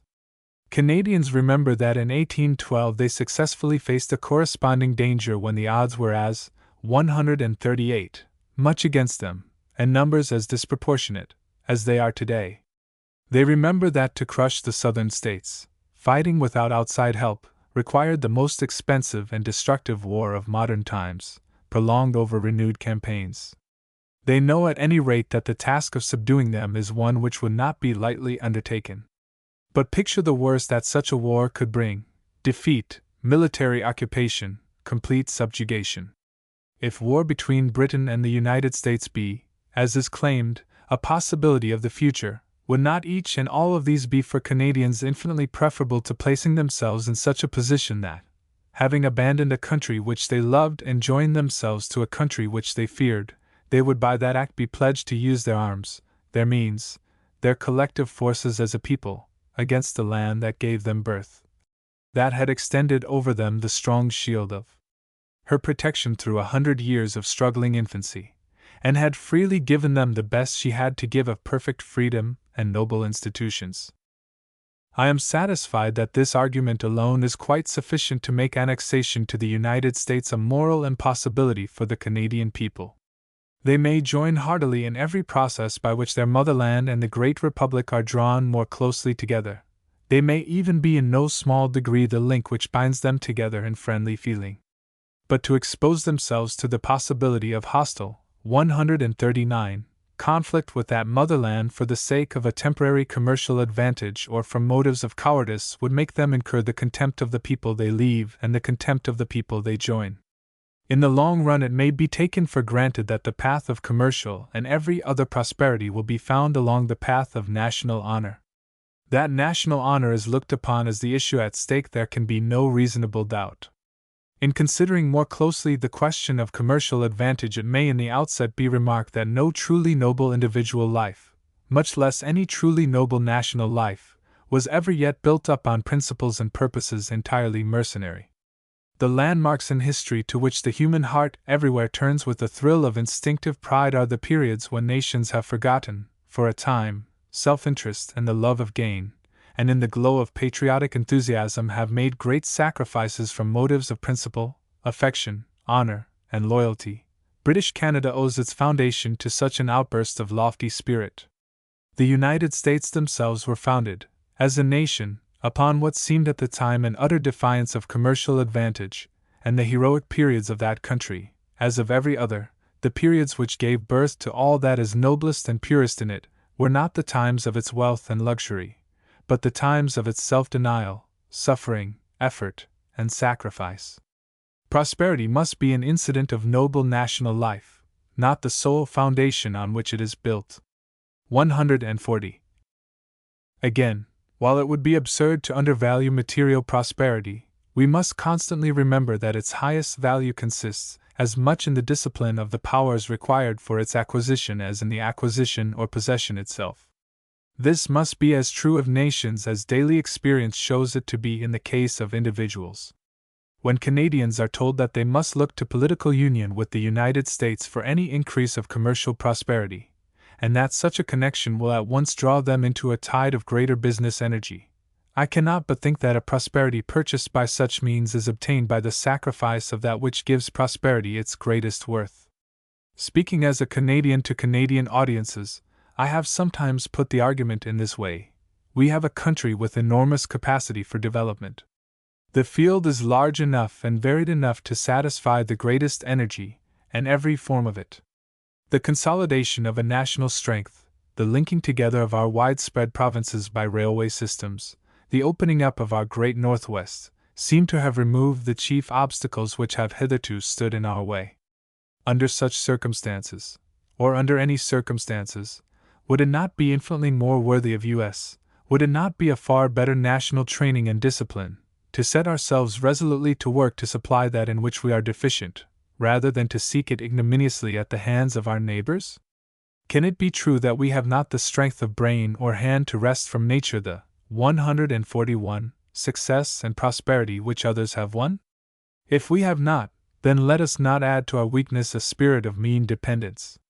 Looking at the question under aspects such as these, I find it impossible to conceive that Canadians, who have for more than a century received their national impulse and development from a political system which they believe the best in the world, for which they have continued to profess the most devoted regard, and to which they are tied by 1,000 bonds of affectionate sympathy, will deliberately, in cold blood, and for commercial reasons only, dissolve that connection and join themselves to a state with the history and traditions of which they have little sympathy, and to whose form of government they object. To take such a course would indicate an extraordinary degradation of public sentiment. When, therefore, I am told that geography and commercial tendencies are strong, I can only reply that the bias of national life and loyalty to the spiritual forces which give a people birth are stronger still. A sensitive regard for public honor is infinitely stronger. But even the question of commercial advantage has two aspects. Comparing the relative advantages of the United States and the British Empire, we find that with the former lies that of continental isolation, a position so secure, peopled as the country now is, that no external power could hope to shake it. Attack might be annoying and detrimental, but by no means fatal. 142, for the chief dependence of the country is not upon external trade. Even a blockade of all its ports would stimulate internal activity, for the United States are almost self-sufficing in the matter of production, and manufacturing industry would have the whole Union entirely to itself. A very remarkable and advantageous position we must admit this to be, freeing the country from external dangers to which other nations are subject, and so leaving it in a better position to grapple with those vast internal problems of race and color which confront it. Very different indeed is the advantage which Britain enjoys. She has, however, no reason to envy the Great Republic. Instead of continental compactness, she has worldwide diffusion, precisely that kind of diffusion which satisfies the necessities of countries which depend, and must always to a considerable degree depend, upon external trade.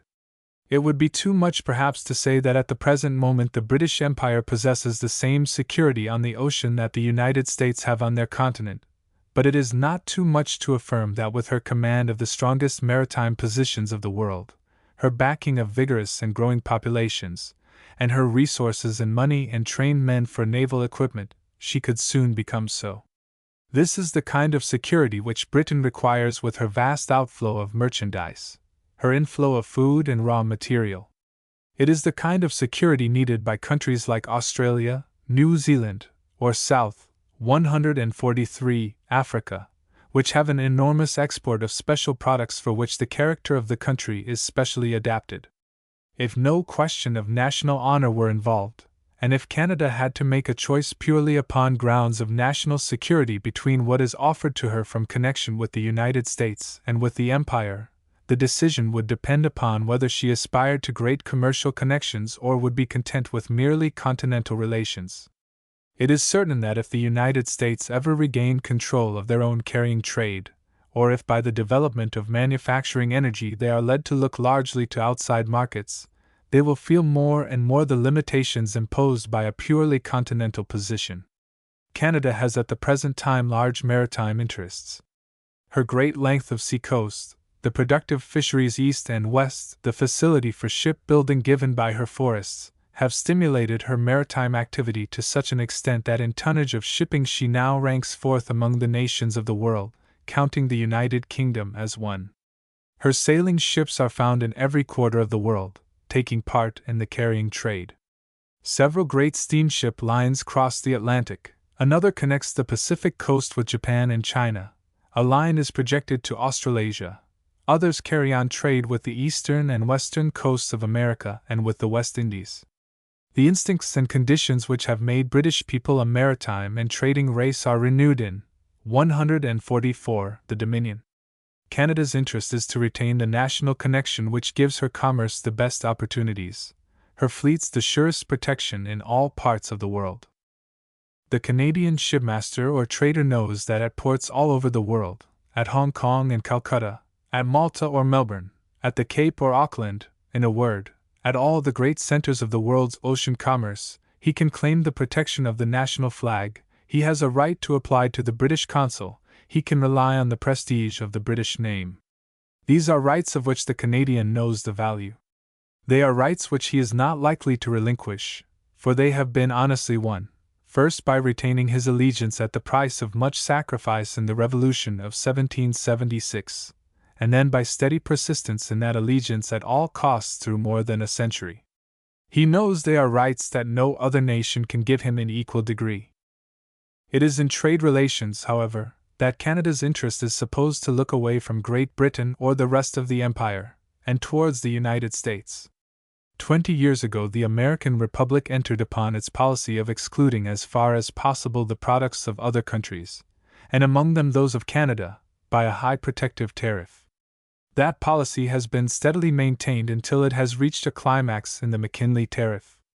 It had previously forced a protective policy upon Canada itself. It seems clear that the Dominion has suffered, 145, to some extent commercially by this exclusion from the markets of her own continent, by the resolute determination of their neighbors that Canadians shall not, as Canadians, have any share in the prosperity of the United States. That she has gained in energy, self-reliance, and national purpose is equally clear to anyone who attempts to measure the splendid and successful efforts which she has since Confederation and under this exclusion made at self-development. That the moral gain infinitely outweighs the commercial loss, I, for one, firmly believe. But there are those who argue that for the commercial advantage which it is anticipated would flow from union with the United States, the continental independence of the country, its historical traditions, its political institutions, its nationality, should be abandoned. In Great Britain itself there are found many who assume as a matter of course that commercial attraction will inevitably lead to the political absorption of the Dominion into the United States. I believe that the opinion is a mistaken one. The grounds upon which it is based deserve examination. Let it be remembered that no one now ventures to bring forward in support of this proposition any argument based on the superior freedom or excellence of American institutions, social or political. The day for that is past. We can assert, without fear of contradiction, that the condition of the self-governing colonies of Britain finds no parallel in the world in making government an immediate reflection of the 146 popular will, and so in giving the utmost possible freedom and weight of influence to the individual citizen. When Lord Dufferin told an American audience at Chicago that Canadians would not breathe freely in a country where the executive was placed for years together beyond the reach of the popular will, and was not under the constant supervision of the legislative bodies, he indicated a vital difference which distinguishes the form of popular government in British countries from the American system. A difference which colonists think is all in favor of the former. If the government of any self-ruling dependency of England is bad, the fault lies in the character of the constituency, not in the form of government. The question, then, is purely one of commercial advantage, a certain supposed and possibly temporary percentage of trade gain which Canadians would secure by abjuring their national allegiance. Grounds are not wanting for the belief that the inevitable tendency of several very great trade interests of Canada is more towards Great Britain and some of the British dependencies than towards the United States. From their position and physical character, Canada and the United States must in many ways be rival producers. Both are great grain and cattle-raising countries.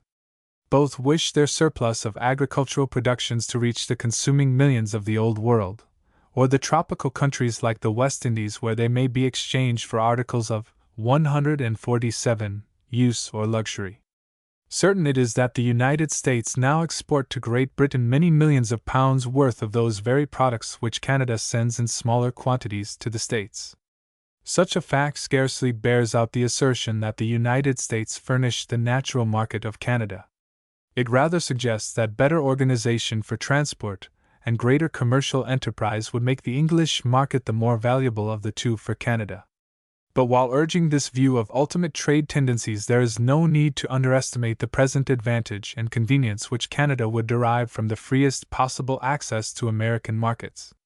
These may be at once admitted, the only qualification being that Canada cannot afford to purchase advantage and convenience at the price of national dishonor or humiliation. Let us remember, however, that advantage and convenience are not confined to one side. It is already true, it is becoming increasingly true, that the United States must have Canadian products. They leap over even the barrier of a McKinley tariff. American forests are nearly exhausted. Those of Canada are not only still of immense extent, but practically inexhaustible, since nature has reserved by conditions of soil and climate large areas exclusively for the growth of trees. Canadian waters have well nigh a monopoly of the best fish of the American continent. From Nova Scotia northward, gulf and bay swarm with fish which pour downwards, 148, from the cold Arctic regions in numbers that never fail, and of the best quality. The lakes and rivers of the Northwest might well supply the whole of the center of the continent with freshwater fish. On the Pacific, the Canadian monopoly is not so complete since the purchase of Alaska by the United States, but the fisheries of British Columbia have a great future. On the Atlantic and Pacific coasts, and in the inland prairie region, Canada can supply coal in abundance to regions in the United States without deposits of their own. American brewers find it necessary to have Canadian barley, and are earnestly petitioning Congress to reduce the duty from 30 to the old rate of 10 cents per bushel. So too with farm produce of other kinds. American consumers now pay a higher price for the eggs and poultry once drawn from Canada but driven by the McKinley tariff to seek new, and as it turns out, fairly satisfactory markets in Great Britain.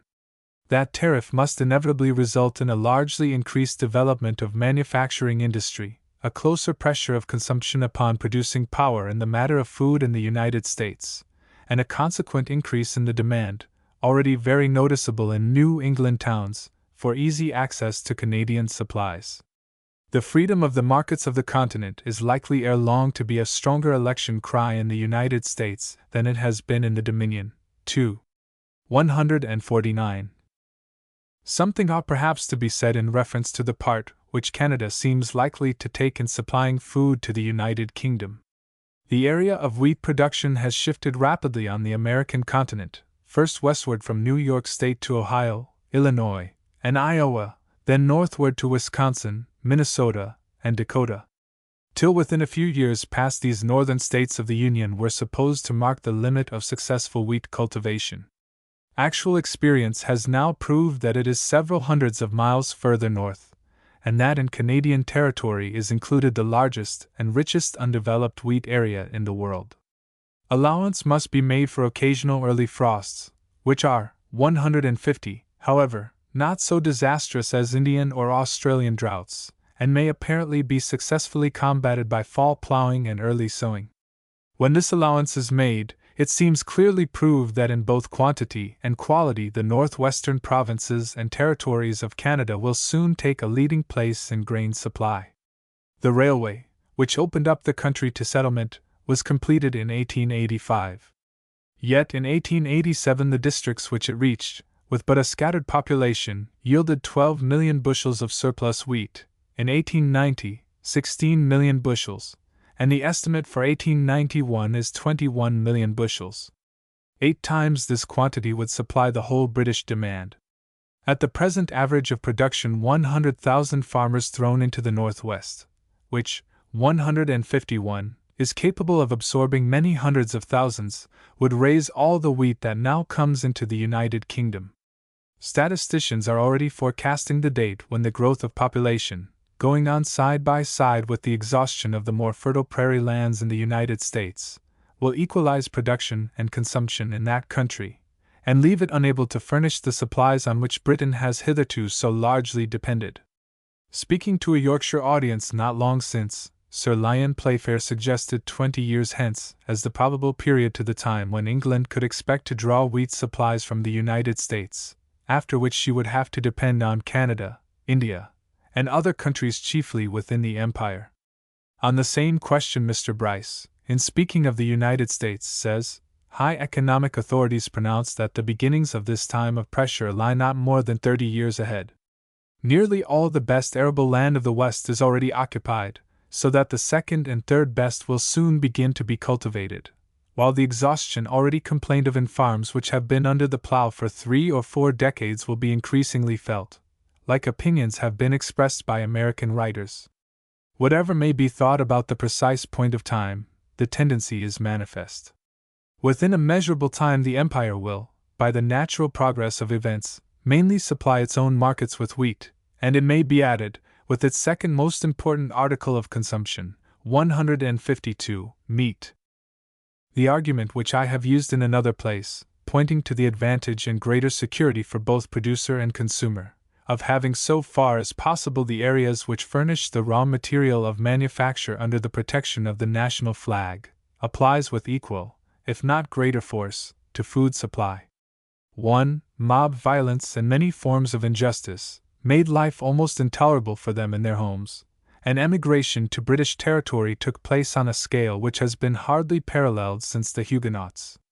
It has been estimated, apparently on good authority, that in the 2 provinces of Nova Scotia and New Brunswick alone, the Loyalist emigrants and their families amounted to not less than 35,000 persons, and the total number of refugees cannot have been much less than 100,000. Jones' History of New York, 2. 259, 268, 500, 509. An American authority quoted by Mr. Lecky. 2. Since writing the above, I have found the case thus put from the United States point of view in the North American Review for August, 1890, the exhaustion of the forests of Maine, the disappearance of the forests in the Saginaw Valley, and the utter disregard for the future by which the policy of protection has stimulated the policy of destruction, will in a quarter of a century result in denuding vast areas of the United States of the timber supply available within reasonable reach of its great points of demand. All the industries dependent upon timber, if they are to grow in the next 20 years, will need new resources for the supply of the raw material. Whence can these be obtained except from the portion of the continent outside of the United States? When one recalls the vast stretches of treeless prairies within the United States, in which shelter must be provided, the necessities and exhaustion of rainless regions resulting from the destruction of forests, and the rapid growth of vast cities on the lakes and plains, and also the fact that from the northern part of the continent above is a supply of timber certain for all future time, the necessity for the extension of commerce so as to include these areas is apparent. The exhaustion of wheat lands is a consideration of the most vital importance in relation to the future supply of the food of this continent. It is a startling fact, not yet fully realized by the people of this country, that at the present rate of procedure the United States may be a large importer of breadstuffs. The growth of population is so rapid, the exhaustion of arable land so constant, that without new and cultivable territory the sources for the supply of food products will soon be below the local demand. When it is recalled that the best wheat-producing region of the world is found just north of the Minnesota line, and that in the new provinces and territories of the Canadian Northwest there is a possible wheat supply for all time, it will be seen how important has been the provision of nature for the food of mankind. And again, cheap food for New England is the necessity of the hour in that region. In the maritime provinces are abundant sources of food supply. No other country in the world can produce potatoes, apples, oats, hay, poultry, dairy produce, and still more important, the finest fish food, equal to Nova Scotia, New Brunswick, and Prince Edward Island. In the unlimited supply of cheap raw material from Canada, in the unrestricted output of fish and food products, and the constant employment of cheap labor from the north, the new hope of New England may be found. Without these her manufacturing prospects are gloomy indeed. 153. Chapter 6. French Canada. Canada has had a twofold history, French and English. The two elements of the population have not amalgamated to any appreciable extent, the hindrance arising from religion rather than race. We have then today a French-speaking Canada and an English-speaking Canada. It is important to keep in the mind a clear idea of the proportion of the one to the other. The tendency of the French population to remain concentrated in a single province or its immediate neighborhood. I do not forget the Acadian French, but they cannot seriously affect the position, makes it easy to indicate this proportion, and its fluctuation. In 1759 Quebec was Canada, a Canada entirely French and Roman Catholic. In 1791 Ontario was set off as a separate province, and within 50 years was of itself equal to the French province in population and superior in wealth. Today Quebec is the only French-speaking province among the 7 which make up the Confederation. An overflow into a few of the border counties of Ontario, a limited and 154 scattered migration to the northwest, marked the only further expansion of the French population over new areas in Canada. A considerable migration to New England, where the Quebec peasant becomes a factory operative, is interesting, because it shows that he resists amalgamation in the United States as steadily as in Canada. Quebec, then, still represents French Canada. It has a population of 1,500,000, of whom 1,200,000 are French. It should be added that the wealth and influence of the great and growing city of Montreal are in the hands of the English minority, as were the wealth and influence of the city of Quebec in its days of greatest prosperity. A certain unprogressive spirit hampers the Frenchman, and gives a striking commercial and industrial advantage to the English population.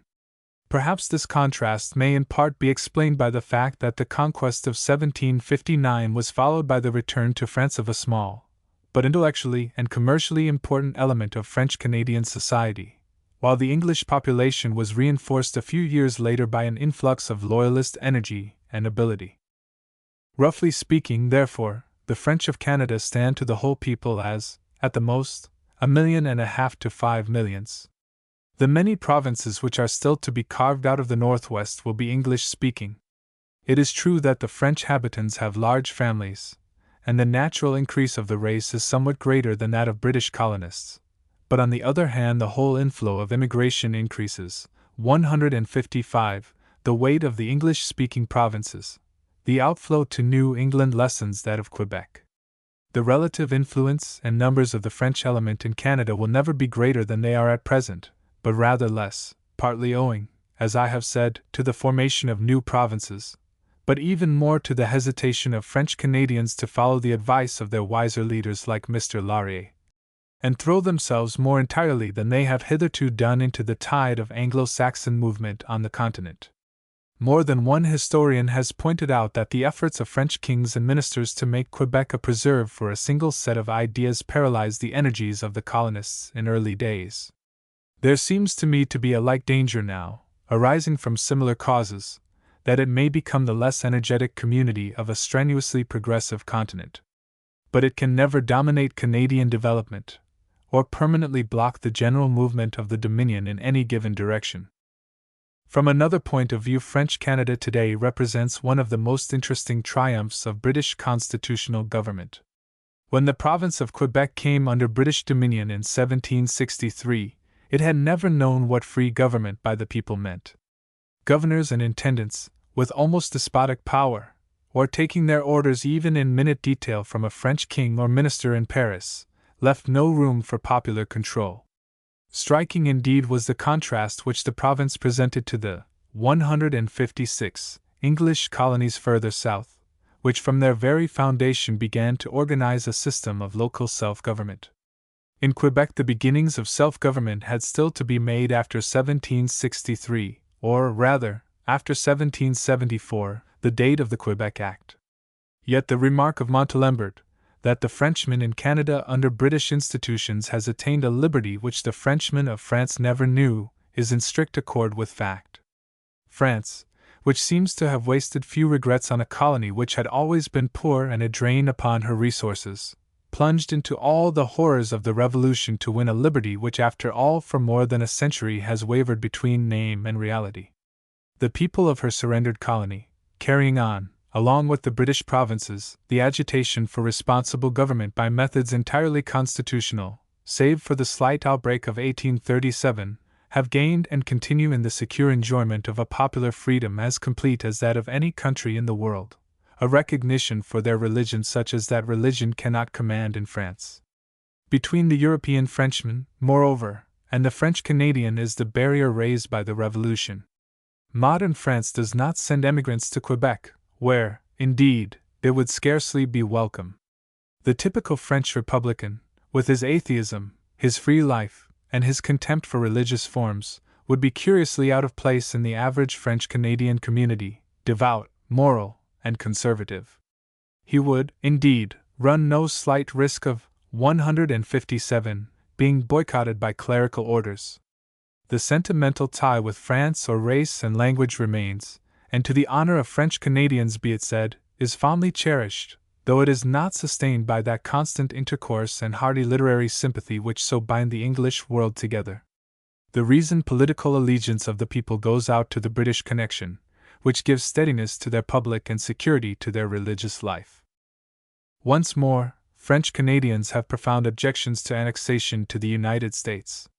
They go in numbers to work in the mills and factories of New England, or in the forests of Michigan or Maine for a few months or a few years, forming a large proportion of the so-called exodus, but those who become naturalized American citizens have hitherto been an unimportant fraction of the whole. Many return, the movement to and fro being continuous. Those who stay form more or less distinct communities of their own, to which cohesion is given by the cure, who follows to supply the ministrations of their religion. The simple loyalty of the habitant to his Canadian home and to his religion is no slight offset to his narrowness of political outlook and his somewhat unprogressive habit of mind. It made him fight against American aggression in 1774. It added a bright page to Canadian history by the heroic part taken in the War of 1812, when 400 French Canadians under de Salaberry defeated at Chateauguay an army, 158, of 3,000 Americans. Happily, we need not now think of like aggression, but should danger ever again threaten Canada, there are the strongest reasons to believe that the Frenchman even of the United States would soon find his place beside his compatriot in the old home, fighting for the land he loves with a passionate affection.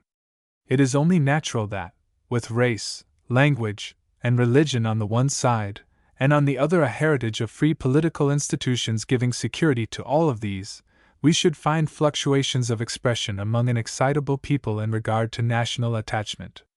On the whole, however, the steadiness of French-Canadian loyalty to British institutions is remarkable.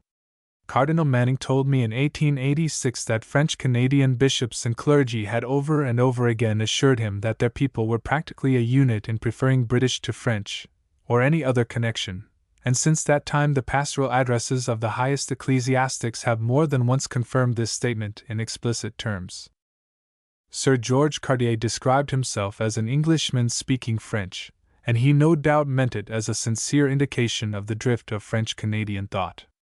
When a conspicuous French politician, not a conservative, told me in Ottawa 3 years since that he would not be afraid to stand on any platform in Quebec and affirm that, in the event of war between France and England, other things being equal, for French Canadians out of every 5 would not only, 159, sympathize with, but prefer to fight for England. The energy of the statement was a surprise to me, but I have no reason to doubt the speaker's sincerity. The absolute truth of the statement cannot be questioned, if the supposed contest involved the substitution in Quebec of anti-religious French republicanism, which the French Canadian hates, for the tolerant system of Britain.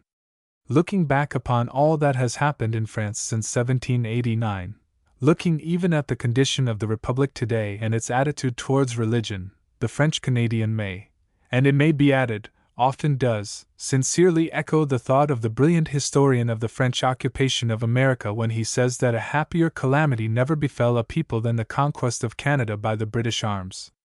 In criticism of what has so far been said of French Canada, it will no doubt be replied that Mr. Mercier, the late leader of the French Nationalist Party in Quebec, has taken occasion to denounce the proposal to work out some scheme of British unity, and has pointed to independence as, in his opinion, the ideal future for Canada. No doubt Mr. Mercier was for a time able to introduce new features into the political life of Quebec, but there is no reason to suppose that he broke down even for a moment the traditional policy of his people, who have long looked upon their British connection as the chief safeguard for the rights which they most value.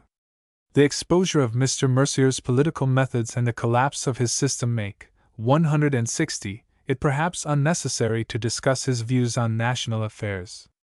Mr. Laurier, the exceedingly able and fair-minded leader of the opposition in the Canadian Parliament, is described in the Problems of Greater Britain as more or less in favor of Imperial Federation.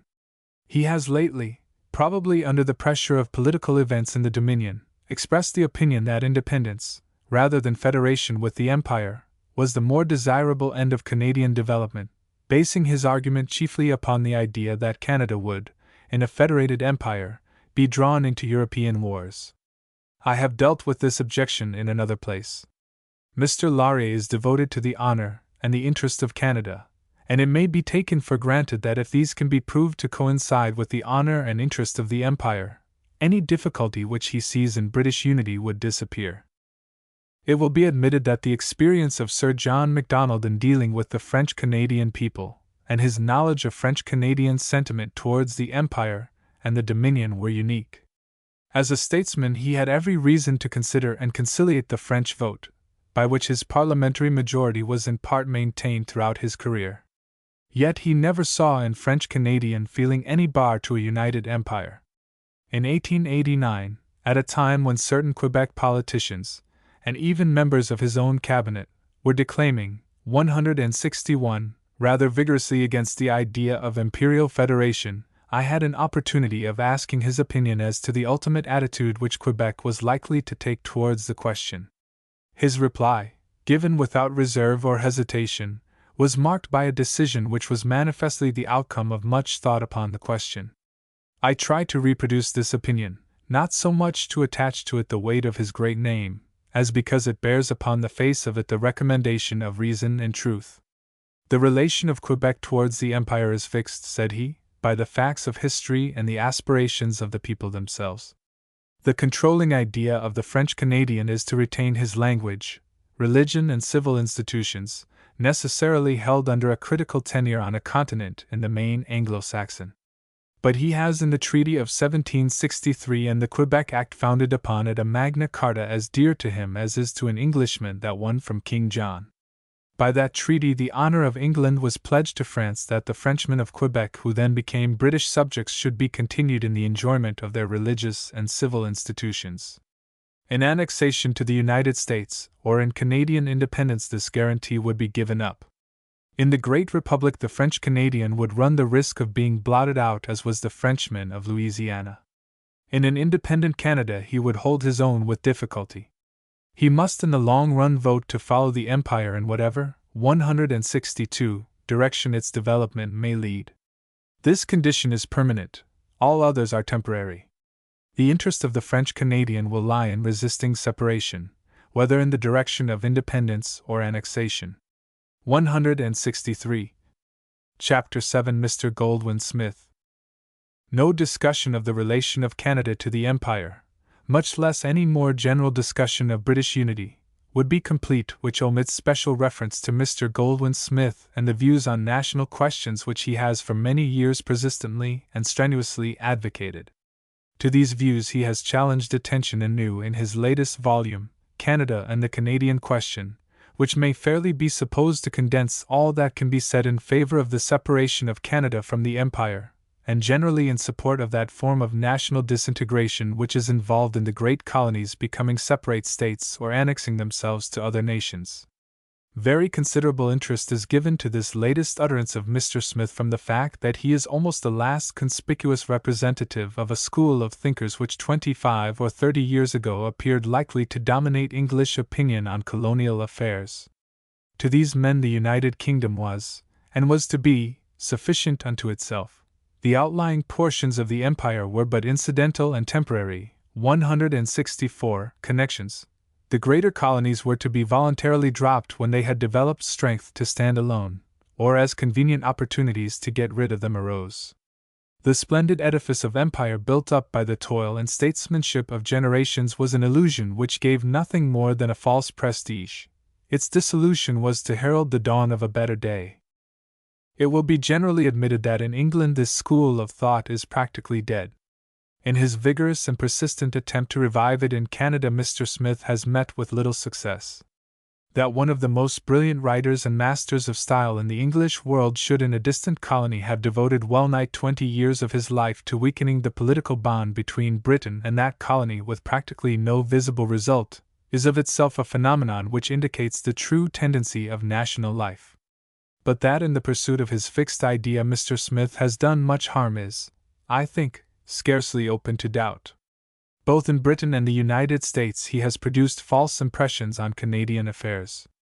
The useful efforts which he has made for the elevation of journalism and for the purification of public life in Canada, the greater service which he might have done in giving high ideals to the young Dominion, have been neutralized or made impossible by his intellectual slavery to a set of ideas which rendered him incapable of entering into or sympathizing with the deeper motives of 165. Canadian life. A great contemporary thinker and satirist, James Russell Lowell, made the barbed arrows of his indignant wit the terror of corrupt politicians, while still retaining the love of the people whom he served. This he did in virtue of his constant sympathy with national aspirations, and the firm faith in his country's future which shines through every page of his bitterest criticisms.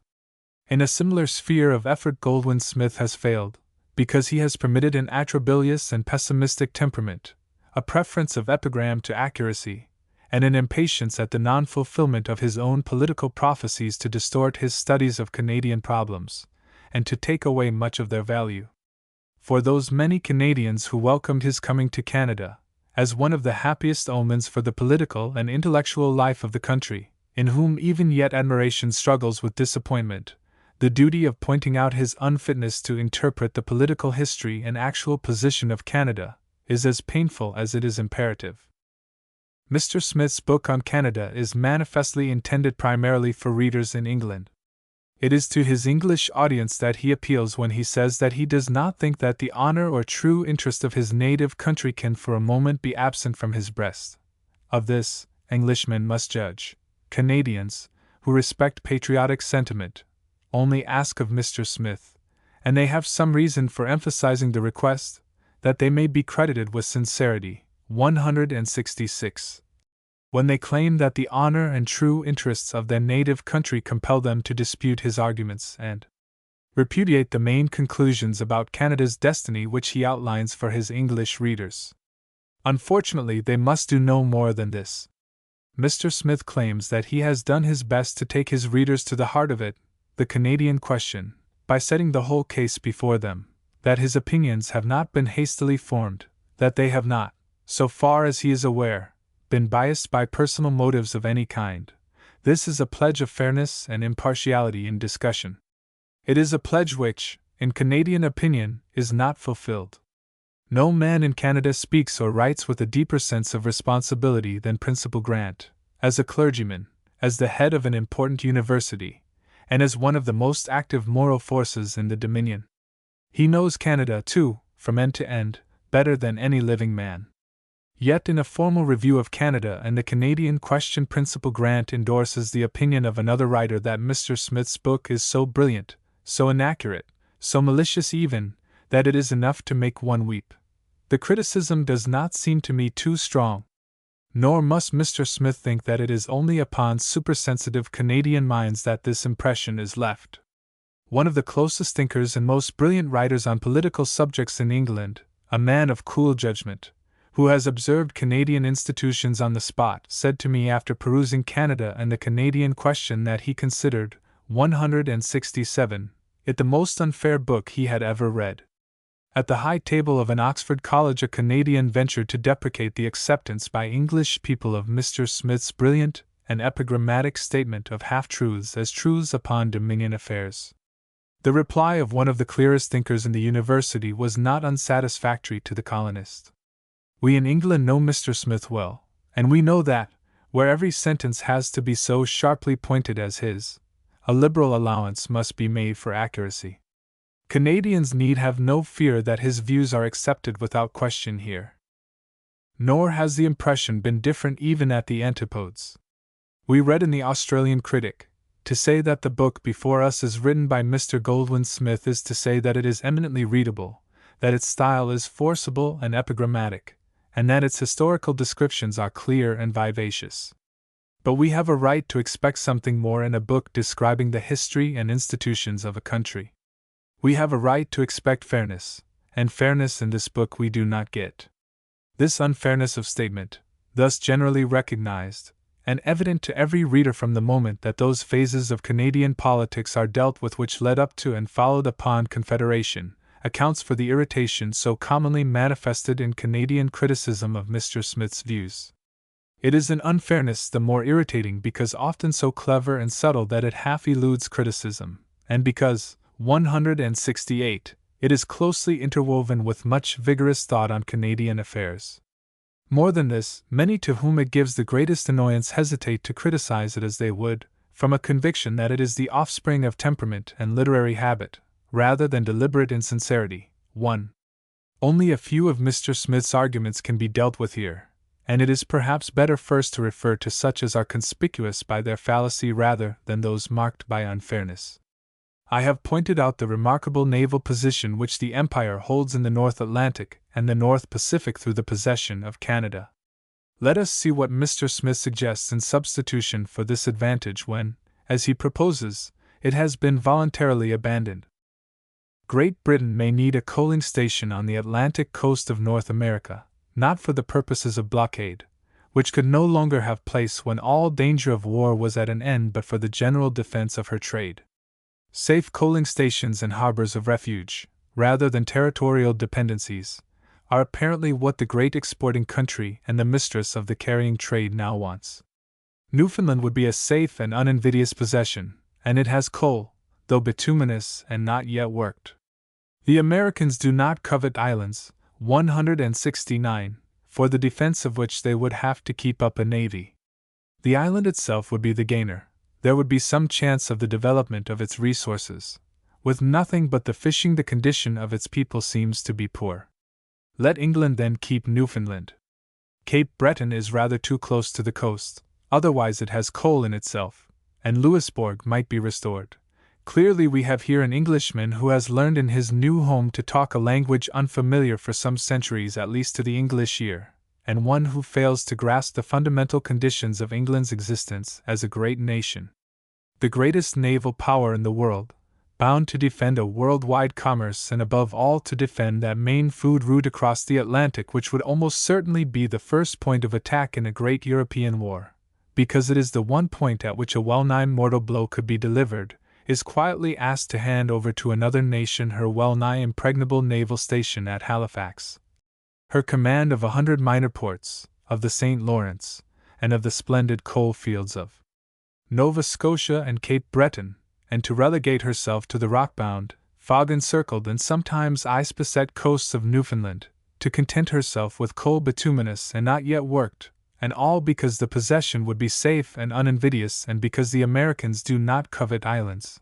In this casual redistribution of the bases of naval power it is, 170.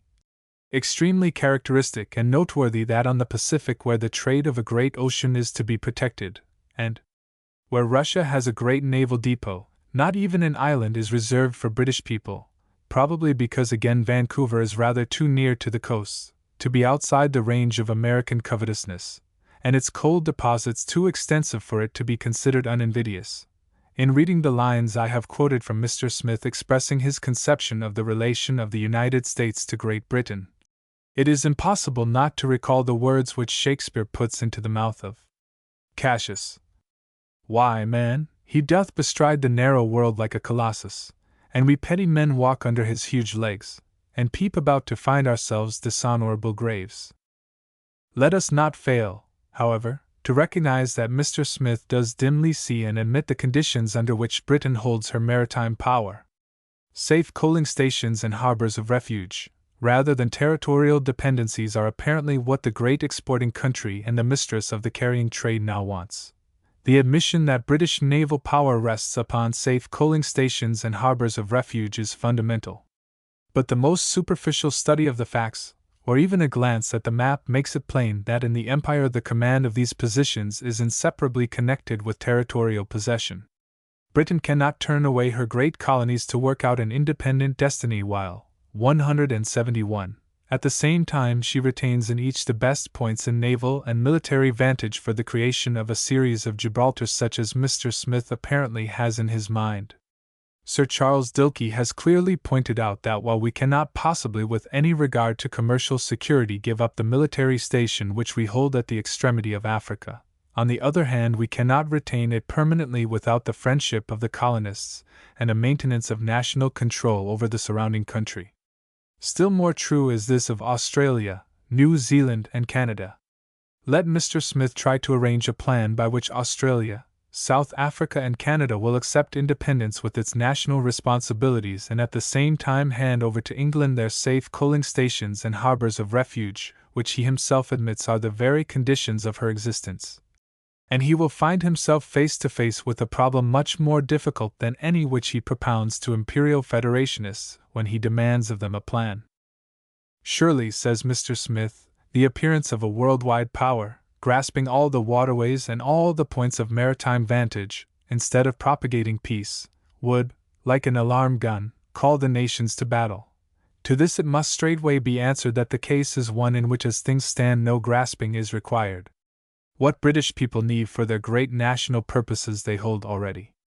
Their possessions have been won in a long course of national, 172, development, and are held in most cases under the solemn confirmation of ancient or modern treaty, or at least by the tacit consent of all the nations. No title deeds in the world are more secure according to any recognized code of international relation. Nor is her moral right to consolidate her position less strong or more likely to be questioned. Self-defense is a primary instinct and admitted necessity of nature, recognized as such by communities as well as individuals. In strengthening her navy, England is pursuing a policy in the strict sense defensive. We threaten nobody. We cherish no ambitious design. It is more and more the wise policy of England to keep out of engagements in matters with which either we of the mother country nor our sons in the colonies have any concern. The external policy of England is directed to one object, which is to secure from attack the highway of the sea. 2. To different nations the problem of self-defense comes in different forms. France, Germany, Italy, Austria, Russia, find vast military organization the necessary condition of safe national existence. To none of them would exclusion from commerce with the rest of the world be fatal. Their own resources can, in emergency, supply their wants. Resistance to a flood of hostile invasion they must be prepared to make at any moment, and to this the public thought is mainly directed. No one questions their right to equip themselves for this resistance, however much the necessity may be deplored. 173. The United States, again, have been hitherto comparatively independent of external commerce. Even the carrying trade has been allowed to slip chiefly into foreign hands. Continental isolation and vast population give a sufficient range for national industry and sufficient security from hostile invasion. They enable the people to turn their attention mainly to internal development and the complex or even threatening problems involved in the assimilation and elevation of the confluent races which are taking possession of the soil. Very different is the position of British people. To them, whether at home or abroad, the steady flow of commerce is as the flow of blood through the veins. The safety of the waterways is practically a question of life or death. The very fact that Britain is not compelled to be a great military power, in the sense that European nations are military powers, adds millions to her armies of industry, increases indefinitely her producing forces, and so makes more imperative the necessity for absolutely safe commercial intercourse. Britain, as the result of natural growth, now possesses the unquestionable right and the manifest opportunity, without a single stroke of aggression, to organize a naval power adequate to the protection of the chief waterways of the world, and of the enormous commerce which the industry of her people has created thereon. To any combination thus planned to guard the very life of the nation, what just or reasonable objection can be made? To any objection not just or reasonable, 174, what answer must English people make? For a race of traders scattered over all quarters of the globe, peace is a supreme interest, and peace, as the world is now constituted, can only rest on organized power. For the first time in history we see a nation which unites under its flag all the comprehensiveness of a worldwide empire and a wonderful relative compactness secured by that practical contraction of our planet which has taken place under the combined influences of steam and electricity. No other nation ever has had, it is well nigh impossible to believe that any other nation ever will have, so commanding a position for exercising the functions of what I have called an oceanic empire, interested in developing and able to protect the commerce of the world. Such an empire is probably the best guarantee of permanent peace the world has ever had or is likely to have this side of the millennium. Who shall question our right and duty to organize it for the great ends manifestly within our reach? But Mr. Smith questions not merely our right, but our capacity. We are told that however much steam and telegraph have annihilated distance, they have not annihilated the parish steeple. They have not carried the thoughts of the ordinary citizen beyond the circle of his own life and work. They have not qualified a common farmer, tradesman, plowman, or artisan to direct the politics of a worldwide state. 3. Shall we, 175, then give up all large statesmanship, and adopt the parish steeple as the measure of our political ideas? The parish steeple has its place and limiting power in England as elsewhere, but it has not prevented the creation of a great empire, its successful administration, and its retention. In the end, it is the strongest men and the clearest minds of a country which give direction to its destiny, and nowhere is this more the case than among Anglo-Saxon people. The common farmer, tradesman, plowman, or artisan may not be able to direct the policy of a state, but he has a marvelous instinct for discovering and supporting the man who can, be he a Cromwell or a Cecil, a rail-splitter or a Hohenzollern. When he has made up his mind, moreover, we have more to fear, apparently, from a too complete surrender of his own judgment than from ignorant interference in matters which he does not fully comprehend. That the spread of modern democracy involves no necessity of abandoning large statesmanship the history of the colonies clearly proves. Canadians may not, as Mr. Smith suggests, know much of Australian or South African politics, but they have given themselves up with singular persistence to the guidance of a statesman with an imperial range of ideas and policy. In Australia the masses, however much they may be absorbed in their labor struggles and social problems, choose, as their leaders, with occasional change, but on the whole singular steadiness, men like Sir Henry Parkes, Mr. Service, Sir Samuel Griffiths, Mr. Gillies, or, 176, Sir Henry Atkinson, every one of them men who, even when most absorbed with the affairs of their own colonies, are thinking constantly on national questions, and dreaming of some great British unity in the future, as their written and spoken thoughts fully testify. Even in South Africa, with its intensified localism, we see the reins of power committed to a man who stakes his political career equally upon working out a South African unity, and upon securing that it shall be consistent with the policy of a united empire. I fear that it is impossible to acquit Mr. Smith of at times making statements disingenuous in themselves and especially misleading to the English reader. Perhaps the peculiar animosity with which he has always regarded those Canadian railways whose construction has falsified his prophecy that the Dominion could not be welded together, explains, if it does not excuse, a special recklessness of statement when he describes them to English people. Mr. Smith speaks of the Intercolonial Railway as spanning the vast and irreclaimable wilderness which separates Halifax from Quebec. Again he says, the maritime provinces are divided from Old Canada by the wilderness of many hundred miles, through which the Intercolonial Railway runs, hardly taking up a passenger or a bale of freight by the way. Would the ordinary reader outside of Canada believe, after reading this description, that in the course of the 688 miles of rail between Halifax and Quebec the 177 Intercolonial traverses large counties like Cumberland and Westmoreland, among the most fertile and productive in Canada, that though running through forest country in the immediate rear of the settled coastline it is closely connected by a score of short branches with the coal areas and all the thickly populated districts along the Bay of Fundy and the Gulf of St. Lawrence, that for 100 miles it follows the still more populous shores of the river St. Lawrence, and that the comparatively short distance, scarcely more than 100 miles, between the settlements at the head of Bayshila and those of the St. Lawrence is alone responsible for the epithets vast and irreclaimable which Mr. Smith applies to the whole length of the road? Would the reader believe that it is a railway which carries about 1,000,000 passengers and more than 1,000,000 tons of freight every year? That it has conferred the enormous advantage of swift communication with the outside world on some hundreds of thousands of people to whom its construction was an object of eager desire for years before it was accomplished?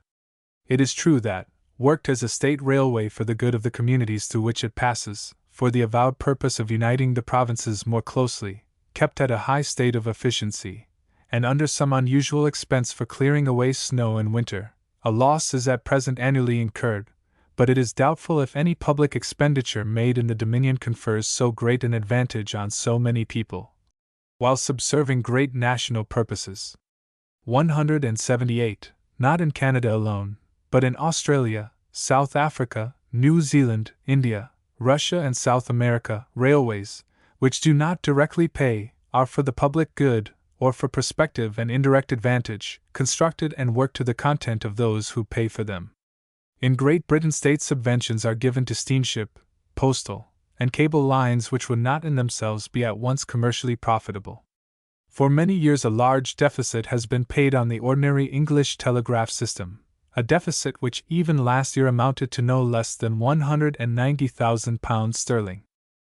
The money has been paid cheerfully, because it gives to the mass of the people the advantages of the sixpenny telegram. Why should all the vials of wrath, ridicule, and we may now add, misrepresentation, be reserved for the one state railway of Canada, because the people are willing to pay the deficiency of £50,000 or £100,000 involved in its operation, for the sake of the consolidation which it has given to the Dominion, and the unmeasured benefit which it confers on immense districts and large populations which would otherwise be singularly isolated, socially and commercially, from the rest of Canada and the rest of the world.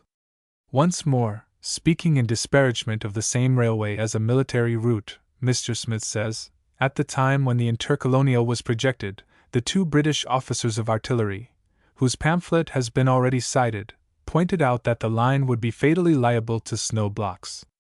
It would be awkward if, at a crisis, 179, like that of the Great Mutiny, or that of a Russian invasion in India, the reinforcements were blockaded by snow in the wilderness between Halifax and Quebec. What can we think of a writer who claims to be fair, and yet parades as authorities two young gentlemen whose haphazard forecast has been belied by 20 years of actual working experience? So far from being fatally liable to snow block, the Intercolonial is operated during the 2 or 3 months of deep snow with less risk of delay than is incurred every day of the year by ships passing through the Suez Canal, the other most available route in an Indian crisis. It has been my own lot to suffer a longer detention on a steamship at Ismailia, a detention accepted by the ship's officers as in the course of ordinary experience, than I can remember having met with in many years' experience of the intercolonial. When Mr. Smith turns from the intercolonial, which does not pay, to the Canada Pacific, which does, we find no improvement in fairness of statement. Of the Canada Pacific, he says, the fact is constantly overlooked in vaunting the importance of this line to the Empire, that its eastern section passes through the state of Maine, and would, of course, be closed to troops in case of war with any power at peace with the United States. In a note it is added, the Quarterly Review, for example, spoke of the Canadian Pacific Railway as running from start to finish over British ground, though the line was at that very moment applying for bonding privileges to the government of 180, the United States. This is evidently a deliberate statement. What are the facts?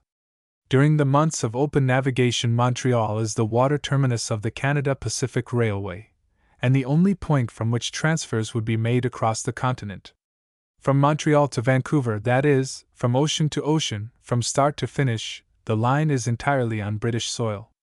Connection further east with the winter ports of Halifax and St. John has from the first been made by means of the Grand Trunk and intercolonial lines, the route yet from start to finish running over British territory alone. From the St. Lawrence there is even the alternative of a double route to the sea coast, one down the St. John Valley, chiefly owned and controlled, I think, by the Canada Pacific, the other along the Gulf of St. Lawrence, while a third has been projected by the Grand Trunk, the rival of the Canada Pacific, through the heart of New Brunswick. Only a year and a half ago the Canada Pacific, to save distance, built still another line from Montreal eastward to make connection with the intercolonial, and it is on the ground that a portion of this third line passes through the state of Maine that Mr. Smith informs English people that Canada's transcontinental railway would, of course, be closed to troops in case of war with any power at peace with the United States. Whether this statement, made in a very critical point of Mr. Smith's argument, is a suppressio veri or suggestio falsi, I leave others to decide. On which side is the correct statement of 181 facts I can safely leave to the adjudication of the Canadian reader, the Canadian press, or of any person who has access to a good railway map of the Dominion. So flagrant seems to me the distortion of fact that I have sometimes wondered whether Mr. Smith was not testing the limits of that English ignorance of colonial matters of which he makes much in another part of his volume. I must quote once more, in opening a trade among the provinces, a natural trade at least, these interprovincial railroads have failed, for the simple reason that the provinces have hardly any products to exchange with each other, and that means of conveyance are futile where there is nothing to be conveyed. The answer to this may be put into a question which business men will appreciate even if an author in his study at Toronto does not. Why is it, if there is nothing to be conveyed between the provinces, that, in addition to the intercolonial, two competing lines have already been constructed and a third projected, all on purely business principles, to unite the maritime provinces to those of the St. Lawrence? In his excessive eagerness to make points, Mr. Smith exposes himself to no slight suspicion of a willingness to open up unnecessarily, if not maliciously, old sores between the motherland and the colony. He says that in all diplomatic questions with the United States the interest of Canada has been sacrificed to the imperial exigency of keeping peace with 182 the Americans is the constant theme of Canadian complaint. By the Treaty of 1783, confirming the independence of the United States, England not only resigned the territory claimed by each state of the Union severally, but abandoned to the general government immense territories, unsettled, unexplored, and unknown. After explaining that this was partly due to ignorance, he continues, "This is the beginning of a long and uniform story, in the course of which not only great tracts of territory, but geographical unity has been lost."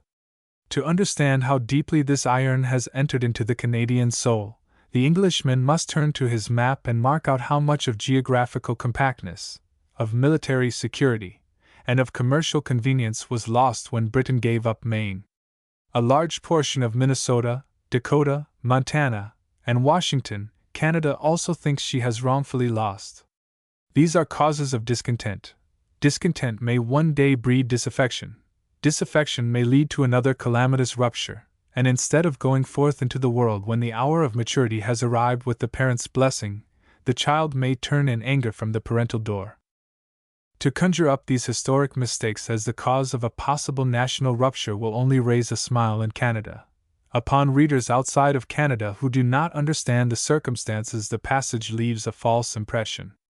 That mistakes were made, most people agree, that they were partly due to the ignorance, 183, of English diplomatists is true, but Canadians must admit that they were due to Canadian ignorance as well. As late as 1874, a cabinet minister of the Dominion on a public platform described the splendid wheat areas of the Northwest as a country only fitted to be the home of the wolf and the bear. Among the separate and unsympathetic provinces, prior to Confederation, there were ignorance and indifference, as well as among English statesmen. Every intelligent Canadian now knows that most of these mistakes were far more due to the want of a nexus between the colony and the Empire, which would have brought colonial knowledge and experience to the assistance of British diplomacy. He knows that since the acceptance of this assistance as a part of the public policy of Britain, such mistakes can no longer occur, as the Fishery Award at Halifax and the Fishery Treaty at Washington, when Canadian interests were represented by Canadians, sufficiently testify, as the Bering Sea negotiations testify, in which, acting upon the information supplied by the Dominion government, and recognizing the justice of the case, Lord Salisbury did not hesitate to say the final word which made aggressive diplomacy pause and submit to impartial arbitration. Disintegration, surely, is on the point of being complete, and the last strand of political connection is worn almost to the last thread, Mr. Smith exclaims, using as the illustration of his point Newfoundland's claim to make a commercial treaty of her own independently, 184, of Canada. He refuses to see what others see, that the invitation to Newfoundland to have her interests directly represented in the arbitration with France, the fact that Canada has been thus represented at Halifax, at Washington, in the Bering Sea difficulties, the formal introduction, in short, of colonial opinion and knowledge into national diplomacy, marks the creation of new threads of connection, new bonds of union, which promise to be permanent, because constructed on true and primary political principles. It is, I think, a fatal flaw in Mr. Smith's discussion of the Canadian question, a fatal comment on his claim to have done his best to take his readers to the heart of it by setting the whole case before them, that he makes no mention of this decisive change in national policy, or of the consequent change in the Canadian mind, which, if not reconciled to losses in the past, has no reason to dread them in the future, and in this confidence is content. That he should treat as present, and gravely irritating, grievances which have become purely historical, is unfair and misleading. If the difficulties with the United States which have arisen on the Pacific and Atlantic coasts are not settled amicably and justly, it will not be from any want of willingness on the part of British people or Canadians. Britain and Canada agreed to a settlement of the St. Lawrence fishery question which an American Democratic President and Cabinet accepted as fair. A Republican Senate rejected it as a move in the party, 185, game, and has preferred to leave it open ever since. Any reader of the correspondence in the Bering Sea question can judge for himself on which side was the spirit of conciliation and compromise. Only in the last resort did Lord Salisbury utter the warning words which seem to have done more than anything else to prepare the way for fair adjudication upon the points at issue. How curiously and completely Mr. Smith is out of touch and sympathy with the organizing movements of the British world, how oddly inconsistent he can be even while pressing his own theories, one or two further illustrations will suffice to show. Apparently he looks upon Australian Federation as a step in the wrong direction. We cannot help once more warning the Australians that federation under the elective system involves not merely the union of the several states under a central government with powers superior to them all, but the creation of federal parties with all the faction, demagogism, and corruption which party conflicts involve over a new field and on a vastly extended scale.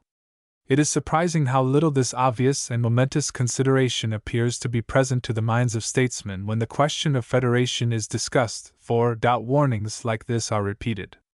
Anxious as he seems to be for the unification of the American continent by the absorption of Canada into the United States, Mr. Smith would apparently urge Victoria, New South Wales, and Queensland to avoid even the example of Canadian, 186, confederation in gaining for themselves effective unity, although he knows that for them confederation means the freedom of the continental market, and the same breaking down of tariff walls which is the one supreme bribe he has to offer to Canadians in exchange for the surrender of their nationality. Another turn of the intellectual wheel and even American unification is forgotten in a new ideal of disintegration. There is no reason why Ontario should not be a nation if she were minded to be one. Her territory is compact. Her population is already as large as that of Denmark, and likely to be a good deal larger, probably as large as that of Switzerland, and it is sufficiently homogeneous if she can only repress French encroachment on her eastern border. She would have no access to the sea, no more has Switzerland, Hungary, or Servia. The same thing might have been said with regard to the maritime provinces, supposing them to have formed a legislative union, Quebec, British Columbia, or the Northwest. In the Northwest, rating its cultivable area at the lowest, there would be room for no mean nation. This passage may explain to English or Australian readers why Mr. Smith has no acceptance in the Dominion as the prophet of Canada's political future. One remembers with astonishment that it is the writer of these lines who, on the one hand, assures Canadians that they cannot resist absorption into the United States, and who, on the other, tells the advocates of British unity that they are impracticable dreamers. 187. After this, it does not seem surprising to find that Mr. Smith himself proceeds to knock away the foundations on which his own argument on the Canadian question has been built. These foundations are practically two in number: the fear of war on the American continent arising from irritation at the presence of Britain there, and the necessity for Canada of commercial intercourse with her own continent. These are the reasons why the Empire is to be disintegrated, and Canada is to seek a new national connection. Following upon this we read, of conquest there is absolutely no thought. The southern violence and the western lawlessness which forced the Union into the War of 1812 are things of the past. The American people could not now be brought to invade the homes of an unoffending neighbor. They have no craving for more territory.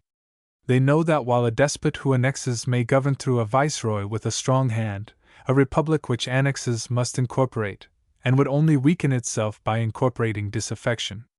The special reason for wishing to bring Canada at once into the Union, that she might help to balance the slave power, has with the slave power departed. So far as the Americans are concerned, Canada is absolute mistress of her own destiny. Canada, therefore, in Mr. Smith's later opinion, has nothing to fear from war with the United States. Once more, discussing the McKinley tariff, we read, 188. However, the manifest faults of the measure, combined with the enormous waste of public money incurred in bailing out surplus revenue to avert a reform of the tariff, have proved too much for the superstition or the sufferance of the American people. Symptoms of a change of opinion had even before appeared. New England is now praying for free admission of raw materials. The Republican Party in the United States is the war party, kept on foot for the sake of maintaining the war tariff in the interest of the protected manufacturers. It has made a desperate effort to retain power and to rivet its policy on the nation by means which have estranged from it the best of its supporters. But in the late elections it has received a signal, and probably decisive, overthrow. What all the preachings of economic science were powerless to effect has been brought about at last by the reduction of the public debt, and of the necessity for duties as revenue. A new commercial era has apparently dawned for the United States, and the lead of the United States will be followed in time by the rest of the world. This means, if words mean anything, that in Mr. Smith's opinion, the United States are soon to throw open their markets to the world, and so, without political humiliation, Canada will have the commercial freedom of her own continent. One asks why Canada and the Canadian question was ever written. An explanation may perhaps be found. Mr. Smith quotes, page 247, Sir Henry Taylor's opinion that, 189, the North American colonies are useless and dangerous possessions for Britain, and thus goes on to remark, it may be said that this was written in 1852 and that since that time we have had new lights. Some persons have had new lights, but those who have not are no more unpatriotic in saying that the possession and its uses are as dust in the balance compared with its evil contingencies than was Sir Henry Taylor. That is to say, though within the last half-century the relations of the empire have absolutely changed, though the safety of its enormously multiplied commerce has come to depend on steam and coaling stations in every corner of the world, though the colonies have become great self-governing and self-sustaining communities, though the world has been recreated by steam and electricity, Mr. Smith frankly admits that these facts have given him no new lights on questions of empire. He is living among the memories of the past.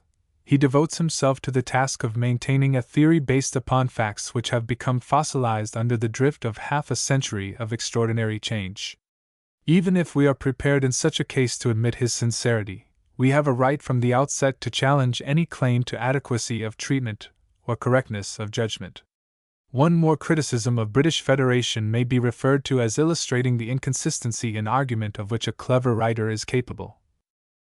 Are the Negroes of the West Indies to be included? 190. Is Quashy to vote on imperial policy, says Mr. Smith, in fine scorn of the British Federationist, who doubtless has no special fear or thought about a carefully restricted and controlled colored vote in a few scattered colonies, a vote which in the aggregate represents not more than a very minute fraction of 1% of the enfranchised citizenship of the empire. Strangely out of place, however, does this scorn seem when we find the same pages embody an argument for Canadians throwing in their political lot with a republic where the Quashy vote, unconditionally and irrevocably granted, will far outweigh their own, where it will become enormously influential as soon as the free exercise is permitted of the rights granted by constitutional law, as, one would think, must ultimately be the case in a country which claims to give exceptional political freedom. Equally inconsistent does it seem when placed beside the romantic political enterprise to which Mr. Smith would commit Canadians. He says, the Native American element in which the tradition of self-government resides is hard-pressed by the foreign element untrained to self-government, and stands in need of the reinforcement which the entrance of Canada into the Union would bring it. 5. Nay, more, Mr. Smith wishes Canada to enter the Union for Britain's sake, that she may neutralize the votes of her enemies. 6. Does he reflect that if the Canadian 191 vote chanced to be barely insufficient to neutralize the votes of Britain's enemies, Canada would, as I have elsewhere pointed out, be constitutionally forced into active hostility to the motherland? The path which he points out has on it possible natural dishonor from which Canadians will instinctively shrink. They will prefer to retain the right to neutralize the influence of Britain's enemies, if the necessity arise, by other means, such as they have found effective before. 1. A Times editorial has spoken of Mr. Smith's views about the relations of Canada to the Empire as one of those crazes that are scarcely intelligible in a man of great intellectual power. 2. Lord Brassey, Naval Annual, 1890. 3. Canada and the Canadian Question, page 260. 4. Canada and the Canadian Question, page 232. 5. Canada and the Canadian Question, page 274. 6. Edom, page 269. 192. Chapter 8. Australia. I have been able to speak of Canada as a unit, as already ripe for the next stage in its political development, and of its people as practically familiar with the application of the federal principle. The Australian colonies, which, taken together, come next to Canada in size and population, have not reached this point, but are struggling towards it. Yielding to what appears to be the general tendency of modern political development, and following the example of the United States and Canada, the Australian people are wrestling with the problems of local federation.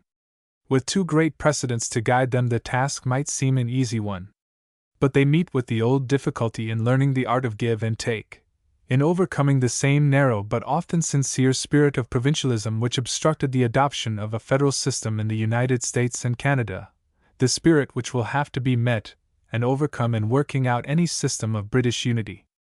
It is, however, a significant and hopeful fact that the growth of the individual colonies has inspired in all the best minds the aspiration for some larger, 193, Australian patriotism than any single colony can give.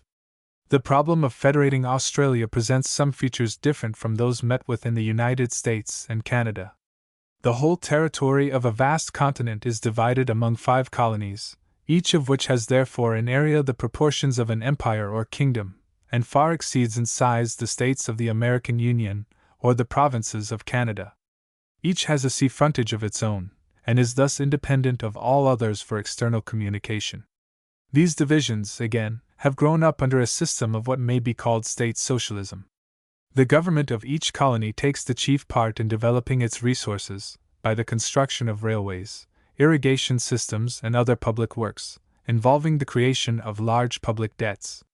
Thus, immense importance has been given to the functions of the individual colony, functions which the colony would be unwilling to resign, and which the federal government would be rash to undertake.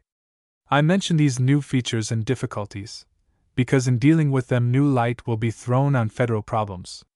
Each accomplished federation makes more clear the steps by which the next and higher one is to be attained, and the principles by which it is to be governed.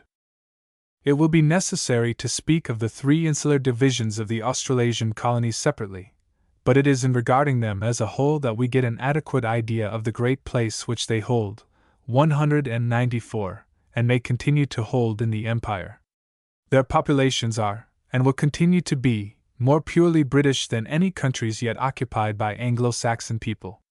95% of the inhabitants, whether born in the colonies or in the motherland, are British. There is here nothing to parallel the elimination of the Anglo-Saxon element, which is taking place so rapidly in the United States. There is no French province, with its individual lines of development, as in Canada. There is no large Dutch element, as in South Africa. The colored population which may be found necessary for the cultivation of the tropical north will be strictly subordinated to the necessities of British development, and there will never be in Australia, as there is in the United States, an immense colored vote to confuse national politics. As a base of maritime power, the Australasian colonies manifestly furnish to the nation of which they are a part an opportunity for maintaining a supreme and indisputable control over a vast area of the southern seas.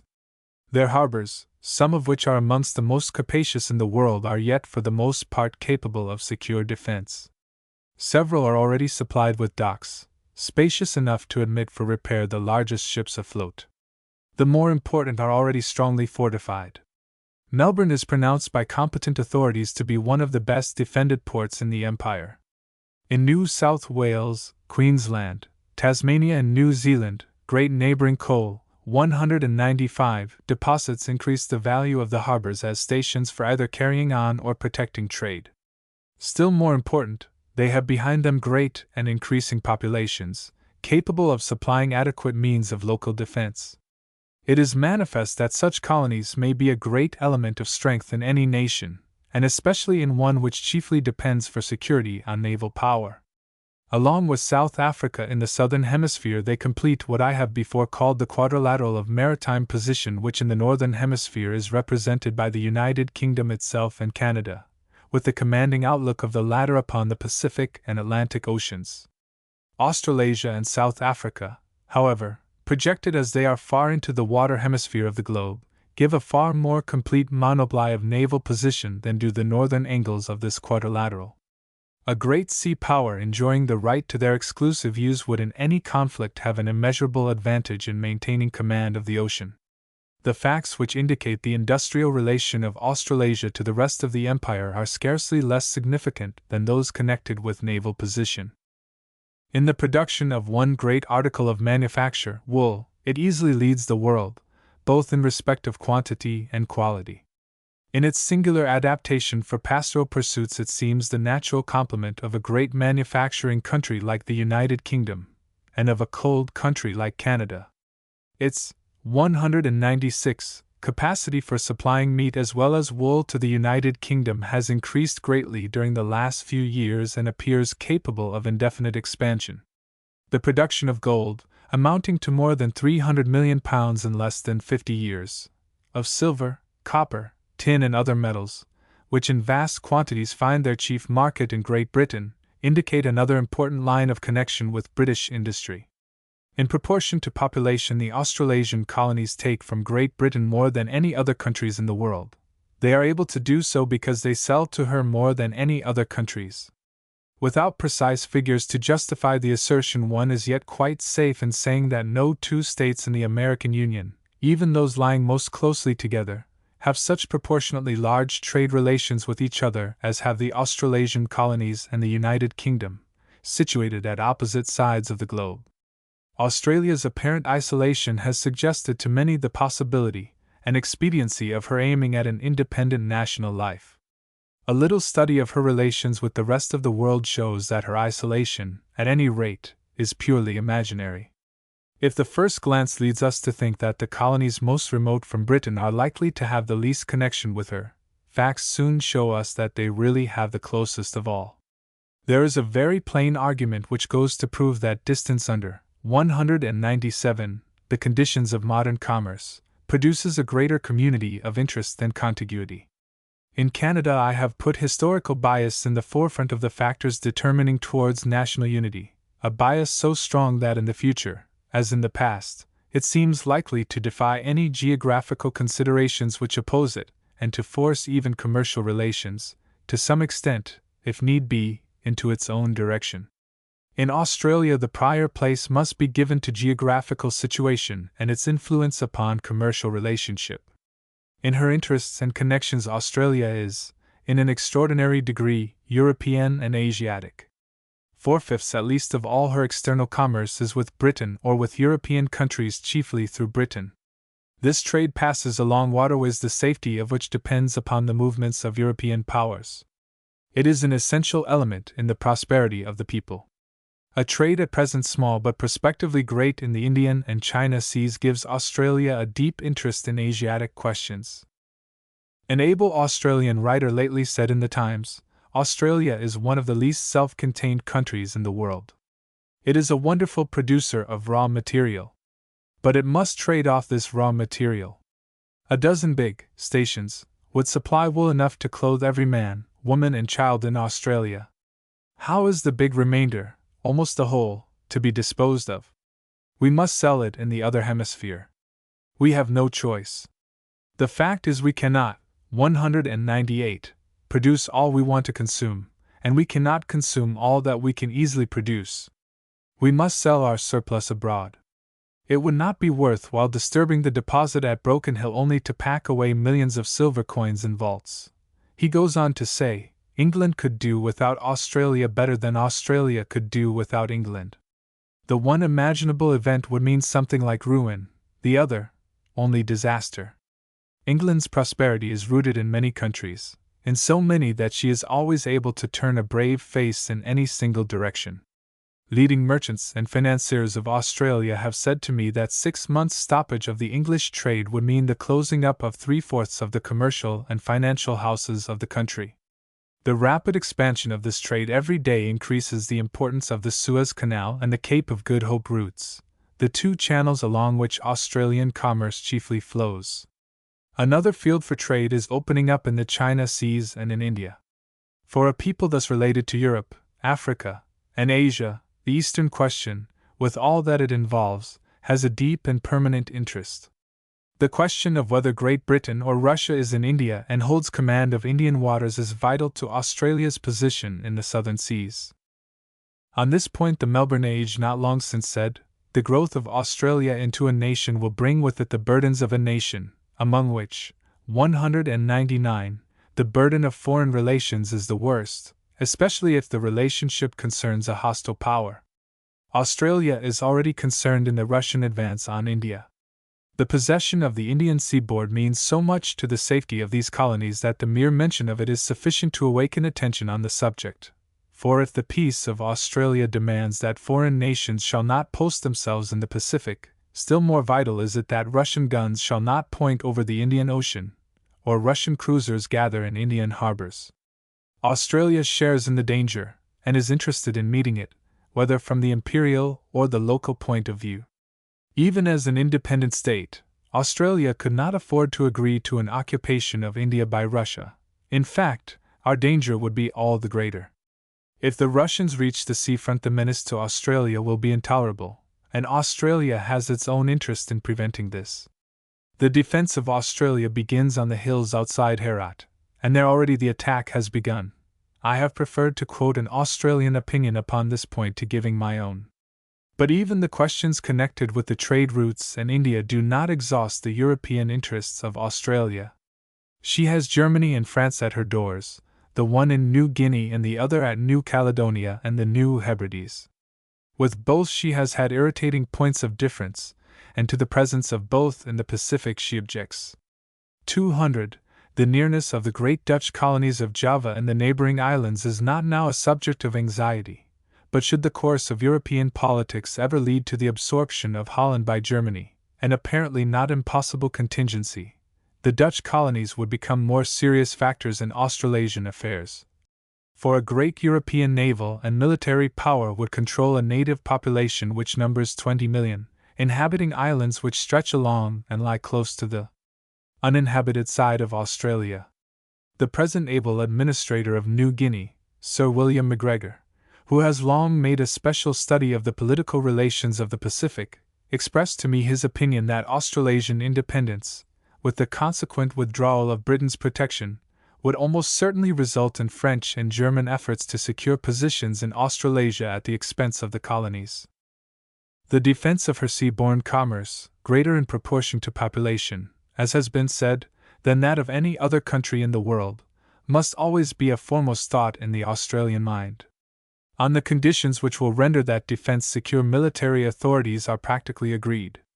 Speaking of the great naval stations which command the principal trade routes, Major General Sir Bevan Edwards said after his late careful study of Australian defense, "It will thus be seen how mutually dependent the scattered parts of the Empire must necessarily be.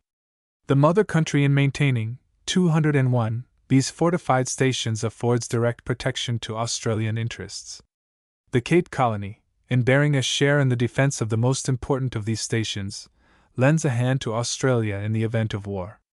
Hong Kong, Singapore, Ceylon, and Mauritius, in the large contributions they have made to defense, and the considerable annual sums applied to military purposes, are not only defending themselves, but the interests of the whole nation, including those of Australia. Canada, by the construction of that grand line of communication, the Canada Pacific Railway, the importance of which will be fully shown in our next great war, and when she has completed the defenses of Esquimalt, will in the same way aid in the general national defense."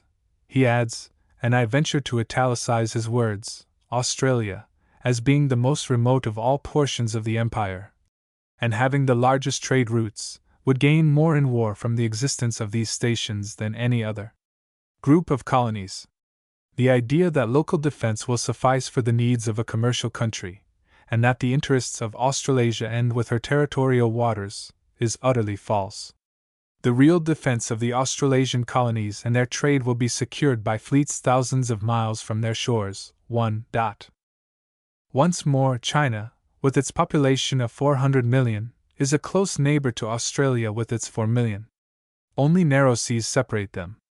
The decisive objection felt in every part of Australia to the immigration, 202, of Chinese, and the steps taken to prevent it, point to relations which might easily lead to serious rupture between the two countries.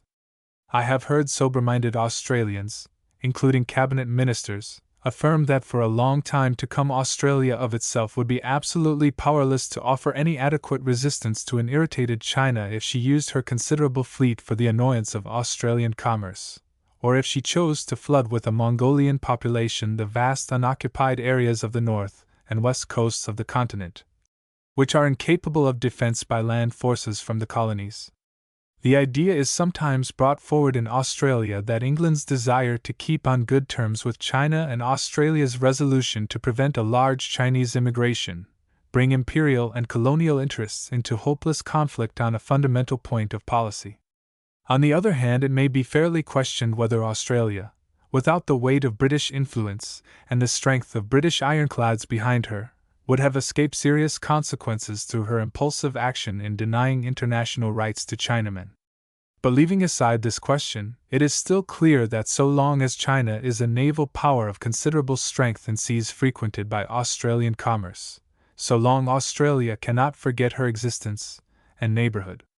An independent Australia would be compelled at once to develop a navy equal at least to that which she meets in those seas, otherwise she would have no means of 203 checking or chastising the insolence of the meanest Chinese junk which interfered with Australian trade or attacked an Australian ship. It is manifest, then, that Australia's position is far from being one of isolation. Conditions more different from those under which the United States started upon their career of independence it is difficult to imagine. Almost the last act of Britain before the Revolution was to crush the only other European power which had a footing in America, and might prove a menace to the colonies. Wolfe won at Quebec in 1759, and independence was declared in 1776. From 1789 till 1815 the whole of Europe was plunged in strife so desperate that the United States were left free to work out their own development, as no nation had ever been left to do so before. Nevertheless, the short war of 1812 ruined American commerce, paralyzed industry, and closed by far the larger number of American business houses. It showed that isolation and inability to ward off actual invasion did not give immunity from the calamities of war. It seems to me that two inferences, most misleading when applied to the present condition of the British world, are constantly drawn from the results of the American Revolution and the growth of the United States.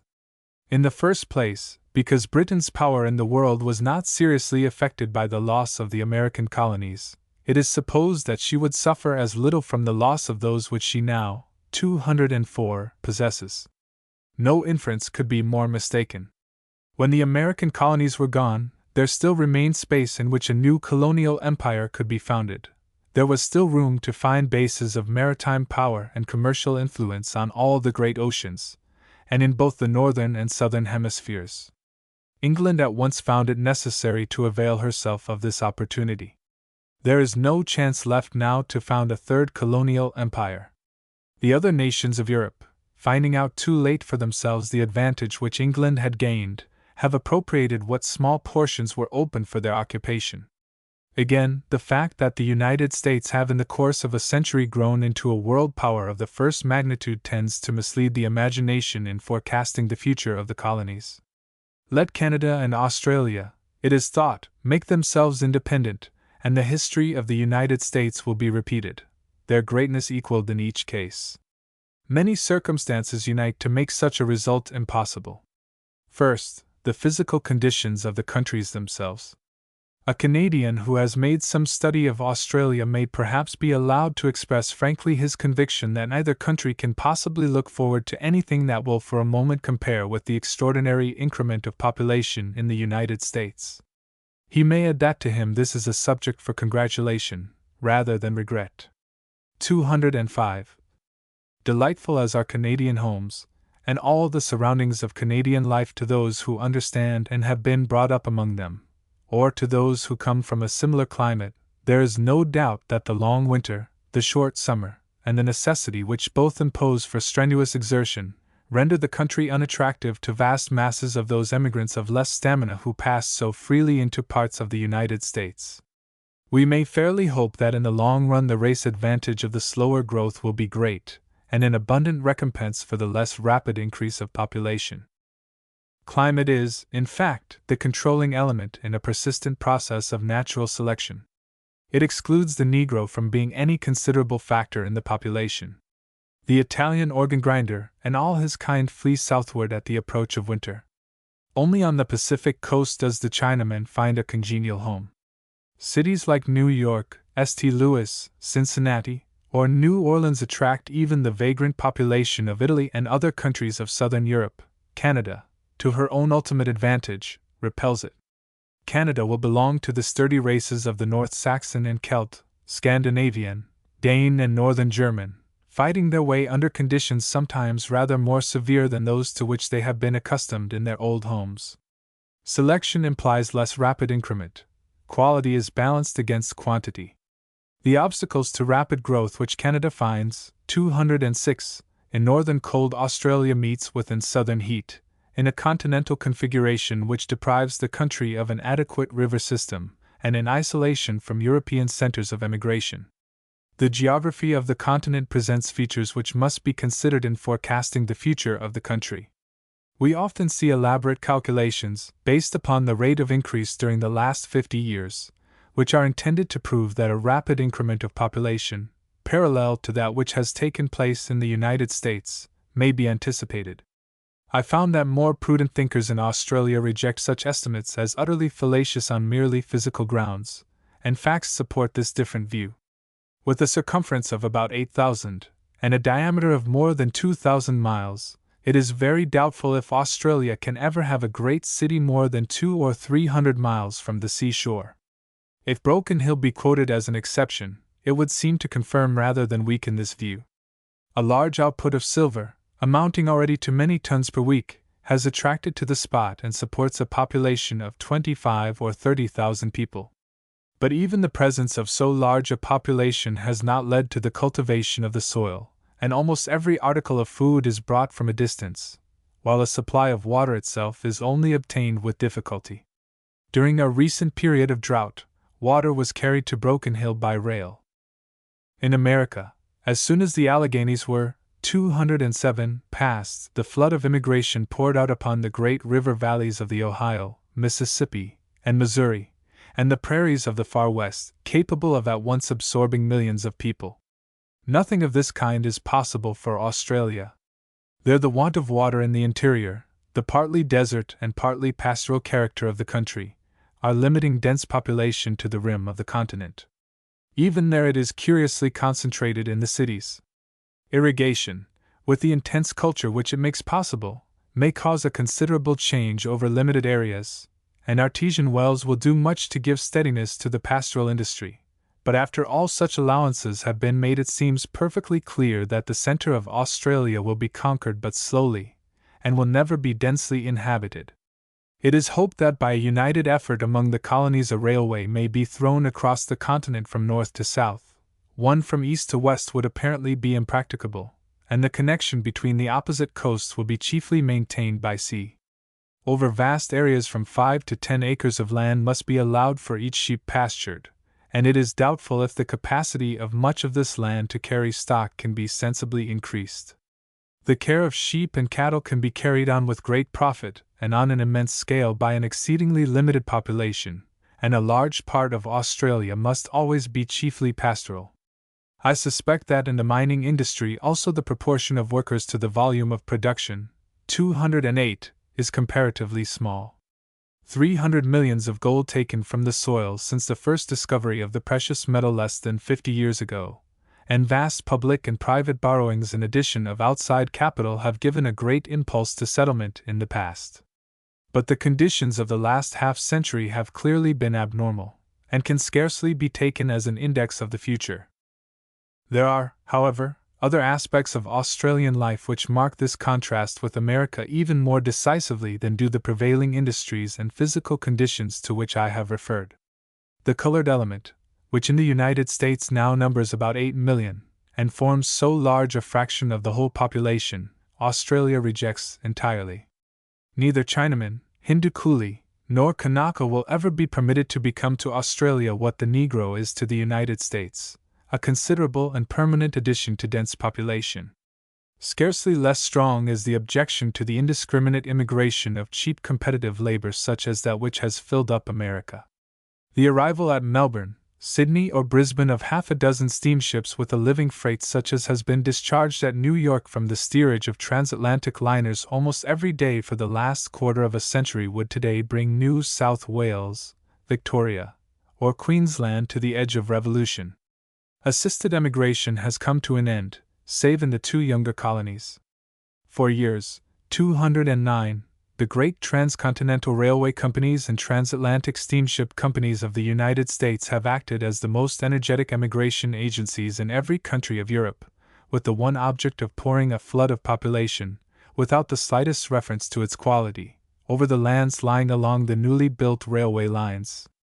An Australian government which tried in this manner to make its state-built railways productive would soon find its occupation of governing gone.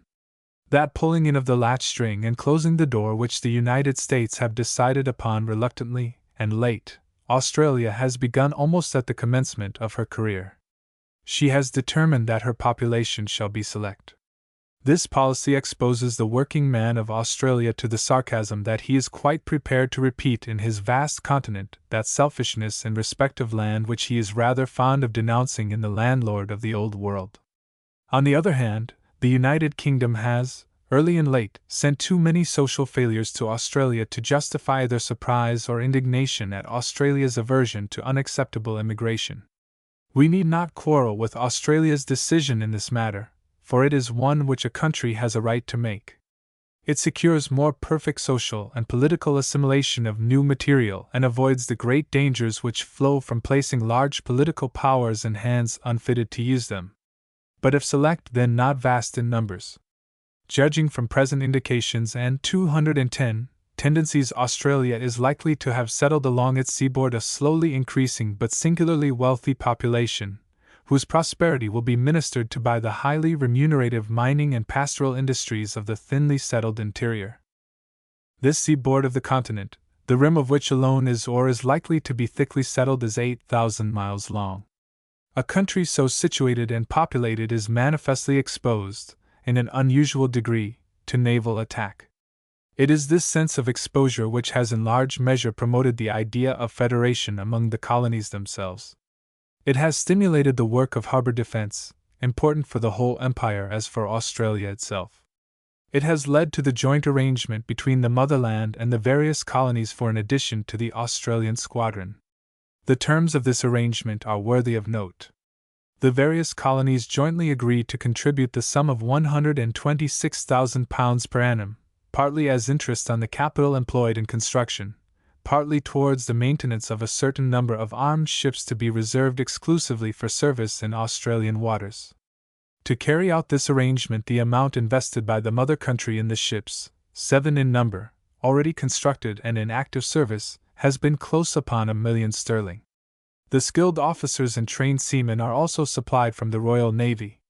It is specially agreed that any expense incurred beyond £126,000 shall be borne by the Imperial Treasury, that the ordinary strength, 211, of the Australian squadron shall not be reduced on account of this local addition to naval defense, and that during the 10 years over which the arrangement extends the 7 ships cannot be withdrawn from Australian waters. Surely no young country with an increasing necessity for coast defense due to enlarged wealth and commerce ever secured it on terms to compare with these. No better illustration could be given of the advantage which the colonies may derive from joint action with the motherland. The Australasian colonies aspire, and reasonably aspire, to dominance in the Pacific. That manifestly depends on having at command the naval power which can be best secured by cooperation with the Empire. The creation of substantial interests in the heart of the Pacific, such as would be involved in the construction of cable, postal and commercial routes, linking Australia and New Zealand with Canada in one direction, with the West Indies and Great Britain in another, when the Panama route is open, interests which the whole Empire would be concerned in securing, would do more than anything else to give effect to Australian aspirations.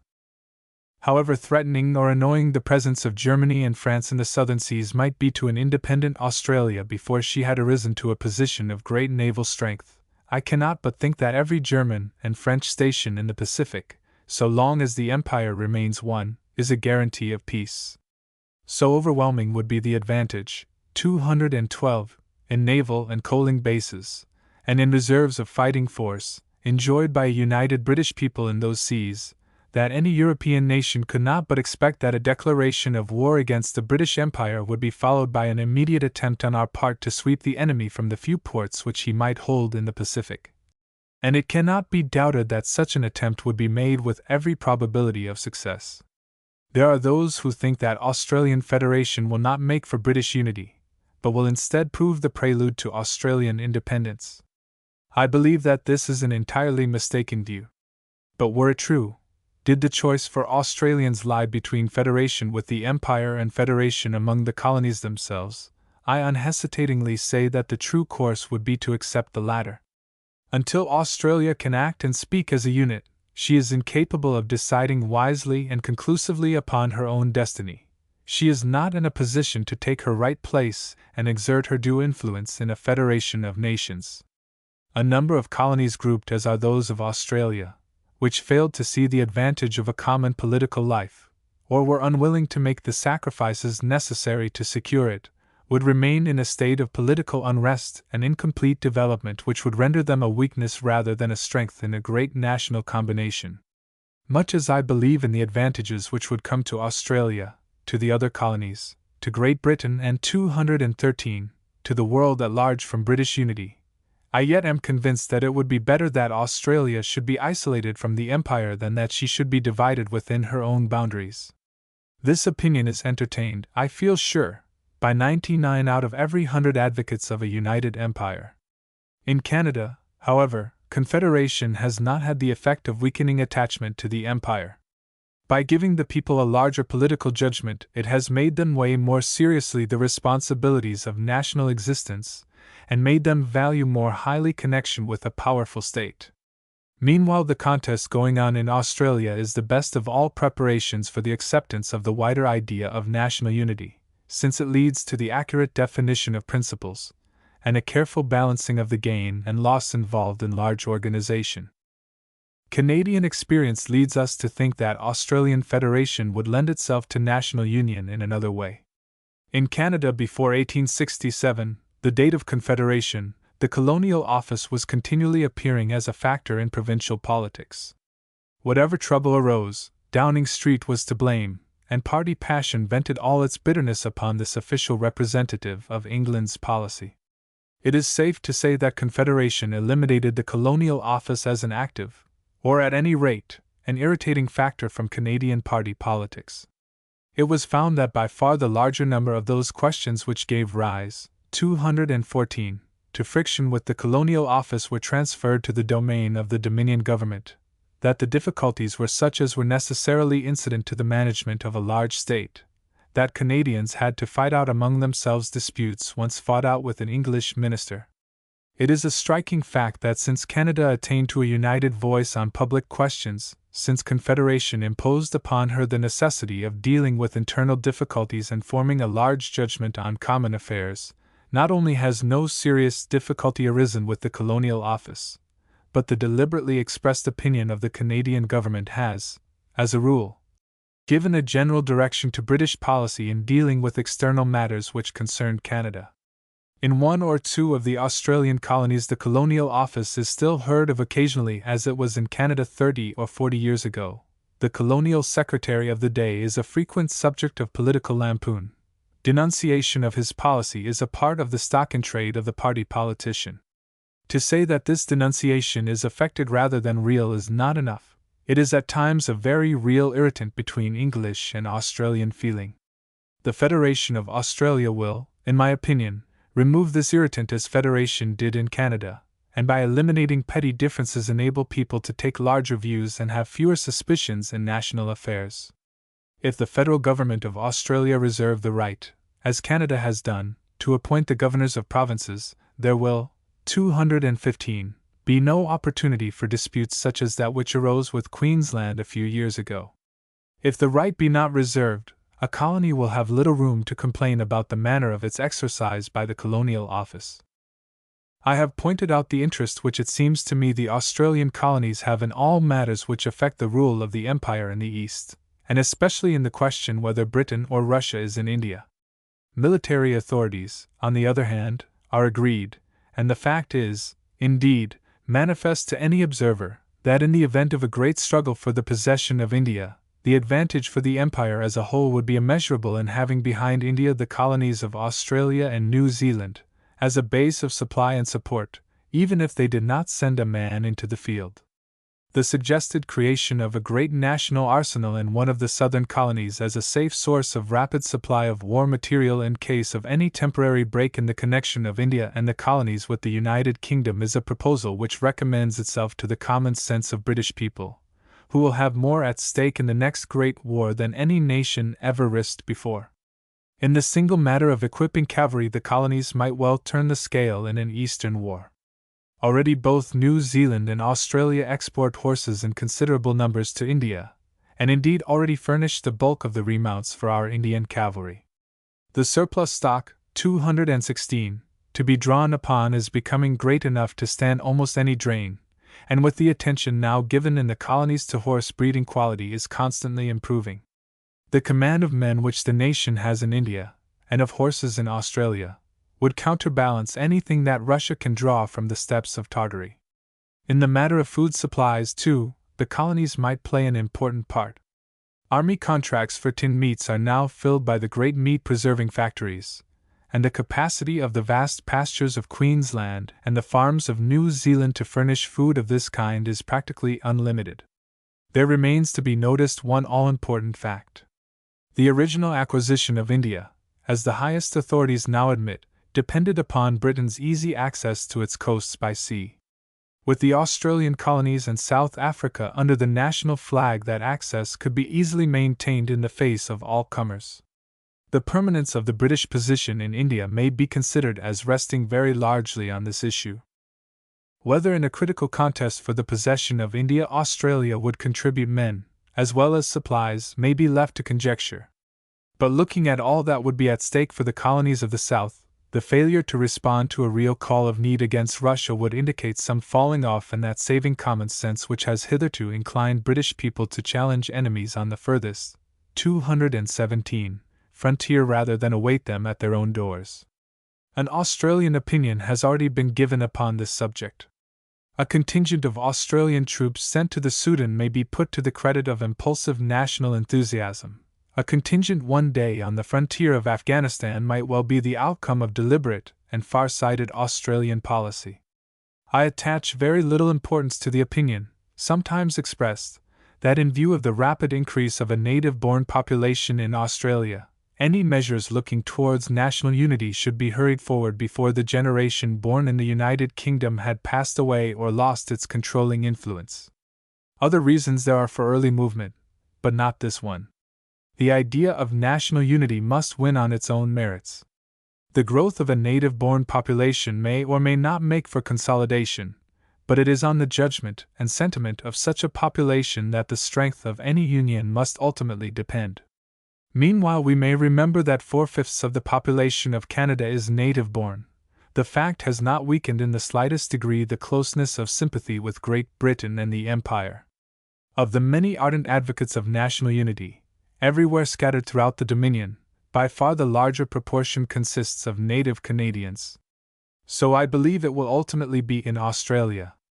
The longer history of Canada, the more severe conditions of that history, seem to me to have given a greater, 218, maturity and definiteness of political thought in Canada than in Australia.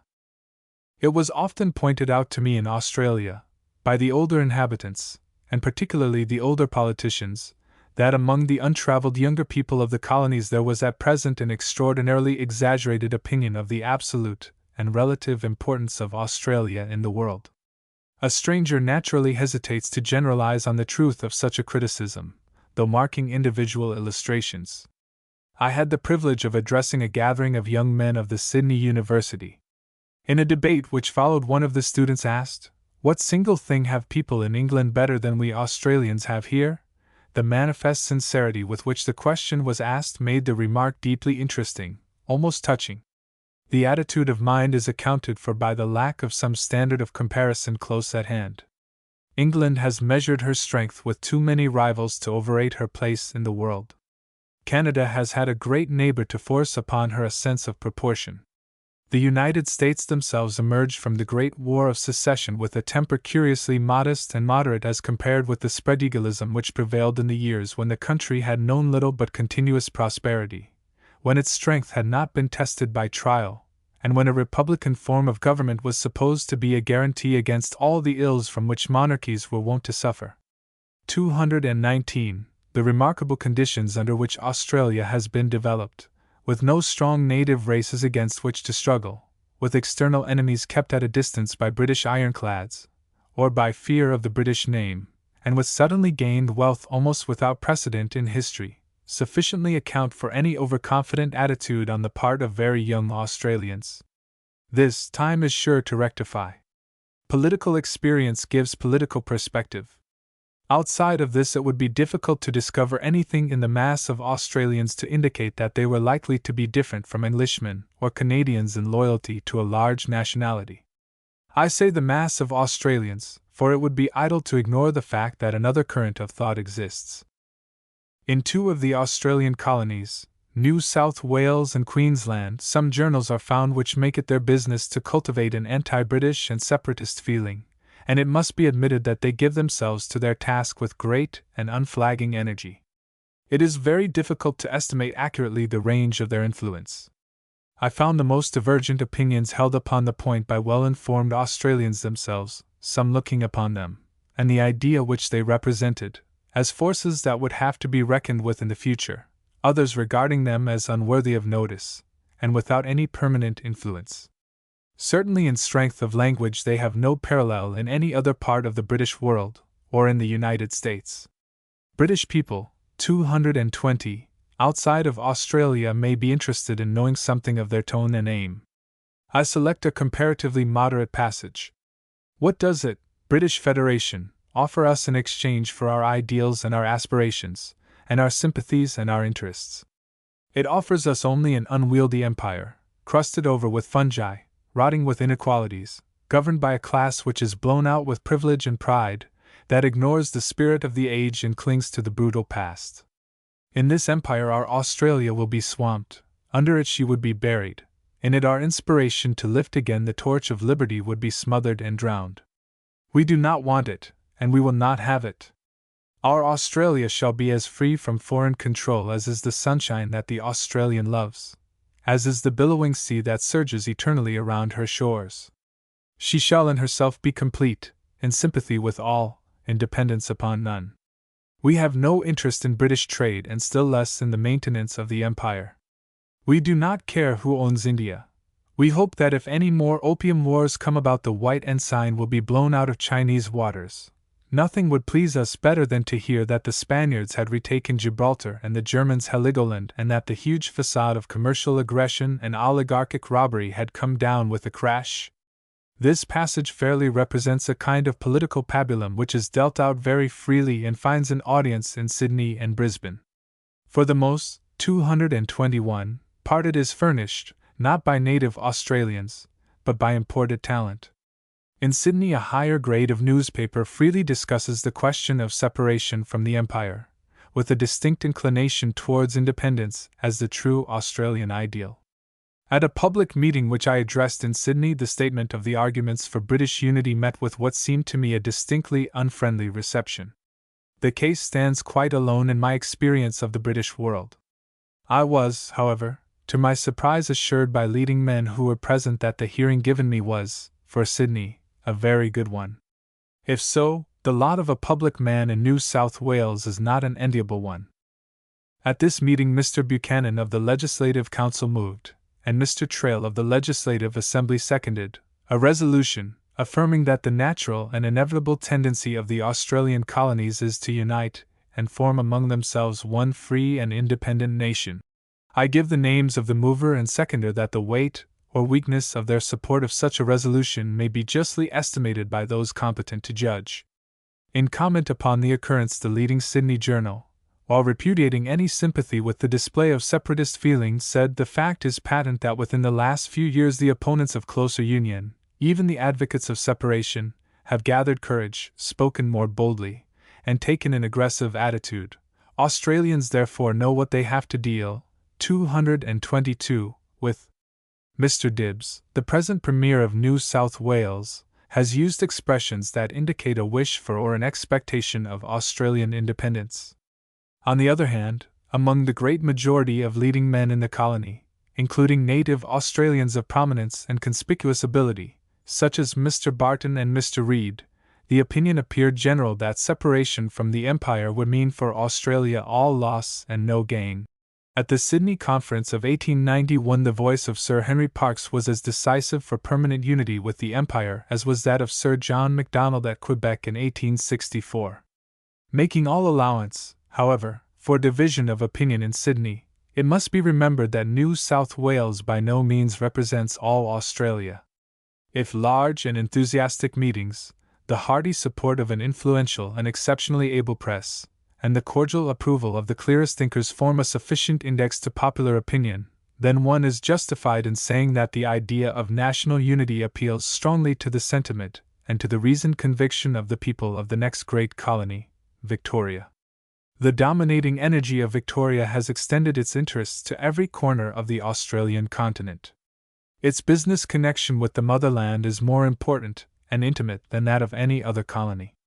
Hence, the outlook on national questions is wide, and Victoria would steadily resist any tendency to separation from the Empire. The same may be said, I think, of South Australia, where the press is conspicuous, 223, for its able and temperate discussion of national questions, and where the prominent leaders of opinion are sincere believers in the permanent unity of the Empire. In Queensland, as is well known, there has been in past years much talk of separation, chiefly arising from friction with the Colonial Office being made a factor in local party conflicts. For some time Queensland refused to share in the expense for naval defence undertaken by the other colonies, the contribution for that purpose being denounced as tribute. Later and wiser thought has reversed this decision. From its long coastline and the immediate proximity of settlements formed by other nations, Queensland has more interest than any other colony in naval defence. The consciousness of exposure to attack prompted the attempted annexation of the whole of New Guinea, and explains the intense annoyance felt in Queensland at the refusal of the Colonial Office to sanction that annexation. The necessity for naval protection is a permanent condition, and will probably dominate the political thought of Queensland even more than of the rest of Australia. In Rockhampton I had the opportunity of discussing the question with a large and sympathetic audience, and in other parts of Queensland as well as there with leading politicians and journalists. Despite the superficial talk about separation, I doubt if in any colony of the Empire is the value of a great national connection more thoroughly understood by those who really dominate the policy of the colony.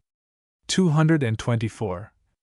Taking the Australian continent as a whole, I think it is a fair estimate to say that in every one of the colonies there is an overwhelming majority who would favour permanent connection with the Empire. On the other hand, it is quite certain that in some of the colonies there is an active and aggressive minority energetically working for ultimate separation. It is for Australians and Australians alone to decide between these conflicting ideas. Tasmania. The colony of Tasmania is comparatively small, but its insular position makes it one of the critical points in Australian defence. Up to the present time, owing to the small population and revenue, its principal harbours have been less strongly fortified than those of Australia, and military authorities have constantly urged greater attention to its defences upon the ground that by seizing positions here an enemy might find means of coal supply and a base from which to attack Australia. Upon this point the report of General Edwards was most emphatic. The island is within 3 days' steaming distance from Adelaide, 1 from Melbourne, 2.5 from Sydney and 4 from New Zealand. With several fine harbours, a soil and climate equal to any in the world, a considerable coal supply, and as yet only a limited population to resist attack, Tasmania, 225, would present to any hostile power not merely an opportunity but almost a temptation to establish a Gibraltar in the southern seas. Tasmania has strong commercial reasons for wishing to federate with Australia. On the other hand, in an Australian federation she would have the strongest reasons for opposing separation from the mother country. Like New Zealand, she depends for safety upon naval defence, a defence she could not receive from the colonies of the continent. So far as it is possible to judge from external indications, the opinion of this small but strategically most important colony is almost entirely in favour of close and permanent connection with the Empire. During discussion on the subject carried on in the principal centres of population, and extending over some weeks, I found that the idea of British unity was heartily supported by every one of the leading newspapers, and by most of the principal public men, including the leaders of the government and opposition. Opposing ideas have their representatives in a small group of sincere Republicans, headed by the present Attorney General, the Hon. A. Inglis Clark. The republicanism of this small party was the more interesting, as it seemed to me quite unconnected with and superior to the irrational and bitter anti-British feeling which occasionally finds expression in one or two of the Australian colonies. 226. New Zealand. In New Zealand I found among politicians, journalists, and the public generally, a remarkable consensus of opinion that the circumstances of that colony would always compel it to regard questions of national defense and consolidation from its own point of view, and in a large measure independently of Australia. Facts justify this attitude. New Zealand is 1,000 miles long and nowhere more than 150 broad. Cut in two by a broad strait and penetrated by numerous bays and inlets, it has 3,000 miles of coastline, and is therefore more exposed from a naval point of view than any other equally fertile, wealthy, and thinly settled country in the world. That it is an outlying part of Australia is an illusion left on many minds from a casual glance at small maps of the southern hemisphere, but the illusion vanishes the moment we visit the country or consider the facts. 1,200 miles of open sea separate it from Australia. The trade between the two is growing, but it is insignificant compared with the flood of commerce which pours from each towards Britain. The similarity of production will probably make this a permanent condition, save when drought compels Australia to look to New Zealand for food supplies. Britain is New Zealand's one great market, and it has become a more steady and reliable market from the means which have been devised to transfer the perishable produce of New Zealand farms to the 227 British consumer. Meanwhile, in her isolated position, only naval power can give the colony adequate defense. The states of Australia can give effective support to each other.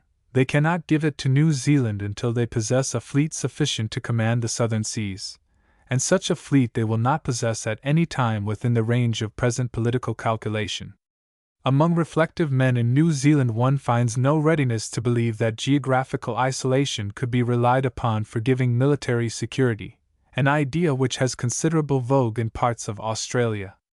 I see that the tendency of enterprise and science is every year more to annihilate space, and space will be annihilated for purposes of war as well as peace, and the distance of the colonies from those who may attack them every year becomes less and less of a protection to them. These words of Lord Salisbury express not inaccurately, I think, the prevailing thought of all serious politicians in New Zealand in regard to their country. The feeling is strengthened by a further consideration. New Zealand has already a good deal of trade with the scattered islands of the Pacific. This trade is likely to have a large development as time goes on. At any rate, New Zealanders have formed a very definite ambition to acquire a large commercial connection and powerful influence in the Pacific, an ambition which can scarcely be realized unless its commercial interests have adequate naval support. Considerations of the kind I have mentioned explain, 228, the comparative indifference of the colony to Australian Federation, which would never satisfy her necessities except as subsidiary to the larger national union. They explain the fairly unanimous support which her ablest public men have given to the general principle of national federation. Mr. Ballance, the Liberal Premier of New Zealand, said in the House of Representatives, in a discussion which took place prior to the Australasian Federal Convention at Sydney, that Imperial Federation, with a free management of its own affairs as at present, was the only future he would look to for the colony. Equally strong expressions could be gathered from the speeches or writings of most of the leading men of New Zealand. The fear lest Australian Federation might ultimately lead to separation from the Empire was publicly and expressly assigned as a reason why New Zealand should not be a part of the Australian Commonwealth. Inside an Australasian Federation, New Zealand's influence would be steadily thrown in favor of British national unity.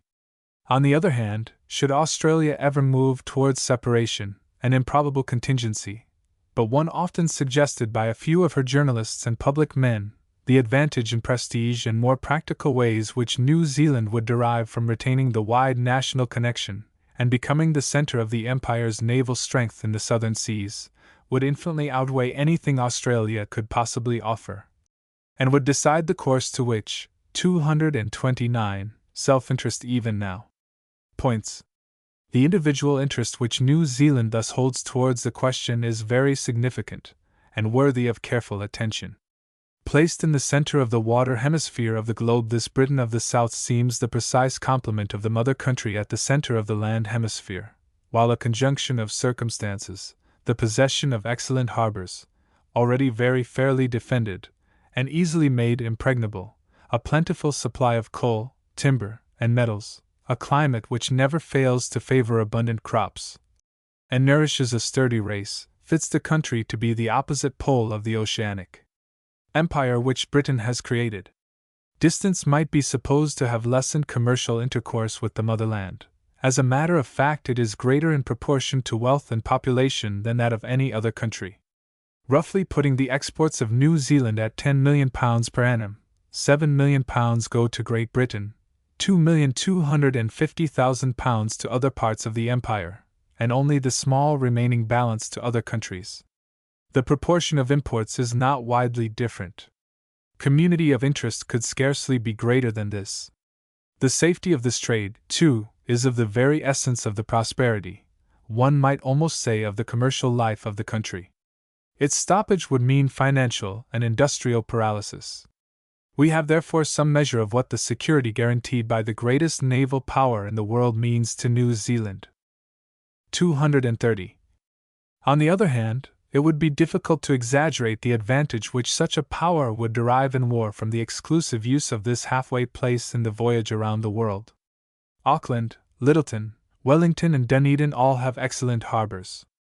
The fortifications which protect them, constructed and equipped at the expense of the colony itself, are, says General Edwards in his report, well planned, and the armaments are sufficient to repel the attack of several cruisers, provided the defense is properly organized and competent officers appointed to command. Thus they furnish a comparatively secure retreat for ships of commerce or of war. Auckland and Lyttelton have docks, that at Auckland being capacious enough to receive for repair the largest ship of war afloat. Even now the vessels of France, Germany, and other nations call here to coal, victual, or repair, finding such stations as Samoa or Nemea but poor bases from which to operate. The advantage to a nation holding these ports in time of war would be overwhelming. It would scarcely be diminished even if Australia should become independent. Other powers, if they respected Australia's independence, could not use her ports as a base of attack, and at the utmost could only demand the rights of neutrals, which would be of little use in a serious conflict with Britain while retaining the exclusive possession of New Zealand. The defection of one or two of the Australian colonies, or even of the whole continent, would weaken, 231, the chain of the Empire's maritime position, but would not create in it a fatal flaw, so long as New Zealand remains faithful to the national allegiance. The practically undivided sentiment of her people and her own supreme interests alike incline her in this direction. 1. Address before Royal Colonial Institute, March, 1891. 232. Chapter 9. South Africa. Those who claim that the separation from the empire of any one of our three groups of great colonies would inflict a serious if not a fatal blow on our national greatness and the prosperity of British people, point with no slight interest to the illustration of their argument which is furnished by South Africa. Here, again, we have under the British flag a country of vast extent and favorable for European occupation. The institutions of self-government are already established over a wide area, and are being gradually extended. A confederation of all the South African provinces is already in the thought of practical statesmen. We have here, then, the probability of the formation of another power, so large that a merely colonial position cannot be expected to satisfy its ultimate political necessities. Though at present far inferior to Canada and Australia in population, and behind them in fullness of constitutional development, it is moving along the same lines of political growth, and circumstances may at any time lead to a rapid increase of population. Most of the arguments, therefore, which are used in 233 favor of Canadian or Australian separation apply to South Africa as well. If an independent government, a separate foreign policy, a distinct system of defense, an individual diplomatic relation to the rest of the world, is a political necessity for Australia, New Zealand, or Canada, it is clearly an equal necessity for South Africa. The internal impulse towards independence might even be expected to be exceptionally strong, since a considerable fraction of the white population is not British by descent, and has been led by circumstances to feel a peculiar sensitiveness in regard to political rights. Is then the retention of South Africa under the national flag, and within the national system, a matter of indifference to British people either at home or abroad? Is the separation of South Africa, its freedom to associate itself with any power it pleases, or even its being placed in a position where British people could only enjoy or be granted neutral rights in its harbors, a condition of things which can be discussed with equanimity by Australians, New Zealanders, East Indians, nay, even by Canadians with their great ocean interests. To say nothing of the people of the United Kingdom itself? The test which South Africa applies to separatist theories seems to me a crucial one. Once more, I cannot do better than quote from the Problems of Greater Britain. The author says, considered from the Imperial, from the Indian, and from the Australian point, 234 of view, as an aid to our maritime power, no spot on earth is more important to us than the Cape with its twin harbors Table Bay and Simon's Bay, and again, while a general hostility to our rule would be sufficient to make us part with almost any other colony, it is impossible for us to give up the military station which we occupy at the extremity of the African continent, and which itself cannot be held unless we hold at all events a portion of the country round it. No one who considers the geographical position of the Cape, and its relation to the greatest trade route of the empire, can regard these utterances as exaggerated. The Cape is, and must always be, one of the greatest turning places of the world's commerce. Between St. Helena and Mauritius for the Indian-bound ships, between St. Helena and King George's Sound for those going towards the southern seas, the Cape is the only sufficient resting place that European ships can find. As a vessel steaming from British ports for India, or China, or Australia, in time of war begins to approach the point of exhaustion of its coal supply, it finds itself in a region of storms, far from any shelter except that at the Cape of Good Hope. The position of that refuge, and the certainty of being able to deny it to an enemy, combined with the command of the Red Sea route, even if only for the purpose of stopping it, draws therefore, on behalf of England, an almost impassable line on this side of the globe, 235, between the eastern and the western hemispheres. The difficulty which our ownership of the Cape places in the way of possible opponents, even more than the refuge afforded to our ships, constitutes in war the supreme advantage of the possession of the Cape of Good Hope as a naval station. 1. Such being the relation of South Africa to the Empire, such the importance of its remaining under the British flag, we may well ask, with some anxiety, whether the feelings of its people and the interests of the colony point in the same direction. The attitude of the leading men of South Africa towards the idea of national unity is clearly defined.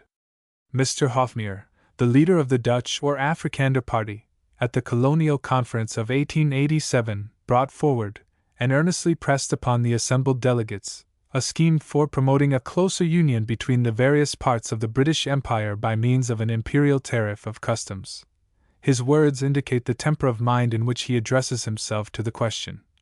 I have taken this matter in hand with two objects: to promote the union of the empire, and at the same time to obtain revenue for the purpose of general defense.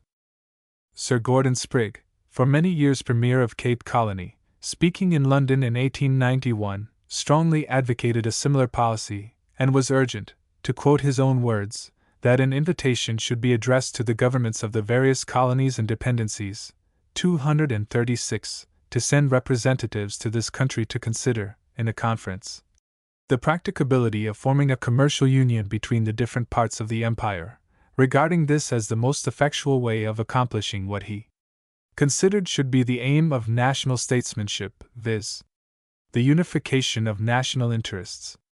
The present Premier of Cape Colony, and the most influential man in South Africa, Mr. Cecil Rhodes, has stated that he looks upon the consolidation of the different colonies of South Africa as the main aim of his political life, but at the same time his utterances, from the beginning of his political career to the present moment, indicate conclusively that he only thinks of a united South Africa as an integral part of a united empire, so constituted as to give adequate expression to the aims of its various members. It is interesting to find that these three men, who may be taken as representing the different sides of South African feeling, all eminently practical, and all above a suspicion of subjecting the interest of the colony to the interest of the nation at large, are agreed in the belief that the best future for their country is close association with the motherland and the empire. And looking at the facts of the situation, from a South African point of view, who can doubt that they are justified? Pressing upon British South Africa on all sides are the nations of Europe. France is in Madagascar. Bordering on British territories are those of Germany and Portugal. 237, the Dutch republics, as yet only half won to friendliness and sympathy, are close at hand. Large native populations, which do not fade away, as in America, New Zealand, or Australia at the approach of the white man, but rather multiply under influences which make for peace, are all around. The development of a great continent overflowing with stores of wealth depends not only on the energy of the men who have the work directly in hand, but on the confidence they feel that behind them is the diplomacy of a powerful nation to maintain their rights, the wealth of a rich nation to furnish them with capital, the strength of a great people to secure them, in emergency, from disaster. If the British connection seems of such significance to South African statesmen, in working out the future of their vast country, quite as much does the Empire require the constant advice of those statesmen in directing the difficult diplomacy and making the critical decisions which the control of so much of the continent necessitates. The lack of such advice, directly and consistently sought, is probably at the root of much of the difficulty of the past. In the long run, South African opinion must dominate national policy in South Africa. That it should be expressed in an authoritative form, and under a due sense of national responsibility, are the conditions which will make it most helpful and most reliable.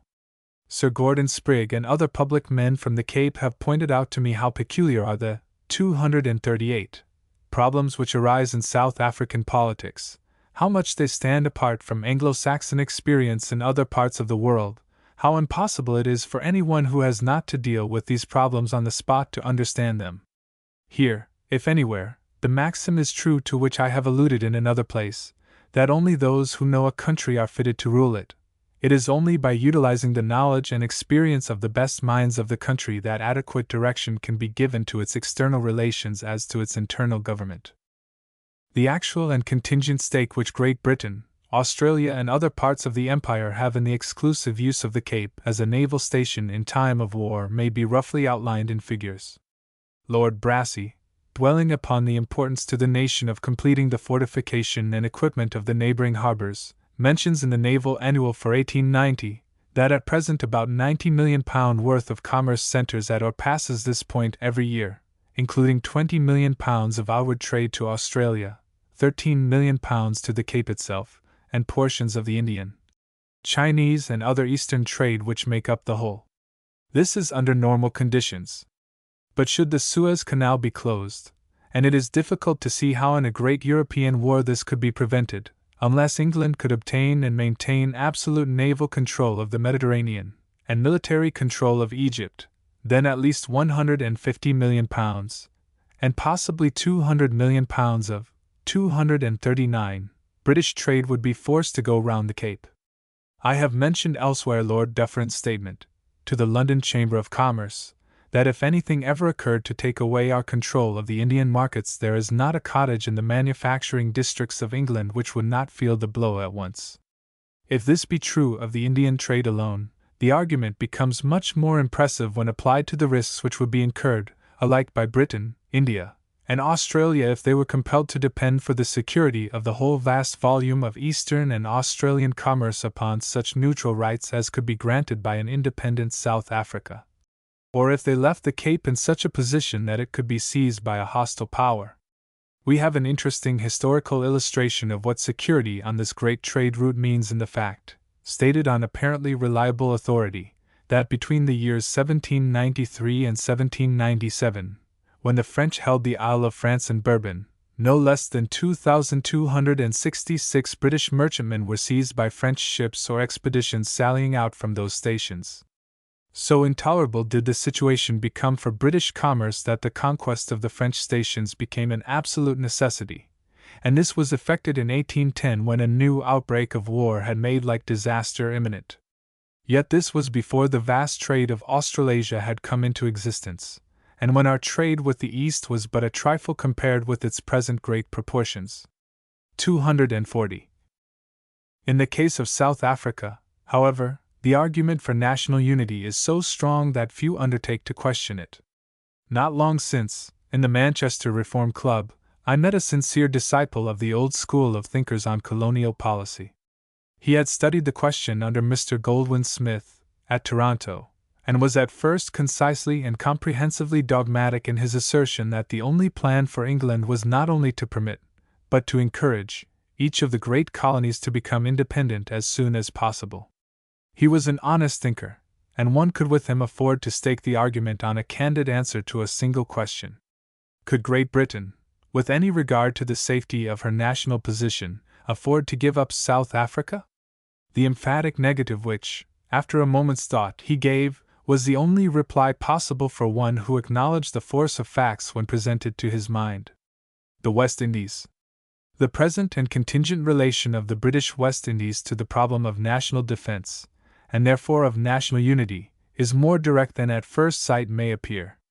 No portion of the empire was won at greater expense of prolonged conflict than the West Indian Islands, but their relative commercial importance was temporarily diminished by the occupation of other tropical countries, and the substitution of the 241 beetroot sugar of temperate climates for that of the cane. West Indian trade, which has found out many new directions, is still, however, important, and not for the United Kingdom alone, but for the Canadian Dominion as well.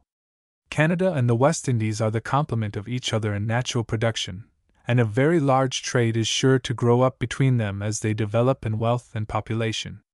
The Dominion has, therefore, a deep interest in the power of the Empire to protect commerce such as is given by stations like Bermuda, St. Lucia, and Kingston. Halifax has already been connected with Bermuda by a telegraph cable. The West Indian Islands and naval stations at present depend for communication upon lines passing through the United States. The continuation of the Halifax-Bermuda cable to the West Indies would give an independent electric connection between all the British possessions in America. This might become a very distinct addition to the resources of our naval system. The completion of any means of ship communication across the Isthmus of Panama would increase indefinitely the importance to the Empire of the West Indies. Australia would have at once the same kind of interest in the strength of the national position there which she now has in our possession of the Cape, or in our control of Aden and Malta. Through this new channel would probably flow the main flood of British commerce with the western coasts of North and South America. It would furnish the easiest line of 242 naval communication between the eastern and western coasts of Canada. Thus, for the needs of the present, and the contingencies of the future, the retention of the British West Indies under the national flag gives strength to our general system of defense. The completion of telegraphic and steam communication between the principal islands has brought the question of local federation within the range of serious discussion, but the obstacles, social as well as physical, are naturally much greater than in the case of Canada and Australia, and the accomplishment of union may be for some time delayed. The islands could not well be independent in any case, and there is probably no part of the empire which would lend itself more readily than the West Indies to national consolidation. 1. Problems of Greater Britain, Volume 2. Page 521. 243. Chapter 10. India.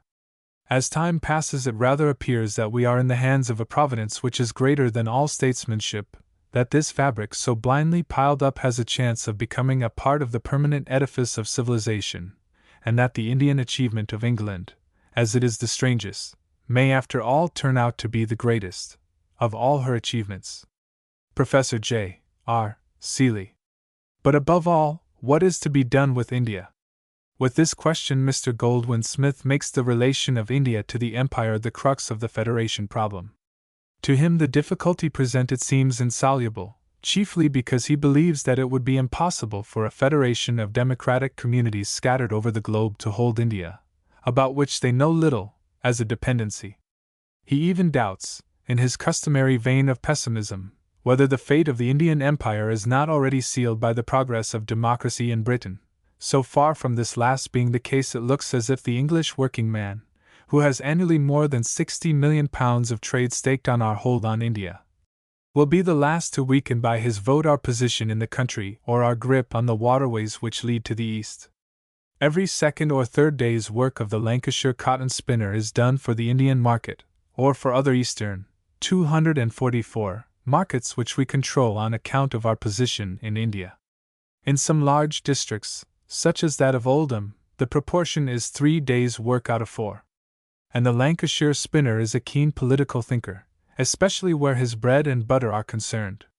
The industry of the city of Dundee depends almost entirely upon the supply of a single fibre from the valley of the Ganges. The Dundee jute worker is a radical, but he is not likely for that reason to forget that his daily wage depends on the hold which the Empire keeps upon Bengal. The purely trade relation of India to the United Kingdom was clearly put by Lord Dufferin in his address to the London Chamber of Commerce 3 years ago. He said, "During the past year our trade with our Indian Empire was larger than our trade with any other country in the world, with the exception of the United States, amounting to no less a sum than £64 million. If, again, we merely confine our attention to a comparison of our exports to India with our exports to other countries, we shall find that the same statement holds good, namely, that the exports of Great Britain to India are greater than those to any other country in the world except the United States, amounting as they do to £34 million, whereas our exports to France do not exceed £24 million, and to Germany £27 million.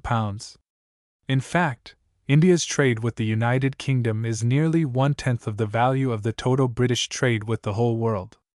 In 1888 she took £21,250,000 worth of our cotton goods, 245, and yarns, out of a total of £72 million worth exported to all countries, whereas China only took £6,500,000 worth, Germany £2,500,000 worth, and the United States £2 million worth.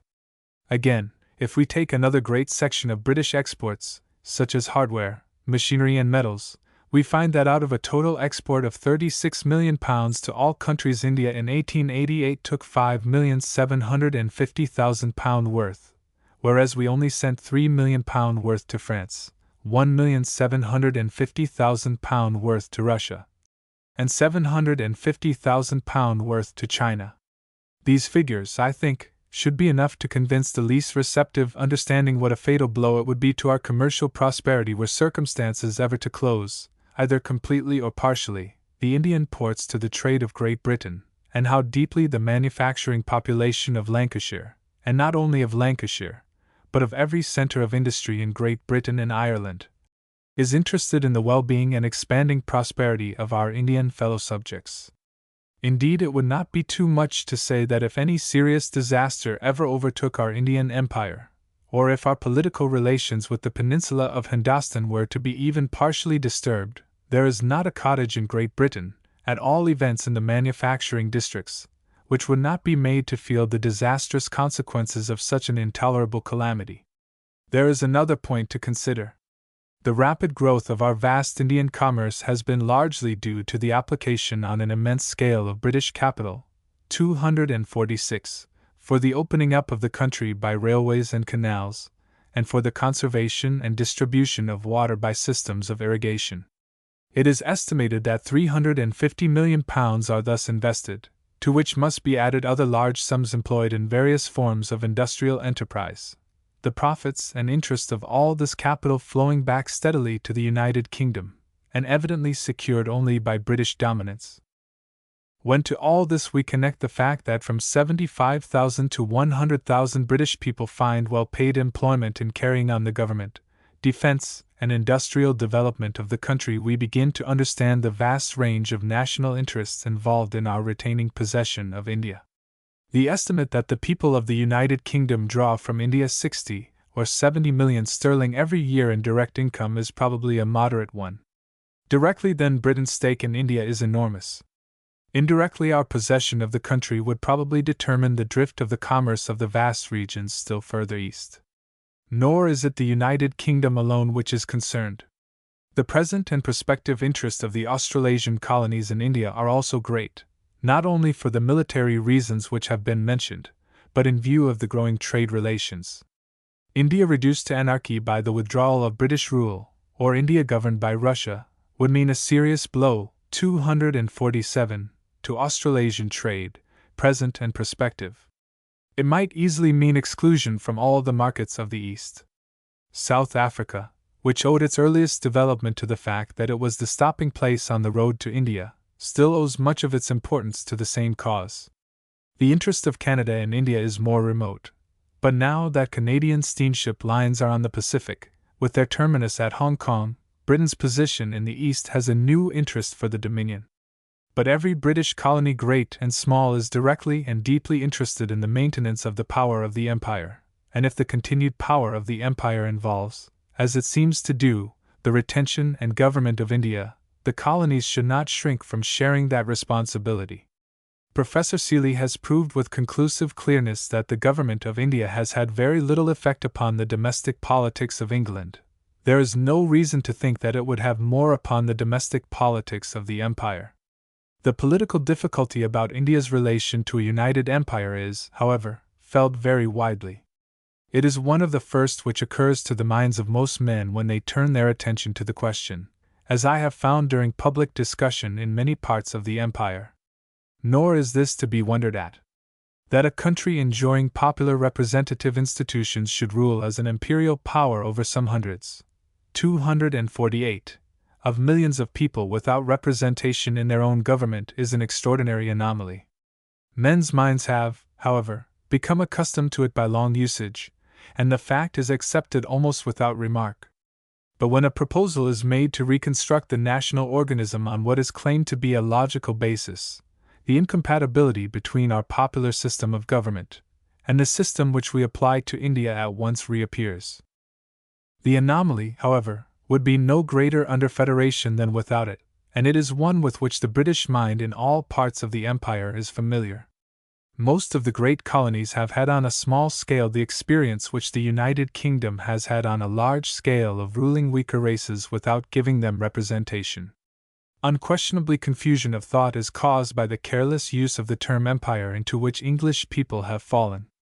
Applied to India and the Crown colonies it is admissible, though with the qualification that in practice the Empress of India acts as much under advice as the Queen of England. As a name for the slowly grown and crowned republic of which the motherland is the type and the great self-governing colonies copies, the term empire is a misnomer, and has none of the meaning which it has when applied to Russia, Austria, or the France of the Napoleons. If immediate reflection of the popular will and public policy be taken as the test, England, Canada, and Australia are more republican than the modern 249 republics, as democratic as is well possible under a representative system of government. But the people of this Crown Republic, proud of their capacity for self-government, and impatient of any illegitimate control over themselves, have assumed the task of governing a real empire, one which contains a population of some hundreds of millions of various races. The legitimacy of this assumed task we need not stay to discuss. The actual relation of Britain to India as to several other countries without self-government is a fact, and one which has passed beyond the range of discussion. This government of India, the United Kingdom, upon which the work now devolves, finds it possible to carry on, and on the whole efficiently. That it is done to the good of the people ruled is scarcely open to question. British rule in India may be far from ideally perfect, but that it is superior to anything India ever had before is freely admitted even by foreigners. Is there anything in the nature of the case which would prevent the representatives of a united British race from carrying forward the government of India as do now the representatives of the United Kingdom alone? Let us consider the system of government. To the Indians themselves no representation, as we understand the term, is given. While largely employed for executive functions, they take no part in legislation. An English statesman of proved capacity, assisted by a council of experienced specialists, is placed as 250 viceroy at the head of affairs. Under him is a trained body of civil servants, selected by a rigid system of examination. To these the general administration of the country is committed. It is a system of government by experts. The fiscal system of India, its revenue and expenditure, are kept entirely separate from those of the United Kingdom. It has its separate and clearly defined code of laws suited to its circumstances. It has a practically independent military organization. The government of the Great Dependency is not only essentially different in form from that of the self-governing portions of the empire, but revolves in a sphere of its own. The general lines of Indian policy come under the review of Parliament. The pressure of public opinion is kept upon those who rule India through the channel of parliamentary criticism. Beyond this, the rule of the country is left to the specialists to whom it has been committed. It has been long since any question of Indian policy made or unmade a government. I have met everywhere, in Britain and in the colonies, people who think that India makes a heavy drain upon the revenues of the United Kingdom, and would do so upon the revenues of a united empire. This is an example of that ignorance which, it has been truly said, is the most probable dissolvent of the empire. It is therefore not unnecessary to say that India pays exclusively for its own defense and government. Every soldier, white or native, from the 251 commander-in-chief down to the humblest sepoy, every civil servant, from the governor-general to the lately appointed clerk, is paid from Indian revenues alone. India does even more, it pays the whole expense of the India Office in London, and for the maintenance of Aden and other ports near the mouth of the Red Sea, with their garrisons, although these give protection to other Eastern commerce and to that of the Australasian colonies as well as Indian. India contributes also to the maintenance of consular establishments in China and of the British Embassy in Persia. The resources and the fighting power of India stand today as a barrier to guard from danger the enormous British commerce in the eastern seas, to keep back the most dangerous military power of Europe and Asia from nearer approach to the English communities of the south. The question whether any degree of representation could be given to the Indian population would remain for a federated empire, just as it now exists for the United Kingdom. The problem would be no greater and no less. Any step taken in that direction would no doubt be exceedingly cautious and tentative. But for dealing with this, as with all other Indian problems, a united empire, with its consolidated strength, would be vastly more efficient than a nation going through various stages of disintegration. The answer which appears to me sufficient to those whom claim that Britain's control of India interposes, 252, an insuperable obstacle to a federal system for the empire is this. India is practically a crown colony, and as yet the United Kingdom has shown no inclination to govern it otherwise than as a crown colony. The same duty may be rightly accepted and duly fulfilled by British people as a whole under any system of common government. To accept it would create no new national burden or risk, would react no more upon the ordinary political development of the various states than it has upon that of the United Kingdom. 253. Chapter 11. An American View. For the sake of studying the various angles from which the idea of federating the empire is criticized, it seems worthwhile to refer briefly to some of the views expressed in a paper, lately contributed to a leading magazine, one, on the subject, by Mr. Andrew Carnegie, under the title of An American View of Imperial Federation. Among thinking Native Americans I have found, as a rule, a genuine sympathy with the advocates of unity for British people, a sympathy perfectly natural in a nation which has suffered and sacrificed so much as the people of the United States have for a similar object. Besides, their familiarity not only with the idea of large political organization, but with its actual working out has taken away from them that fear of its difficulties which seems to haunt many weak-kneed Englishmen who conceive that human political capacity had achieved its utmost when it evolved the existing imperial system. One of the distinguished thinkers of the United States, after a tour made around the world a few years ago, expressed, 254, to me, with characteristic American energy and emphasis, the opinion he brought home with him upon the subject of British consolidation. The citizen of the British Empire, said he, who is not an enthusiast on the question of imperial federation, is a Philistine of the very first magnitude. Working out on separate, and yet parallel lines the great problems of liberty and of civil and religious progress, the United States and the British Empire have the strongest reasons for sympathizing with each other's efforts to consolidate and perfect the national machinery by which their aims are to be accomplished. English people now understand and respect the motives which actuated the resolute and successful struggle of the people of the United States against disruption.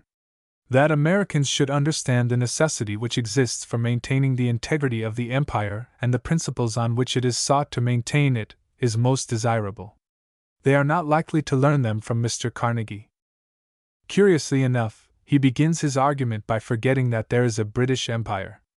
As I have pointed out elsewhere, Though without regarding the views as essential to federation, there are those who consider that national consolidation would be hastened on through an endeavor by tariff agencies to make the empire self-sufficing in the matter of food, just as the United States by the McKinley Tariff are endeavoring to make themselves self-sufficing in the matter of manufactures. 255. Mr. Carnegie justifies protection in the United States because it ultimately cheapens production, and then says, now because Britain has not the requisite territory to increase greatly her food supply, any tax imposed upon food could not be temporary but must be permanent. The doctrine of Mill does not therefore apply, for protection, to be wise, must always be in the nature of only a temporary shielding of new plants until they take root. It will surprise many if Britain ever imposes a permanent tax upon the food of her 38 million of people, with no possible hope of ever increasing the supply, and thereby reducing the cost, and thus ultimately rendering the tax unnecessary. A tax for a short period, that fosters and increases production, and a tax for all time which cannot increase production, are different things. Mr. Carnegie evidently forgets that the empire covers 1/5 of the world, that it produces every article of food and raw material of manufacture, that under the compulsion of any great national necessity it could in 5 years make itself independent of outside supplies, with the possible exception of raw cotton, and that by the natural processes of growth and change, without any protection. It is likely in the near future, partly on account of the inability of the United States to furnish what they have hitherto furnished, to be drawing its supplies of food chiefly from its own territories. It is not my business to suggest, much less argue for a system of protection, 256, for the empire, but if it is to be discussed, let us at least take into account the elementary facts which Mr. Carnegie omits. The climax of absurdity seems well nigh reached when Mr. Carnegie, fresh from the full operation of the McKinley Tariff and its justification, roundly accuses the Empire Trade League of making efforts to array one part of the race against the other part because it has suggested a very slight differential tariff within the empire. Life in America is not generally supposed to destroy a sense of the ridiculous.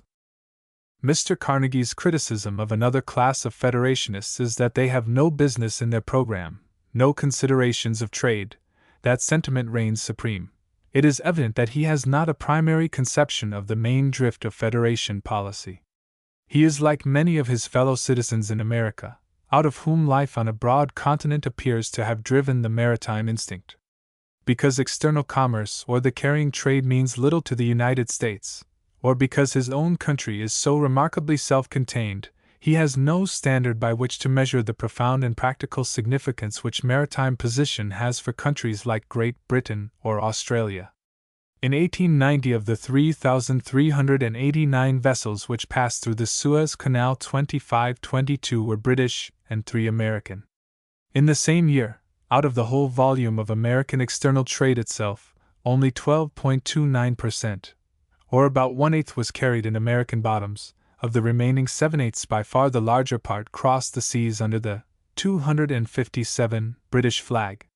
Again, in 1890 the shipping cleared in England amounted in all to 3,316,442 tons, but of this only 38,192 tons were under the United States flag, although the trade between the two countries is one of vast proportions.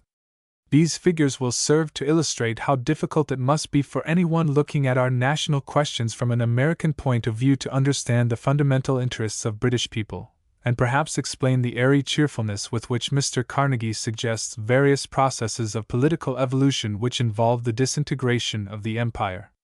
But Mr. Carnegie has other difficulties than those which arise from studying a question from an unfavorable angle.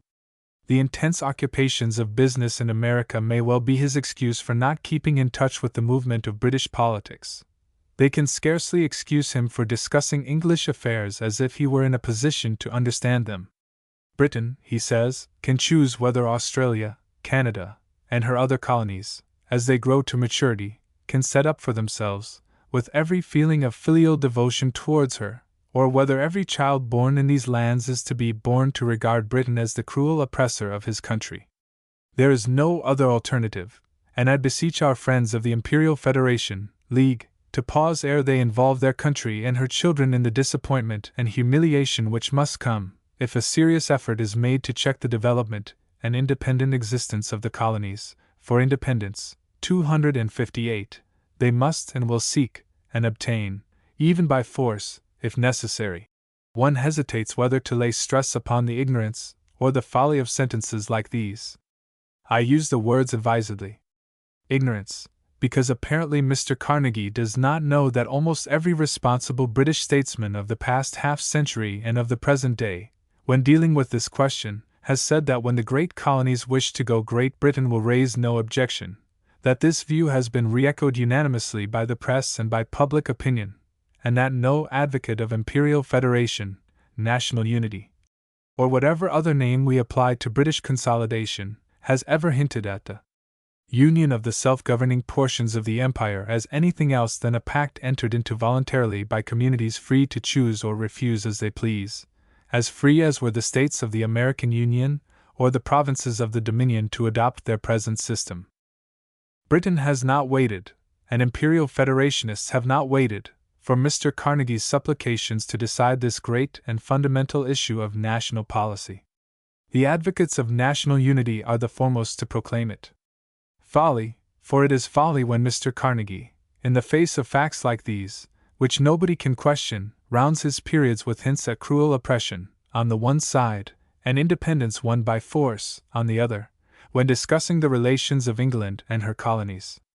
It is on his own continent that he finds the example of states kept within a national union by force. 259. If Mr. Carnegie understands little about Britain's relation to her colonies and to the world, he understands much less about the opinions of colonists. Nonetheless, he speaks of them with the most complete assurance of knowledge. A single illustration will give the measure of his ignorance. Quoting certain views in opposition to British connection expressed by Mr. Mercier, the late leader of the extreme national party in the French province of Quebec, he gravely assures his readers that Mr. Mercier reflects the sentiments of 99 out of every 100 native-born Canadians and Australians. Absurdity could scarcely go further. Mr. Carnegie poses as a political philosopher and gives English statesmen the advantage of his sage advice on national questions. We look for the grounds of this superior wisdom, and we read as follows: What lesson has the past to teach us upon this point? Spain had great colonies upon the American continent. Where are these now? 17 republics occupy Central and South America. 5 of these have prepared plans for federating. Portugal had a magnificent empire, which is now with the Brazilian Republic. Britain had a colony. It has passed from its mother's apron strings and set up for itself, and now the majority of all our race are gathered under its republican flag, too. What is there in the position of 260, Britain's relations to Australia and Canada that justifies the belief that any different result is possible with them? I know of none, and knowing none, Mr. Carnegie, by his own confession, writes in utter ignorance of the main facts of the question which he discusses. Spain and Portugal govern their colonies from the home center, and as tributaries. Britain allows her colonies to govern themselves, and to dispose of their own money as they please. Spain and Portugal, and England in 1776, wished to retain their colonies against their will. Britain now leaves the question of continued connection a matter which colonists are to decide for themselves. Very interesting indeed is Mr. Carnegie's sudden change of front when he comes to look at federation as making for the aggrandizement, or the good of, 261, the United States rather than of the British Empire. He has just been proving the absurdity, the impossibility, nay, the criminality, of trying to knit together in some sufficient federal union the motherland and her great colonies. He proves to his own satisfaction that the colonies never will be and never ought to be satisfied with the position they will have in such a union. Separate governments and separate governments alone will satisfy their yearnings for complete independence. He passes by without note the idea which inspires the Federationist, who believes that such a union will make enormously for the world's peace, not only by preventing the formation of many distinct and possibly hostile states, but also by enabling British people to give security to industry over an area of the world greater than was ever before under a single flag. At least 3 times as great as that of the United States. to say nothing of the vast extent of ocean which the Empire can control. With his ignoring of this leading idea of those who wish for British unity, and his ridicule of federation for the Empire, a feature of the alternative which he proposes is in odd contrast. He suggests that Canada should be encouraged by England not merely to give up her present allegiance, but to join the United States, and this is the argument with which he supports his suggestion. With the appalling condition of Europe before us, it would be criminal for a few millions of people to create a separate government, 262, and not to become part of a great mass of their own race which joins them, especially since the federal system gives each part the control of all its internal affairs, and has proved that the freest government of the parts produces the strongest government of the whole.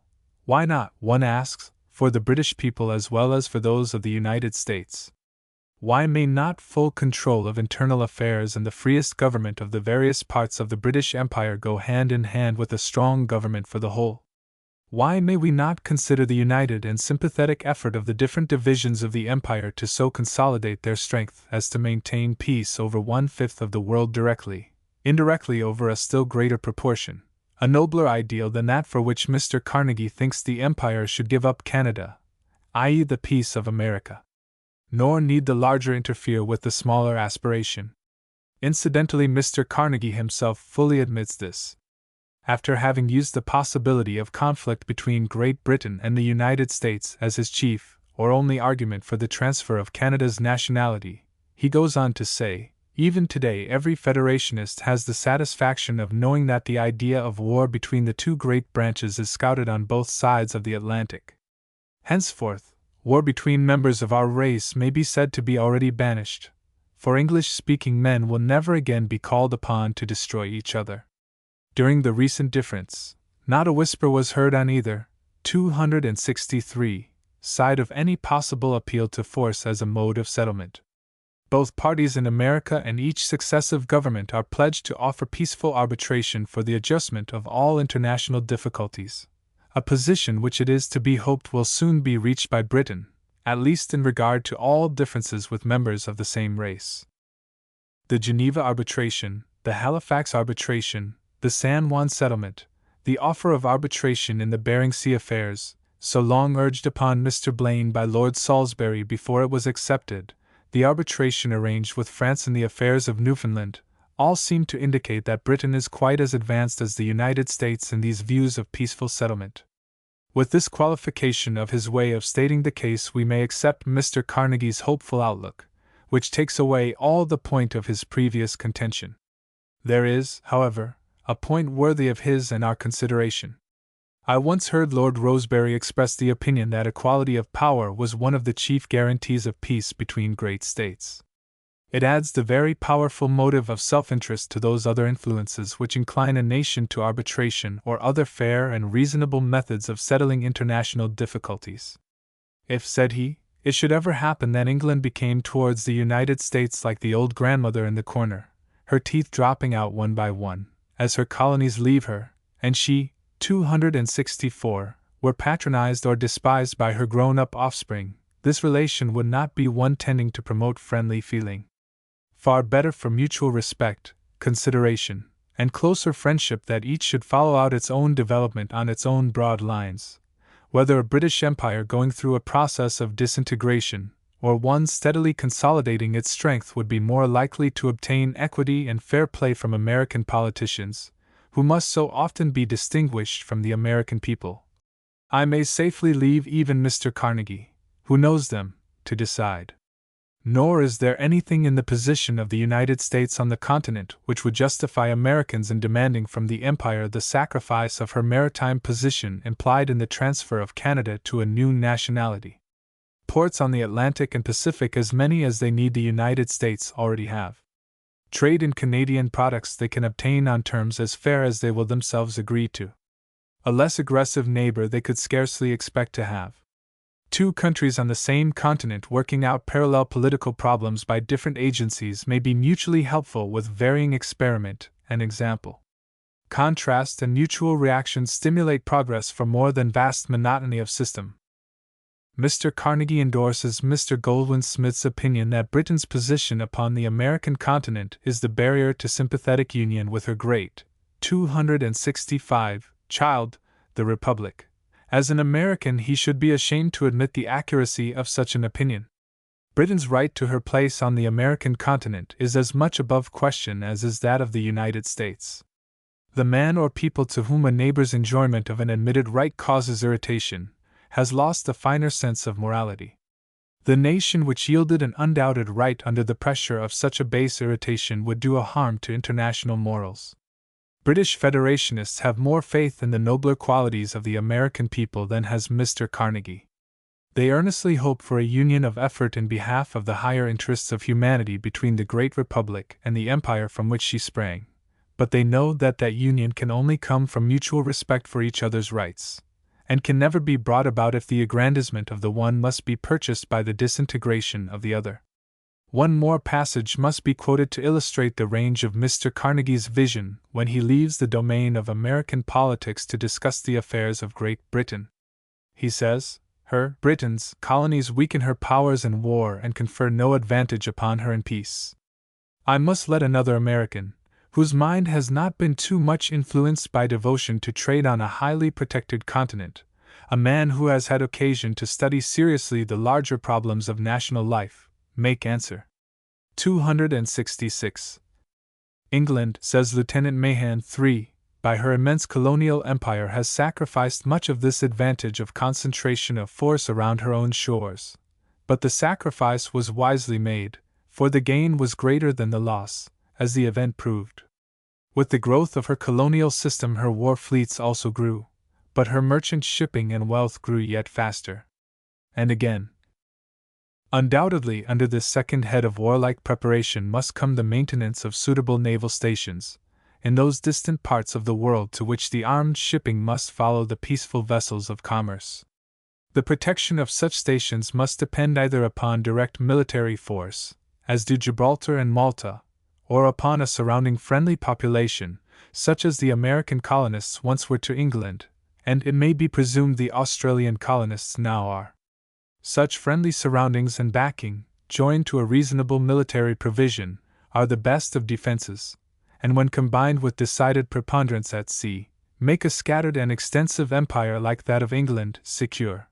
For while it is true that an unexpected attack may cause disaster in some one quarter, the actual superiority of naval power prevents such disaster from being general or irremediable. History has sufficiently proved this. England's naval bases have been in all parts of the world, and her fleets have at once protected them. 267. Kept open the communications between them, and relied upon them for shelter. Colonies attached to the mother country afford, therefore, the surest means of supporting abroad the sea power of a country. In peace, the influence of the government should be felt in promoting by all means a warmth of attachment and a unity of interest which will make the welfare of one the welfare of all, and the quarrel of one the quarrel of all, and in war, or rather for war, by inducing such measures of organization and defense as shall be felt by all to be a fair distribution of a burden of which each reaps the benefit. After such a statement of the bases on which sea power rests, it is with natural regret that Lieutenant Mahan adds, "Such colonies the United States has not, and is not likely to have." Having therefore no foreign establishments, either colonial or military, the ships of war of the United States, in war, will be like land birds, unable to fly far from their own shores. To provide resting places for them, where they can coal and repair, would be one of the first duties of a government proposing to itself the development of the power of the nation at sea. British people, either at home or in the colonies, may safely be left to decide whether they can afford that their ships should be in war like land birds, unable to fly far from their own shores. It must not, however, be supposed that Mr. Carnegie really represents the views of the better minds of his 268 own country on the question of British unity. In an article contributed to a leading American magazine 3 years ago, I had occasion to outline for American readers the chief features of the Federation problem. The editorial comment upon this paper seems worthy of reproduction as an expression of genuine American opinion on the subject, and may be commended to Mr. Carnegie's consideration. The writer says, What could be more natural than the Federation scheme for British reconstruction, which has been before the British public for years, and is now renewed in the article just mentioned? It offers to Great Britain the maintenance of every interest, legal, economic, political, and moral, which has grown up in the past, and has shown itself worthy of conservation. It maintains all the ties which have held the different parts of the empire together. It even strengthens them prodigiously by transforming the weak ties of colonialism into a true national life, so that the foreigner shall look upon Canada or Jamaica, not as temporary hangers-on of a distant island, but as component and fully recognized members of a magnificent ocean empire. It distributes the burden of imperial taxation over the whole empire, so that the Australian may look upon the imperial ironclad which comes into his harbor as possibly the product of his own state's taxation, while Canadian regiments shall take their tour of duty in English or Irish cities, or at the Cape. It lessens the dangers of a new break-up of the empire through colonial discontent. 269. The Canada or New South Wales of the Federation could submit without a second thought to the abandonment of claims by its own government. While there is now always something of a sting in such an abandonment by a home government on whose decision the colony has exercised no direct influence, it leaves to every square foot of the empire that alternative of self-government in the present, or of the hope of self-government in the future which is afforded by our state and territorial systems. Canada would be at once one of the self-governing states of the empire, but the territories of India would have under the Federation such prospects of complete statehood, when they should deserve it, as they could never have under a Russian dominion or protectorate. The question now is whether the inevitable development of English democracy in new directions, more particularly in that of a federated empire, shall happily anticipate any conjunction of circumstances which might otherwise force a second break-up of the empire. It is really, then, a race against time by the English democracy. The closing reference to Canada may be commended to the consideration of Mr. Goldwin Smith, as well as Mr. Carnegie, since it reflects a spirit worthy of a great people. If, as one result, our neighbors to the north of US should become an integral part of a real empire, such a natural and simple solution will find no congratulations, 270, more prompt and cordial than those of the American people, even though they are not based on any of those selfish advantages which annexation professes to offer to the United States. 1. 19th century, September 1891. 2. This statement is a characteristic instance of Mr. Carnegie's inaccuracy. Let him subtract from the whole population of the United States the 7 or 8 millions of Negroes in the southern states, the 6 or 7 millions of Italians, Spaniards, Poles, Hungarians, Austrians, Russians, Germans, and Scandinavians, who entered the country between 1847 and the present time, the people who with their descendants threaten, according to American writers, to overwhelm the native element of the population. Let him place beside these figures the further facts stated on American authority that the emigration from Great Britain to the United States has been in the same period only about 1,500,000, and from Ireland 2,500,000. And he may find reason to acknowledge that the mass of our race is still in the British Islands and in the great colonies which yet retain their distinctive Anglo-Saxon character. Mr. Carnegie makes the triumphant calculation that the child is born who will see more than 400 million people under the sway of the United States. He adds the odd comment, no possible increase of the race can be looked for in all the world comparable to this. So far from such a growth indicating the increase of our race, it could only mean its practical obliteration in the Great Republic. The increase of the native American population is notoriously very slow. Only a largely increased influx of alien races could make Mr. Carnegie's calculations a reality. 3. Influence of Sea Power, page 29. 4. Century Magazine, January 1889. 271. Chapter 12. Finance. The financial aspects of our question are striking and significant. Britain herself is the greatest money-lending nation of the world. Her colonies and dependencies, with their vast undeveloped resources, are among the greatest borrowers.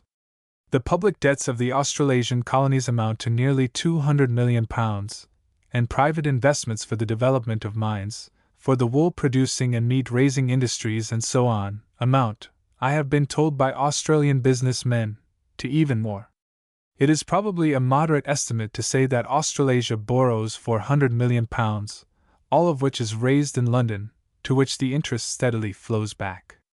In his Problems of Greater Britain, Sir Charles Dilke says, British capital to the extent of £350 million has been sunk in Indian enterprises, on official or quasi-official guarantee, and a further vast amount of British capital is employed by purely private British enterprise and industry.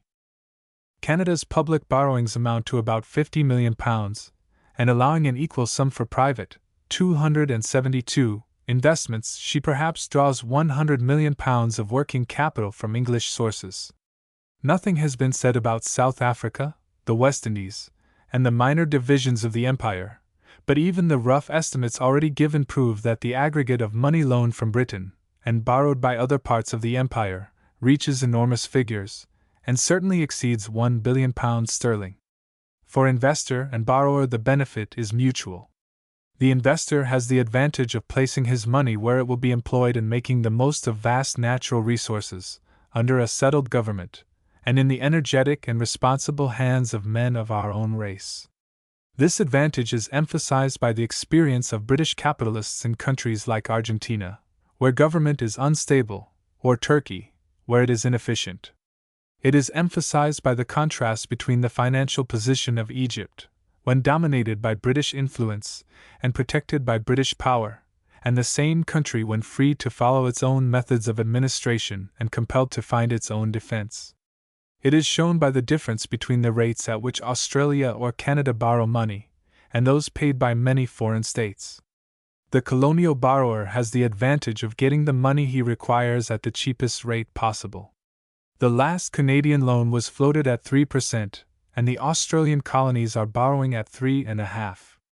Lord 273, Dufferin has said that British capital is ventured in India on the assumption that English capital and English justice would remain dominant in India. In like manner, the rate at which colonial loans are issued is unquestionably determined in part by the fact that the industrial position and military security of the colonies is guaranteed by the imperial power. Independent, exposed to face the risks of war unaided, and compelled to bear the whole burden of defending their coasts and commerce, the credit of the colonies could not be what it is today.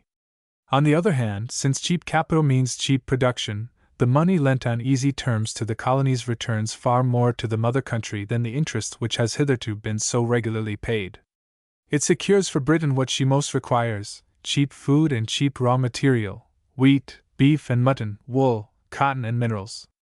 For a great consuming country, the free movement of the wheels of industry in the areas of production is all important. Even the cheap insurance which comes from assured safety in the transport of goods between producer and consumer is no slight element in the prosperity of both. In view of these considerations, there is clearly ground for saying that a close political union between the greatest money-lending center of the world and countries which have the widest range of undeveloped resources, between the greatest consuming country and those mainly productive, will be of the greatest advantage to both. 274. I have often, to audiences in the colonies, put the financial relation in the following way: you borrow from Britain in public debts many hundred millions of pounds. When, as merchants, shipowners, or householders, you borrow money in a private capacity on your goods, your ships, or your houses, the lender requires that as a guarantee your property must be insured, and for this insurance you must yourself pay. Now, when British people lend you money, on your state credit, they themselves provide the insurance of the whole strength of the British Army and Navy, an insurance which it is admitted secures the cheapest money in the world.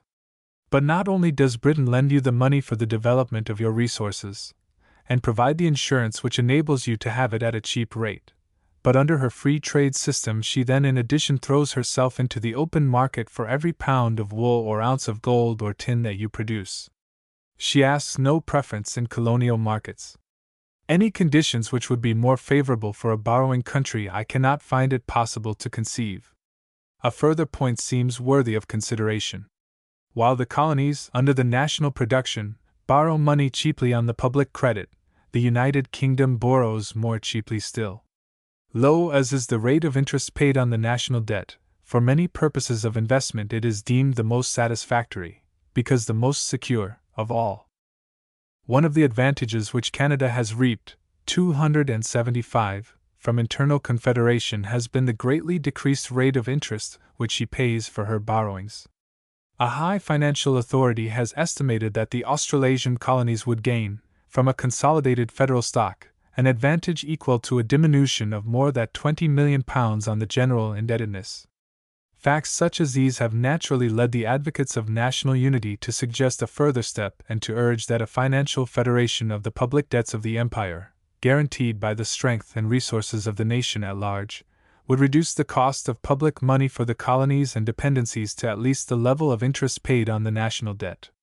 It has been pointed out with force and reason that the saving which might thus be effected under a guarantee of imperial unity would of itself be sufficient to enable the colonies to contribute a large sum to the national defense without any addition to the burdens which they now bear, while sensibly relieving the taxpayer of the United Kingdom.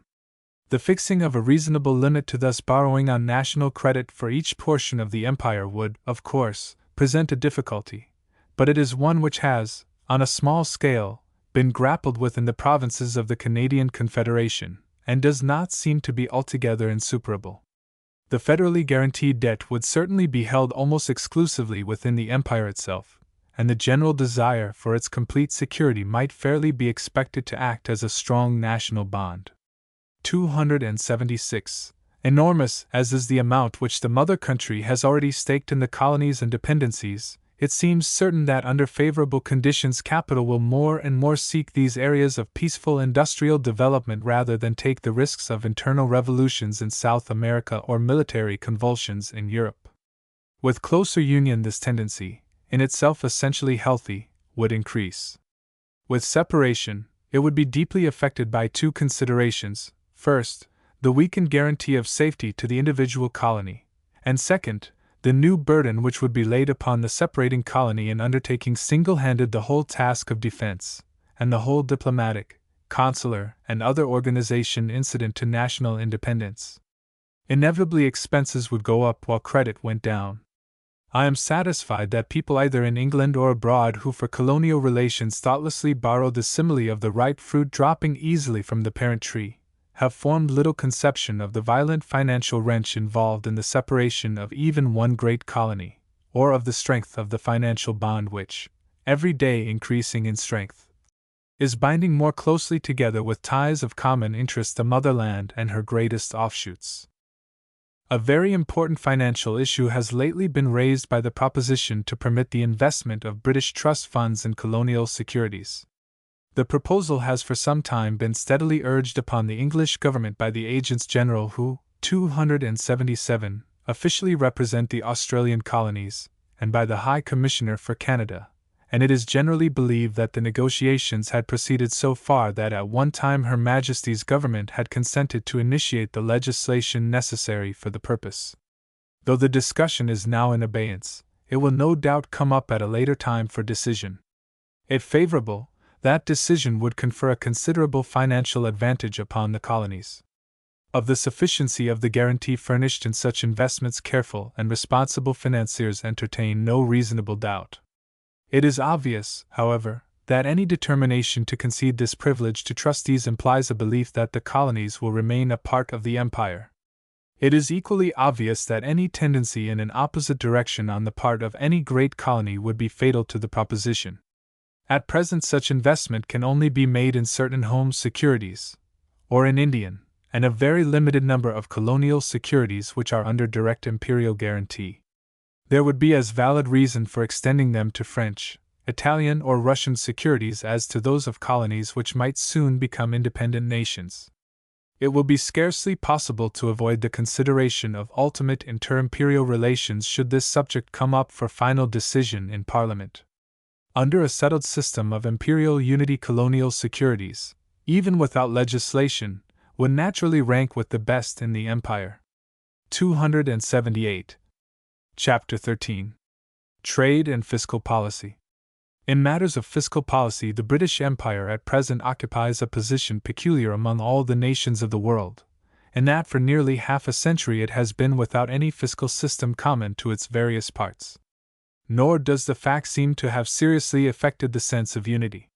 It cannot be said that New South Wales, which till quite lately has in its fiscal arrangements followed the example of the mother country, is united a whit more closely to her than is Victoria or Canada, where duties have long been imposed not merely for revenue but for protection.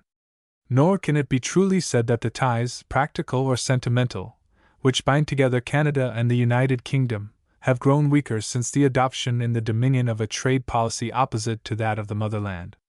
Should the new Commonwealth of Australia, in its eager desire to create varied industries, decide upon a system of intercolonial free trade, with protection against the rest of the world, including Britain, no one would now anticipate therefrom any fundamental change, 279, in the political relations between motherland and colony. Compared with all other nations, these conditions seem extremely anomalous. They are accounted for by the fact that the empire itself is in its composition anomalous. In it we find communities existing under widely different conditions, some with vast populations concentrated in a small space, while others have their inhabitants thinly scattered over immense areas, some with wealth which lends itself readily to direct taxation, others which can only collect revenue easily at the ports, some chiefly engaged in manufacture, others in the production of food and raw material, some with capital and cheap labor in such abundance that they can cheerfully face any competitors, others under severe pressure from the competition of commercially hostile neighbors more rich and numerous than themselves. Economic theories are, in fact, being tested throughout the empire under almost every conceivable condition, to the ultimate advantage, we may hope, of economic truth. Meanwhile, though no serious jar in the national system has as yet been caused by the divergence of trade policies, this divergence is looked upon by many as an almost insuperable obstacle to any closer political union. It is urged that a real national unity cannot exist without community of fiscal system, and in support of this position appeal is made to the examples of the United States, Germany, Austro-Hungary, Switzerland, and Canada. In all of these, 280, free internal trade followed upon the formation of a federal system. How, it is often said in England, can we unite more closely with countries which in trade matters are almost as hostile to us as France, Germany, or the United States? How, it is said in the colonies, can we unite more closely with a motherland which in trade matters makes no distinction between her greatest enemy and ourselves? Of late, as the pressure of hostile tariffs in foreign countries has been more severely felt, the tone of reproach is more distinct in England than in the colonies. The slightest historical retrospect shows that this is not justified.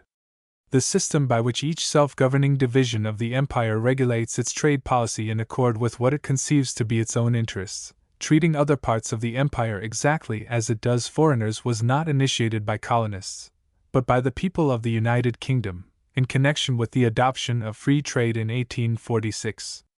Previous to that period, mutually beneficial trade relations, both as regards exports and imports, existed between the motherland and the colonies. Many of the colonies, and especially Canada, protested vehemently against this change of national policy, and suffered severely from the complete reversal of the trade relations which had previously existed. Given almost ostentatiously to understand that the motherland was indifferent to the trade, 281, policy which they pursued, the colonies were free, without any reproach on their national allegiance, to choose the system which seemed best adapted to their wants. On the one side they saw the United Kingdom wonderfully prosperous under free trade. On the other they saw the United States sweeping along in an equally wonderful career of prosperity under a system of protection.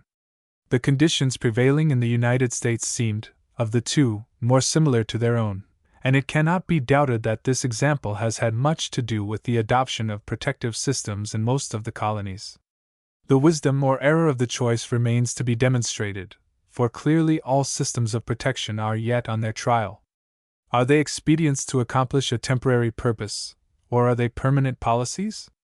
Even in the United States there have been elections which indicated a distinct wavering of the public mind upon the question.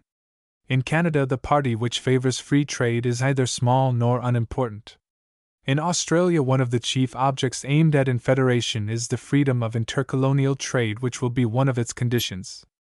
Protection against the outside world will at first probably be another, but Sir Henry Parkes and other supporters of federation have expressed the most confident belief in the ultimate prevalence of free trade principles over the Australian continent. He would be a bold prophet who would undertake to say whether protection or 282 free trade would 10 years hence be the policy of the United States, Canada, or Australia, strong as is the hold which the former now has in each. On the other hand, there is a prevalent opinion in Canada, and in other colonies as well, that the United Kingdom will yet be driven to recede to some extent from her free trade position.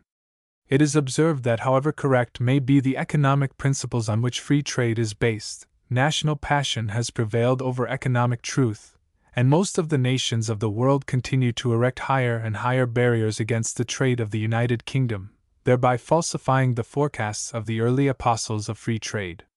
More than this, it is seen that the United States, while given free access to English markets, not only creates a McKinley tariff to keep out English goods, but by offering free trade to Canada at the price of discrimination against Britain, practically, though perhaps not intentionally, uses the trade question as a leverage to break up the empire. It is believed that, under the influence of considerations such as these, a decided reaction has in Britain begun in the direction of some modified system of protection within the empire. Are there grounds to justify this opinion? Certain it is that many members of Parliament, representing both rural and manufacturing constituencies, openly avowed their preference for a discriminating tariff within the empire, and for fighting the commercial hostility of other nations by the use of similar 283 weapons, and appeared to lose no political strength by the avowal. Twice has the convention of conservative delegates broken away from its leaders, and passed what amounted to fair trade resolutions. Liberal and conservative representatives of labor constituencies have alike affirmed of late years that they find the working man's mind permeated with fair trade ideas which might become a serious political force in any period of prolonged industrial depression. A mayor of the greatest of English manufacturing towns told me in the very home of free trade that in his opinion England might yet have to revise her commercial policy.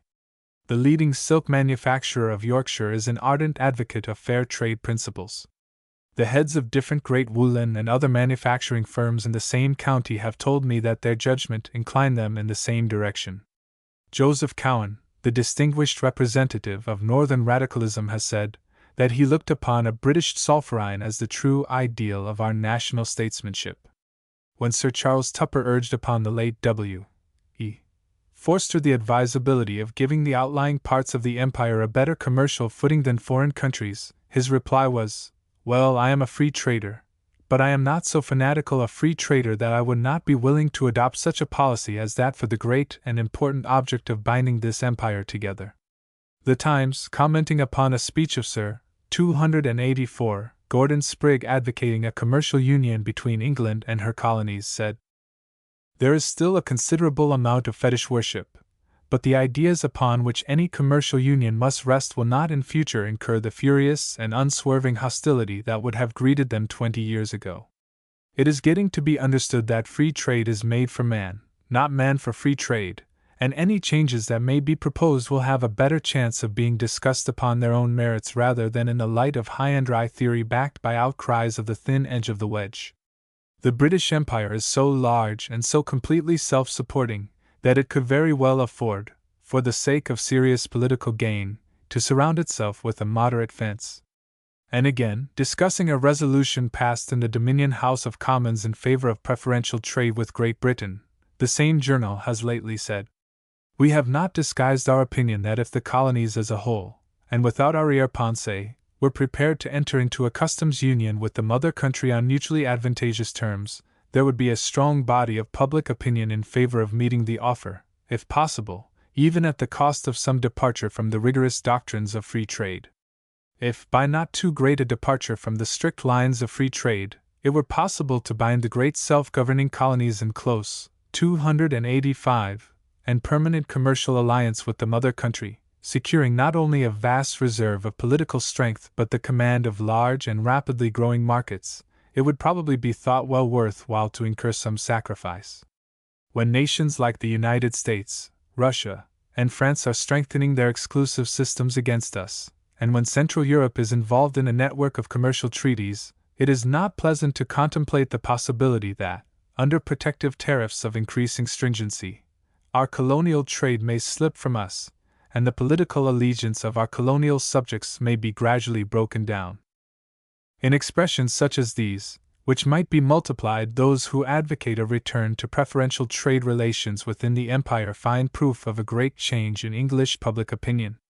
But after all has been said that can be said, it is clear to any unprejudiced observer that on the whole an overwhelming majority of the people of the United Kingdom still sincerely regard free trade with all the world as necessary to the welfare of the masses, and to the stability of the vast industries of the country.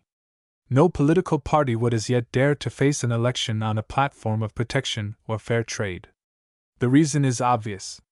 Dependence on sources of food supply outside the empire is still so great that any change of policy would be thought to involve great risk and anxiety. Though a few years of strenuous effort would doubtless make the empire self-sufficing in the 286 matter of food, still those few years of transition would be a critical period. Clear thinkers outside of the United Kingdom recognize this. It is well known how strongly Sir John Macdonald held the opinion that the empire would be strengthened and drawn together by preferential trade between its different communities.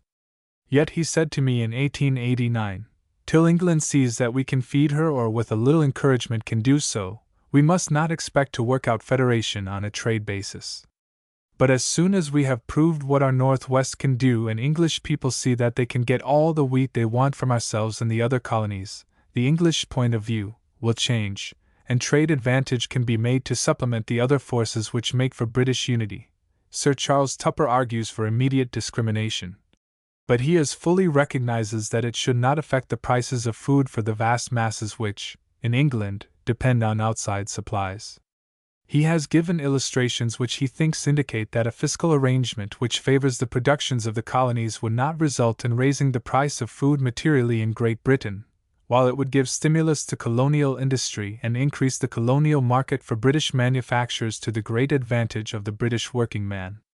He points out that the Mark Lane prices of corn during the year 1890 and 1891, as shown by the report of the Board of Agriculture, indicate a fluctuation, 287, in price of 10 shillings a quarter, and it was only when the maximum advance of 10 shillings a quarter was reached that a halfpenny difference was made upon the 4-pound loaf. From this fact he draws the conclusion that 5 shillings a quarter could be imposed upon foreign wheat without making any appreciable advance in the price of bread. A second illustration he draws from the meat supply. In consequence of the existence of pleuropneumonia in the United States, cattle sent from that country to Great Britain have to be slaughtered upon their arrival, while the freedom of Canada from the disease exempts Canadian cattle from this regulation. The advantage given to Canada by this distinction is estimated by Mr. Rush, the highest American authority upon the subject, at between $8 and $12 a head. The result has been an immense expansion of this trade for Canada, which last year sent 123,000 head of cattle to England, for which Canadian stock raisers would receive about $1 million more than Americans would obtain for the same number of cattle, while Sir Charles Tupper claims that no one has even suggested that any difference has thereby been made in the price of meat.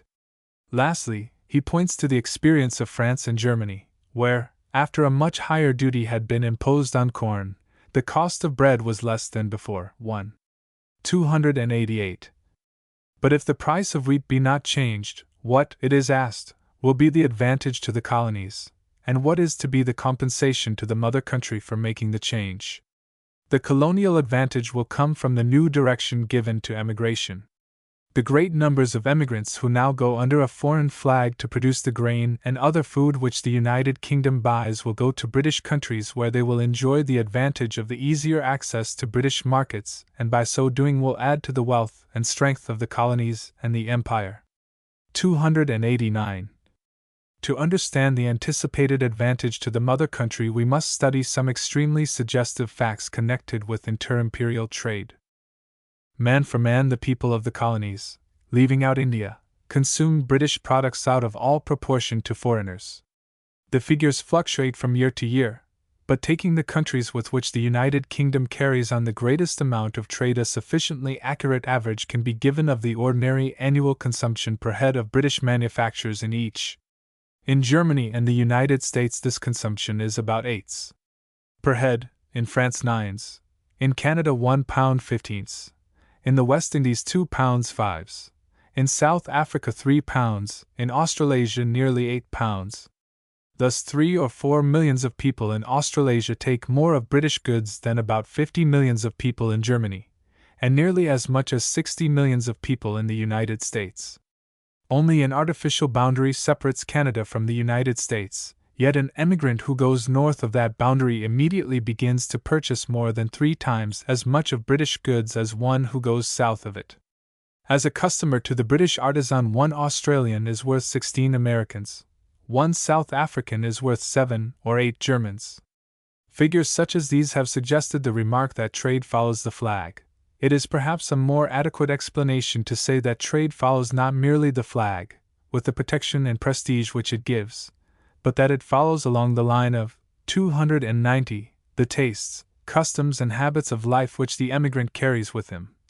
Along the line of intimate social and financial connections such as that which exists between England and her colonies. The lowest prices current do not altogether determine the direction of commerce. Social, political, financial, and even sentimental considerations unite to create the wants of a people and so in a measure to give tendencies to trade. Putting all these facts together, it is claimed that a national policy which inclined emigration towards the colonies would create with great rapidity new markets for British products and would send back in increasing volume the productions which Britain wants to buy, while adding greatly to the strength and self-sustaining capacity of the whole nation. Hence it is that many advocates of British unity sincerely believe that the adoption of preferential trade relations within the Empire is the readiest way to the great end in view. They hold that trade advantage constitutes the best outward token of national union, and by its sense of common benefit would do more than anything else to make all willing to contribute to national expense. This view is held very strongly in Canada, South Africa, and the West Indies. Less importance is attached to it in New Zealand and still less in Australia. It should not be wondered at in England that Canadians bent upon the maintenance of British connection think of preferential trade relations with 291, the motherland, as a way of escape from the anomalous position in which they have of late been placed. Let it be clearly understood, says Principal Grant, that Canada has only 2 markets worth speaking of. One of these, Great Britain, she shares on equal terms with every foreign nation, and from the other, the United States, she is debarred as long as she is connected with Britain. The former would be as open to her as it is now were she to unite commercially with the Republic and against Britain, and were she to do so, she would then at once get the other market also. Is it right or politic, he asks, that an important part of the Empire should be left to such a choice? Principal Grant, however, goes further, and argues that a preferential arrangement within the Empire would only be required as a temporary measure, and would really lead to the free trade relations which are desired with the United States. So all-important, he says, is the British market to the United States voter, that the mere prospect of a preference being given in it to his rivals would be enough to bring him to a business frame of mind. He thoroughly believes in the cash value of his markets, and would be ready to give, for what he believes to be a sufficient consideration, that value which he will never dream of giving for nothing. While the Canadian accustomed to the thought of protection would thus build up the Empire, strengthen the Union, and deepen the sense of nationality by preferential trade relations, the English Free Trader, 292, suggests another solution. He says to Canada, "Throw down your tariff walls against English manufactures, so far at any rate as your revenue necessities permit, and thereby make Canada the one cheap country to live in on the American continent.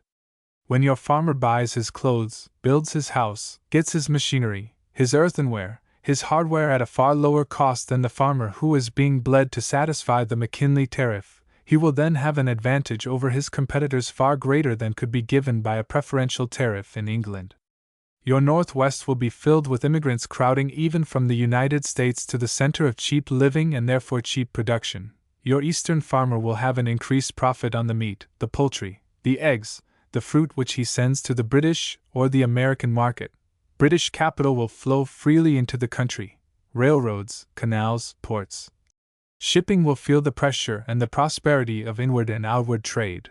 Manufactures suitable to each locality will increase with the greater prosperity of the country and the diminished cost of living. Even the McKinley tariff may be forced to give way in face of the striking illustration which Canada would give on the American continent, of the benefits flowing from free commercial movement. The farmer of the Western States, handicapped beside the farmer of the Canadian Northwest, would in all probability use his vote to compel the Eastern manufacturer to come to terms with England and Canada. 293. But even if other nations refuse to yield to such influences, an empire covering 1/5 of the world, and capable of producing everything required by man, would have before it, under a system of free commercial intercourse and common citizenship, a period of prosperity unparalleled in the history of the world. The Venerable Earl Grey, in an appeal specially addressed to the Canadian people, an appeal which has stamped upon every sentence goodwill for Canada, and sincere regard for her interests, has urged that the Dominion should not merely throw open its markets to England, but to the United States as well, and argues with all the earnestness of his youthful convictions that such a course would not only bring to Canada the same prosperity which free trade brought to England, but, on account of Canada's peculiar relations to the United States, would go far to break down all systems of excessive protection. We have then, in matters of trade, great variations of system between the different communities of the empire, and great differences of opinion within each of the communities themselves. Does this conflict of thought upon trade policy present an insuperable obstacle to national unity? There are those who claim that mutually advantageous trade relations furnish the only basis on which it is worth while to discuss imperial federation with any hope of practical result. This opinion is held alike by some who look to preferential treatment, and 294, others who look to exceptional freedom of interchange within the empire for the necessary bond. With this extreme view I have never been able to agree.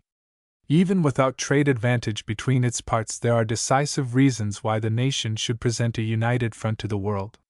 Unity is essential to safety, as I have tried to prove, and at any moment the outbreak of a great war may make safe trade of more vital consequence for British people than either free trade or trade depending on tariffs. The wealth created by either must be defended, and with the least possible burden on the individual community. A common system of defense therefore seems of itself a sufficient justification for close political union. This is a permanent condition. On the other hand, it can scarcely be questioned that ideas on trade policy all around the world are in a state of flux. That systems now existing may be modified, perhaps reversed, within a few years, is not only possible, but highly probable. The greater freedom or greater restriction of trade is a temporary condition, too. 295. That the temporary difficulty of conflicting tariffs should be a bar to the attainment of permanent national security seems, on the face of it, absurd. In any attempt at federal organization, it would probably at first be necessary to leave to each community the choice of the method by which its revenues are raised. To do so would not apparently put too great a strain on the admitted flexibility of the federal system.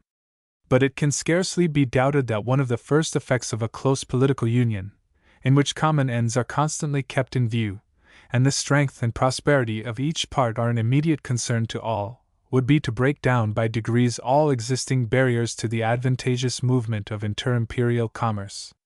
1. On this point Lord Dunraven says, 19th century, March, 1891, the duty on wheat in France in 1882 was only 2 AD per CWT.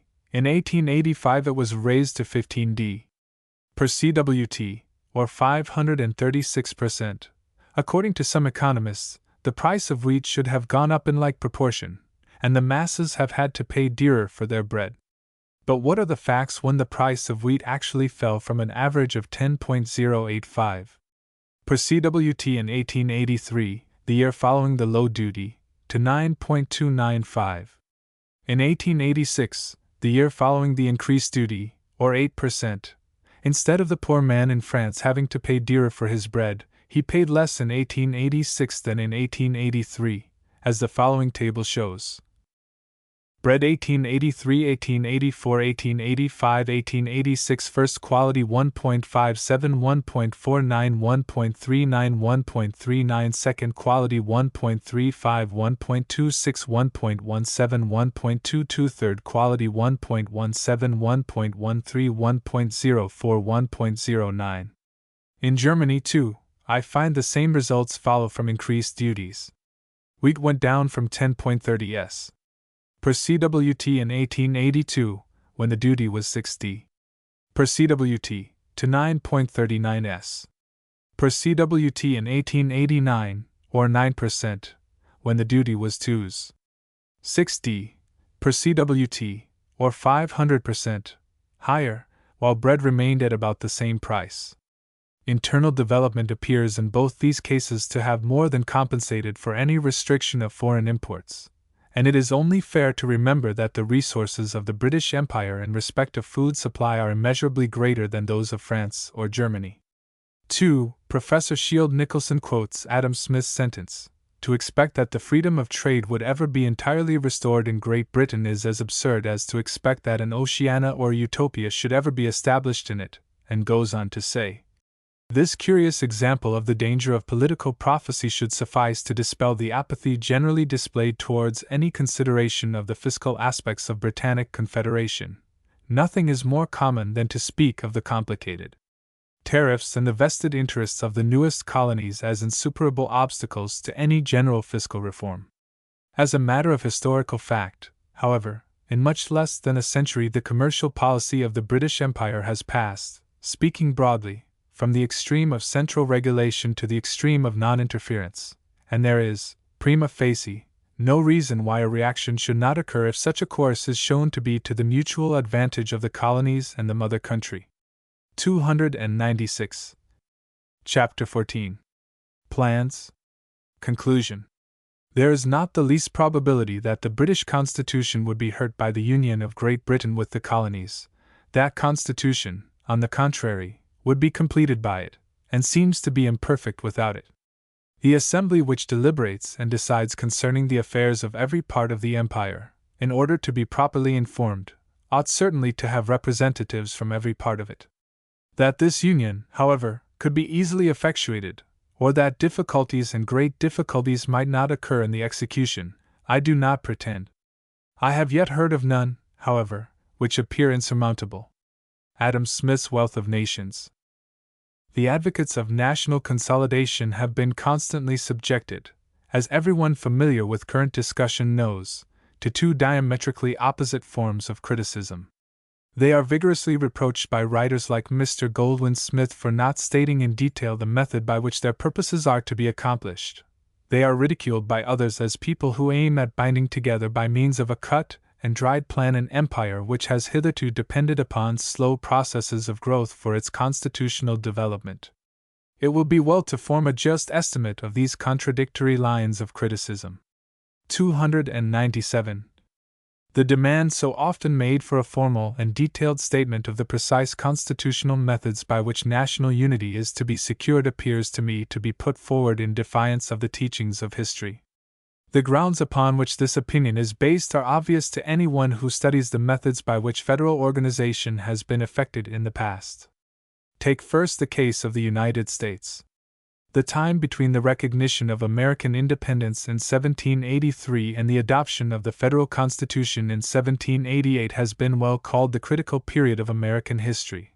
During this period of strenuous agitation, Alexander Hamilton, Madison, and other American statesmen had freely discussed in a general way their ideas upon federal union, and had made many but widely divergent attempts to outline the main principles upon which it should be based. Still, when the famous convention which met in 1787, 11 years after the Declaration of Independence, entered upon its discussions, it had to deal, not with any single plan, but with many contradictory plans, brought forward by states or individuals. It is now known that weeks and indeed months spent in anxious consultation elapsed before even the most sanguine among the delegates began to feel assurance that a plan which would harmonize conflicting ideas could be devised. Even when the federal constitution was at length drafted, and Alexander Hamilton, at the last session of the convention, made 298 a final plea for its adoption, he emphasized his demand for the sacrifice of personal preferences by pointing out how remote its provisions were from the ideas which he had at the outset entertained and had indeed supported throughout the discussions. It was at a later period that Hamilton and other leaders of the Federation movement made their contributions to the famous Federalist, a series of discussions avowedly written with a view to secure popular support for a plan which had previously, however, only been elaborated by the united wisdom of the trained statesmanship of the country. 1. The discussion of Canadian Confederation had been conducted only upon general lines up to the time when the leading public men of Canada, drawn alike from all political parties, met in conference at Quebec in 1866. The federal system of the United States had given general direction to the public thought, but the actual scheme by which Confederation was accomplished had been barely outlined in the minds of a few of the principal delegates. The resolutions at first proposed were submitted to much criticism and revision, and the final form of the Constitution was only adopted after weeks of earnest discussion. Even Sir John Macdonald admitted that on the quite 299 fundamental question of whether the Union should or should not be legislative, he only yielded his own convictions to the manifest objection of the majority in the conference. The agitation for federal union in Australia has gone on for many years. The examples of both the United States and Canada have been open to Australian study, and hence the easy construction of a system might have been assumed. Yet it was only when the responsible statesmen of the different colonies, and of the different political parties in these colonies, had met in general conference that a formal plan other than the essays of amateurs was placed before the public. We have in our own generation seen the union of Italy and that of Germany consummated under the strain of intense national passion, and yet we know that even the chief agents in working out those great movements could only feel their way as they went along, taking advantage of opportunities and advancing with the advance of public sentiment, and that it was only when near their goal that they saw clearly the precise form which national unity would take. One may therefore with some confidence appeal to history in support of the position that no great work of national consolidation has ever been carried out which started from a defined initial plan. The plan has been the crown of effort, not its starting point. 300. For this there are two manifest reasons. Years of discussion and agitation are almost necessary, especially under free popular constitutions, before that public opinion can be formed which enables statesmen to determine what sacrifices or concessions communities are willing to make to secure even a great end. Again, only statesmen practically and closely in touch with the people, familiar with the passions or prejudices of the communities concerned, and accustomed, moreover, to the work of practical administration, are able to give adequate constitutional expression to aspirations or desires for unity, necessarily more or less vague even when vehement. They alone can judge where compromise or concession must be made, or where it would be fatal. It is on such grounds as these that advocates of the more complete political unity of the empire have hitherto chiefly confined themselves to pointing out the fundamental defects of the existing system, to the inculcation of principles, the study of facts, and the dissemination of information bearing upon the question. They have directed their efforts to bringing about conferences of statesmen duly qualified to deal with the questions at issue, and at the same time to creating a public opinion which would justify such conferences and taking vigorous action.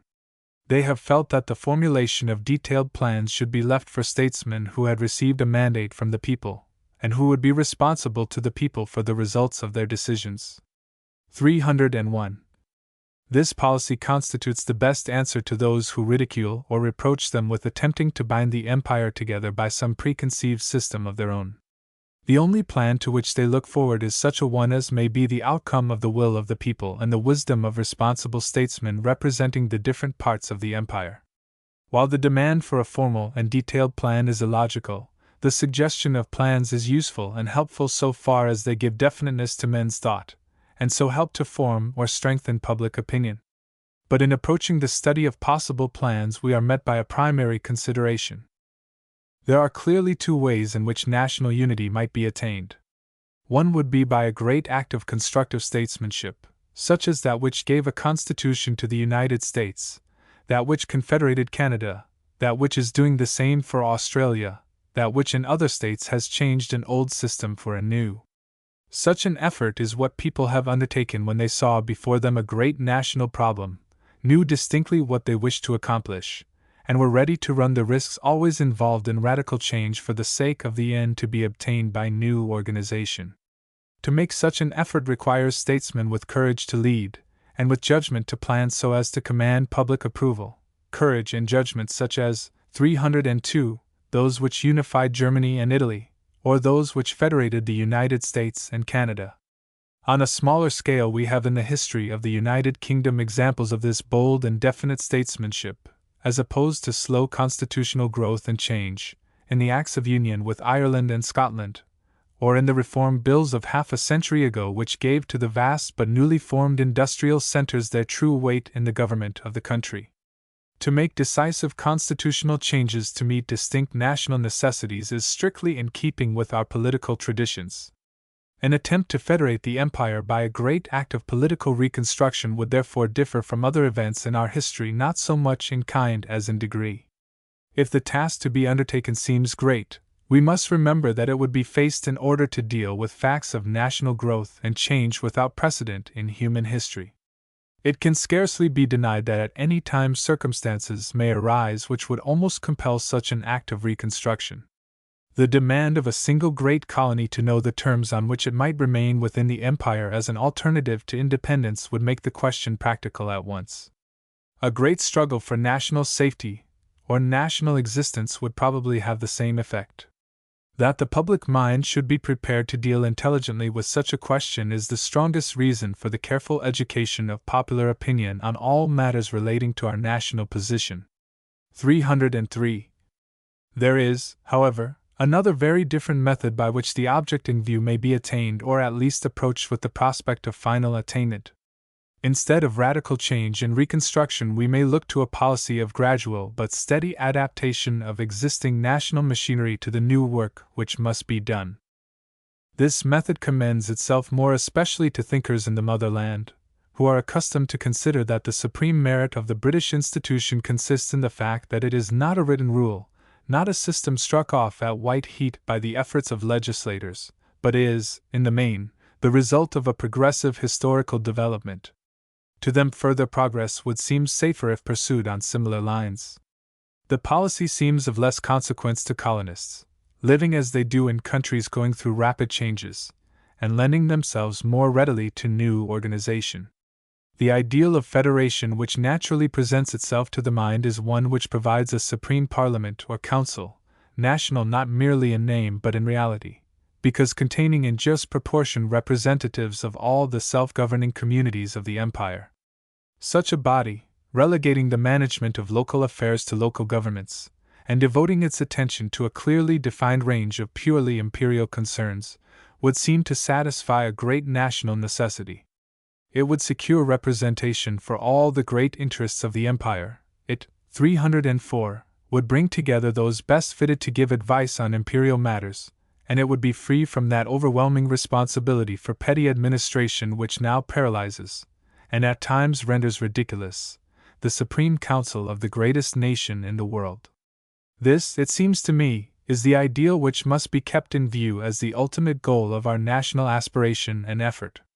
It is a reasonable ideal, one which, as we have seen, long since commended itself to the philosophic mind of Adam Smith, and which has today, under the changed conditions of intercourse, infinitely more to justify it, and infinitely less to hinder its attainment than in his time.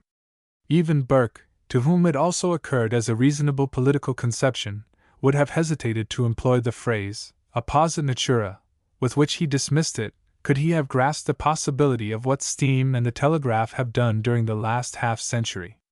The realization of some such an ideal as this, a common representative body, parliament or council, directing the common policy of the empire, while absolute independence of local government is secured for the various members, may fairly be looked upon as the only ultimate alternative to national disintegration, the only thing which can fully satisfy our Anglo-Saxon instincts of self-government, and give finality to our political system.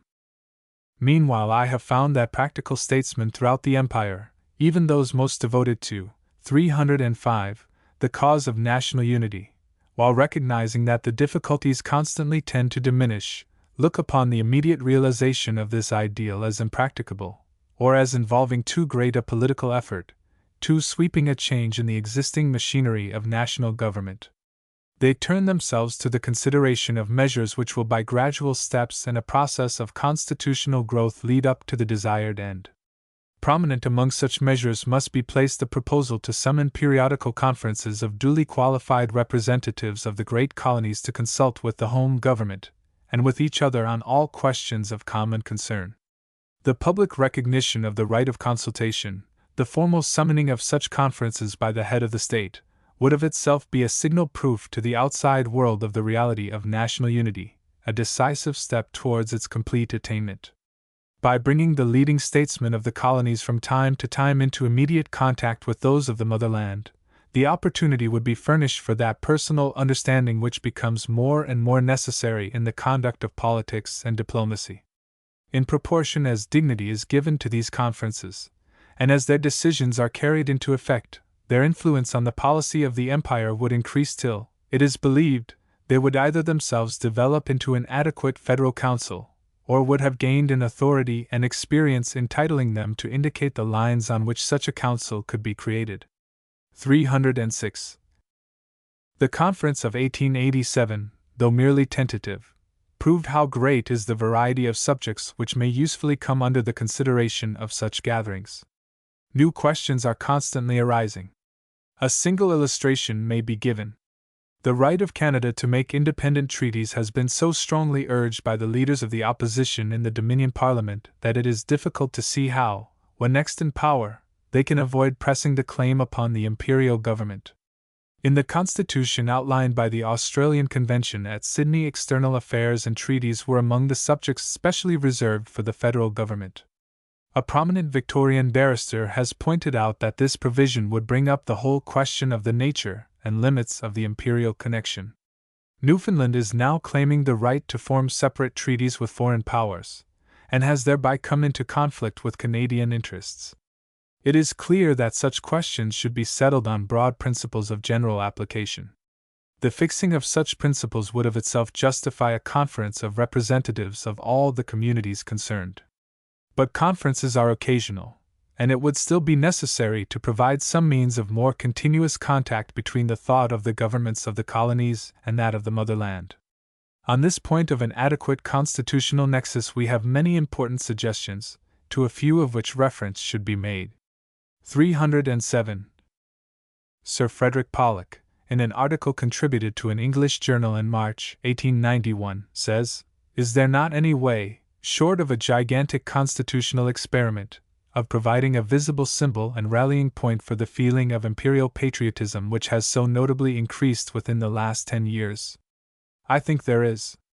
One part of our Constitution retains, not only in form, but in fact, the vigor of perpetual youth, and is capable of indefinite new growth as occasion may require, without doing any violence to established usage.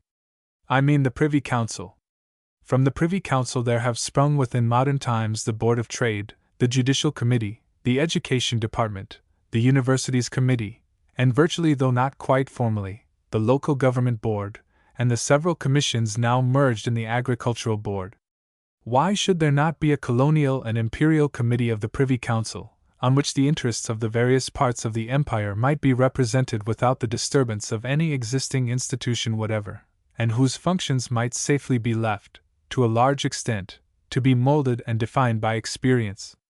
It might be summoned to confer with the Cabinet, the Foreign or Colonial Minister, the Admiralty, or the War Office, at the discretion of the Prime Minister or of the department concerned, and its proceedings would be confidential. It is hardly needful to mention the Agents General of the self-governing colonies as the kind of persons who, 308, should be members of the committee now suggested, being, of course, first made Privy Councillors. I believe that such a committee might give us something much better than a written constitution for the British Empire. It might become the center of an unwritten one. In the 19th century, for October, 1891, Sir Charles Tupper suggests a plan similar in principle to that of Sir Frederick Pollock, but more clearly defined. Assuming that at no distant date the Australasian and the North African groups of colonies will be federated, as the Canadian provinces now are, he proposes that each of these three great British communities shall be represented in this country by leading members of the cabinets of the countries to which they belong, ministers going out of office when their own governments are changed, and so permanently representing the views of the government in power. Such a minister should in England be sworn ex officio a member of the Privy Council, and though not a member of the Imperial Cabinet would be in a constitutional position to be called upon to meet it on every question of foreign policy, or when any question that touched the interest of a colony was being considered. To this suggestion Sir Charles Tupper lends not only the great weight of his personal authority, but he supports his proposal by the expressed opinion of men like Earl Grey, the Marquis of Lorne, W. E. Forster, and others. Once more, Lord Thring, looking at the question, 309, as a constitutional expert, has stated his opinion that the best way in which the colonies could at present directly intervene in the general policy of the Empire would be by elevating the position of agents general to one akin to that of a minister of a foreign state, and by giving them in addition, as members of the Privy Council, the right of constitutional access to the British government. This, he thinks, would satisfy the immediate necessities of the case, and would pave the way for the fuller representation which must come with the fuller acceptance of national responsibility. Nothing can more fully show the change that has come over the public mind than the fact that proposals such as these are now made by constitutional authorities and responsible public men. It illustrates a complete reversal of the policy which was assumed without question by the statesmen of the last generation. The discussion has become one not of the principle of unity, but of ways and means to arrive at the most satisfactory constitutional nexus between the motherland and her offshoots. But it must not be thought that discovering the precise point of constitutional connection is the only or even the most important step towards effective unity. While the constitutional question is being debated, there is much which parliaments can do, much in which every voter in the Empire, by the use of his political influence, can assist, to forward the cause of political unification. Foremost among these practical measures may be put the establishment of the cheapest possible, 310, postal and telegraphic communication. The practical advantages which would flow from an inter-imperial system of penny postage have been so often and so effectively presented by those who have given special attention to the question, that it is unnecessary to dwell upon them here. But from another aspect it may be said that when the emigrant of the remotest colony knows that, because he is a British citizen, the penny stamp upon his letter will carry the home news of father, mother, brother or sister over all the extent of a worldwide empire, such a fact will be more to the nation than the strength of many ironclads and the stronger national sentiment, the deeper feeling of national unity which it will evoke. The same may be said of extended and cheapened telegraphic communication, which even now makes possible an extraordinary sympathy of national thought. The beginning which has been made in cooperation for naval defense and in the strengthening of posts essential to common security, can with advantage be carried much further than it has yet been. The addition to the Judicial Committee of the Privy Council of representative judges of the greater colonies, on the same principle that Indian law is now represented, is a practical measure which would give a more complete judicial unity to the Empire, and perhaps lay the foundation of a Supreme Court of final appeal for the federated nation. These are but 311 illustrations of lines on which immediate action can be taken and progress made. But the work of unifying a great nation is not one that can or should be left to legislators alone. Statesmen must have behind them the strength of a trained and intelligent public opinion, the warmth of national passion. In forming such a public opinion and developing such a passion, there is abundant room for the patriotic effort of every believer in the greatness and goodness of the cause, whatever may be his walk in life.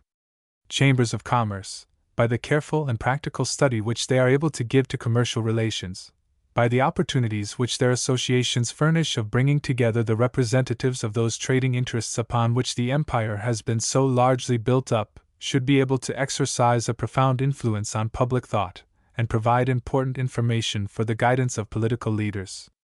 The discussion in working men's clubs of the industrial and political relations of the Empire is most desirable. So far from being remote from the ordinary interests of the working man, such discussions would be found to touch more closely than almost any others upon his daily work, wages, and food. It may with confidence be said that a working man who does not have some fair knowledge of inter-imperial relations is not fit to exercise the franchise for the Imperial Parliament. 312. The equipment of all public reading rooms and working men's clubs with maps specially designed to stimulate geographical imagination, and books to furnish accurate geographical information about the Empire would serve a highly useful purpose. Upon the journalism of the Empire a great responsibility is laid. It is only a few years since even the most prominent English journals published colonial news under the head of foreign intelligence. Canadian news came to London by way of Philadelphia. All that is now changed.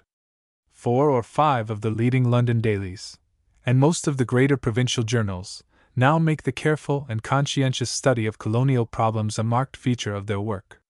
One suggestion perhaps remains to be made. If the British interests at stake determine such questions, the time will probably soon come when in 3 if not 4 of the outlying parts of the Empire the greatest English journals should have as able and as well paid correspondents as in the great capitals of Europe. The work of such men, devoting their time to the study of colonial conditions, would do much to make English information accurate, and to create in the colonies confidence in English opinion on their affairs. It is a crying evil that much of the English news published in the daily Canadian press reaches it, even now, by way of New York, and has characteristics specially given to it to meet the demands of anti-British classes of American newspaper readers. Canadian, 313. Journalism can alone apply the remedy of direct communication carried on under reliable control. In schools there is an immense work to be done.